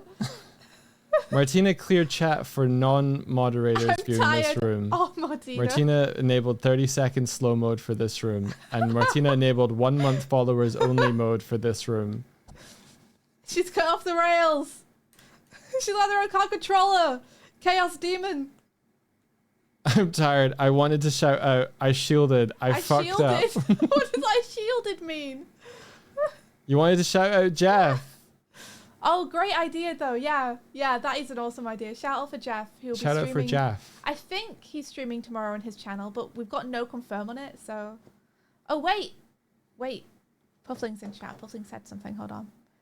I am not sure if we have the spoons this weekend. Up to Jeff. Gotcha. So it might be happening. It might not be happening. Look out for an elusive Outer Wilds stream. That might happen tomorrow, but also we might all just be horizontal. I would love a spoons-free weekend. Yeah. Honestly. I get you. I want to do nothing and plan nothing. Yeah. I might sit with Doig and just play games offline in our living room together with our cats and just hang out. Maybe I'll finally finish Breath of the Wild. Maybe I'll just play some Kira Kira Pop Princess on my DS while Doig plays something on the PS5. Don't laugh! Doesn't Kira mean killer? No, it just sounds similar. That's why Kira is called Kira in Death Note. It's because English speakers adopted that name because it sounds kind of like killer. Kira means sparkle. What games are your cats going to play? Actually, we got a recommend from Jenny on a particular type of catnip toy that we might get for them as a treat to reward them for being so patient with us during the deadlines. They've been so patient.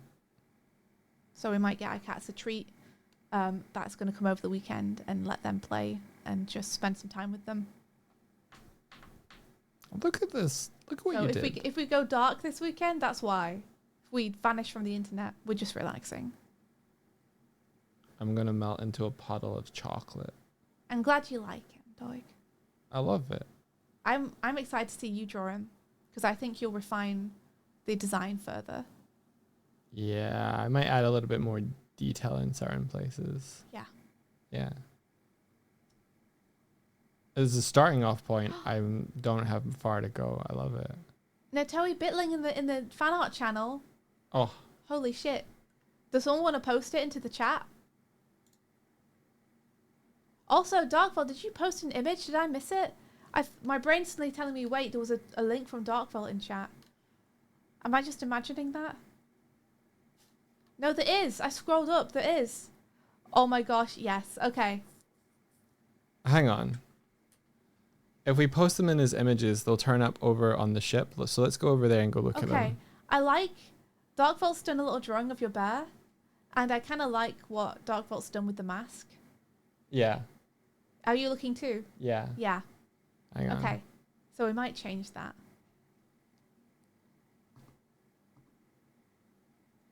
Oh my god, Puffling, I read chat and for a second, I don't know why, I must just be tired. I thought you said Natoe, fellow bitch. I was like, that's a strong thing to call someone. Hello, fellow bitch. It's like, whoa, Puffling. Post them over here. Tired. Whoa, hey now. Hey now. Hey now. Hey now. Hey now. There we are. I'll make it so that images get posted in better. Oh, I didn't play very next week. What we got going on here with this? Show me. Oh, that's so cool. The double shieldies is very cool. That's awesome. I love the way it interacts with the wings. These are really awesome. Damn, I love the way you draw the bird feet as well. I'm gonna have to like study these a little bit. So good, Natoe. Love the expression. Yeah. Oh, such a nice, like, simplified way of drawing. I love it. I think gorgeous work. That's so dope. Yeah, I agree, Fluffy's eye. Absolutely sick design. So cool. You little weenies. Yeah. You look like you're wearing Heelys. but they're called wheelies. kind of am. Yeah. Heelys are just wheelies. Why do you always want to throw me, bro? Why do you always want to throw me? We grabbed each other at the same time. I need to fix that. I did it again. Let me go, bro. Oh. Let me go, bro. Never. You did. Ha ha ha ha ha ha. Oh, I'm failing. But look. The way Darkfault draws your muzzle. Yeah, I like that. That's pretty cool. I have ideas for the muzzle that go along the lines of that. Yeah. Yeah. And the little screen showing like a little smiley. Oh, I'm gonna Guyver. What does that mean? You never seen Guyver's face mask? I mean, I have a whole story about getting a VHS of Guyver. Has but I don't remember it. Has a little like they like out and stuff. Oh. Do it. What if I use my time powers too much and I'm out and it's like steam release. You've never seen Guyver? Have you Guyver saying this cool. to me again? Guyver cool. No, not you. Okay. Nico Spuds, who the flip is Guyver? Oh, it's pretty rad. It's a very cool design. Old anime. It's probably the first live action anime film I ever saw. Wait, live action? I saw an animated one. You've never seen the live action Guyver films? No, I was talking about the animation. Series. Are you for serious, Yeah. dude? Guyver Dark Hero. You've never seen Guyver Dark Hero? No, do I need to? Yeah. Okay. Let's watch it. Maybe we'll watch it this weekend. Look at this. Yeah, looks like you'll have your weekend plans. I think so. That's not what I meant to show, but that'll do it. Sure. I mean, that's pretty cool. Right? Yeah. Bug-looking guy. Bug-looking guy. So where are the psh that you were talking about? On his face. Can't see them very well.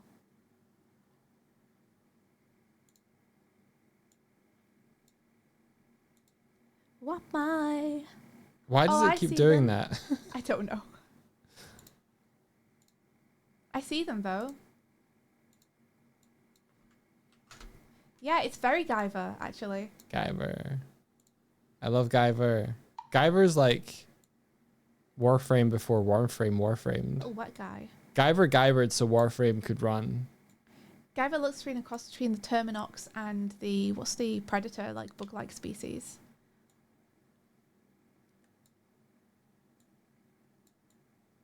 Yeah, so the thing on his forehead, it's like this device.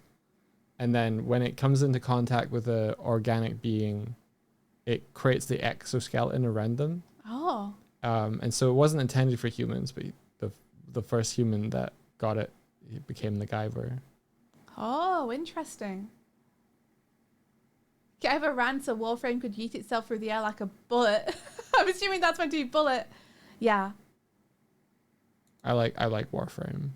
Oh, right. I'm going to go and get food. I'm hungry. Yeah, I'm going to go get food too. Let's find... We're all going to get food, us and the cats. Somebody to raid. This has been really fun though. Thanks guys so much for hanging out with us and for celebrating the huge 16 million milestone that Avantris managed to hit. Phobe. Must eat. Put snack in mouth, please. Put snack in mouth. Gonna go and get some nice stuff from the store. I'm looking forward to the walk with you. Yeah, it'll be really nice. I'm gonna treat myself today a little bit as well. Oh, you are? Yeah. I'm just like... You didn't get your dessert yesterday at the Wagamama. I'm gonna get one today. Yeah. That's what I meant. That's exactly what I meant. Yeah. Wait, there's a Darkfault post. You deserved Wagamama'd. And you didn't get it. Well, is that him putting his subwoofers on? The Steam release from the ears when he's mad. Ooh. And we're not rating here, but I've just discovered something. James B. Barrow is playing Hollow Knight Silk Song, but it's Silk Song with crowd control on, which sounds really cool. Interesting. Do they have that for Hollow Knight, crowd control for Hollow Knight? So I think that would be really fun to play. That, you know what crowd control is? Yeah. Yeah. It's when chat can like help control some things, right? Do stuff in the game. Yeah. I did not know that that was possible for Silk Song. Would that be interesting to you? Lily likes rocks is always a big recommendation for me. Oh, okay. What did they do, Reb? I'm imagining someone with like a little rock farm. You have a building design. Please do, Juno. Please post it. Post your pictures now before Doug and I run away. I want to see them. Lily likes rock. Hell yeah. Let me look at this. Oh, Natoe, thank you. We are going to have such a rest. It's going to be awesome. I'm excited for the rest that we're going to have. We got Boy Cow. We got Boy Cow. Oh my gosh, so cute. That's adorable. Like the little moon on the little blushies. That's so cute, Juno. What the heck? Have you had to think about what kind of class you might want your bitling to be? Because right now you're giving like Moon Oracle or something. Like some kind of cleric maybe. They have good vibes, Reb. I think we'll go for them. Giving a little wave. So cute. The appeal in your drawings, Juno. Wild. Let me pop this just next to this. Aha! Perfect. I want to put all of these images up. I want them all up. How do I get them all up? Wow! Wow! Did we get all the images that we wanted to see sent in? I think so. You think so? I think so. Pop this here. There we go. And then we've got that down there already. So now we can just. Now we can just. Hold on. Hold on. Hold on. Hold on. Hold on. Hold on. Hold on. Hold on. Hold on. There we go. There now we go. I can just sit in the air and say goodbye to everyone. Sit in the air and say goodbye. All right. All right. You were thinking Dreamer Oracle. That's what I thought. That's what I thought. You conveyed it in just a sketch. You conveyed it. Alrighty, everybody. Thanks for joining us today. Yeah, thank you.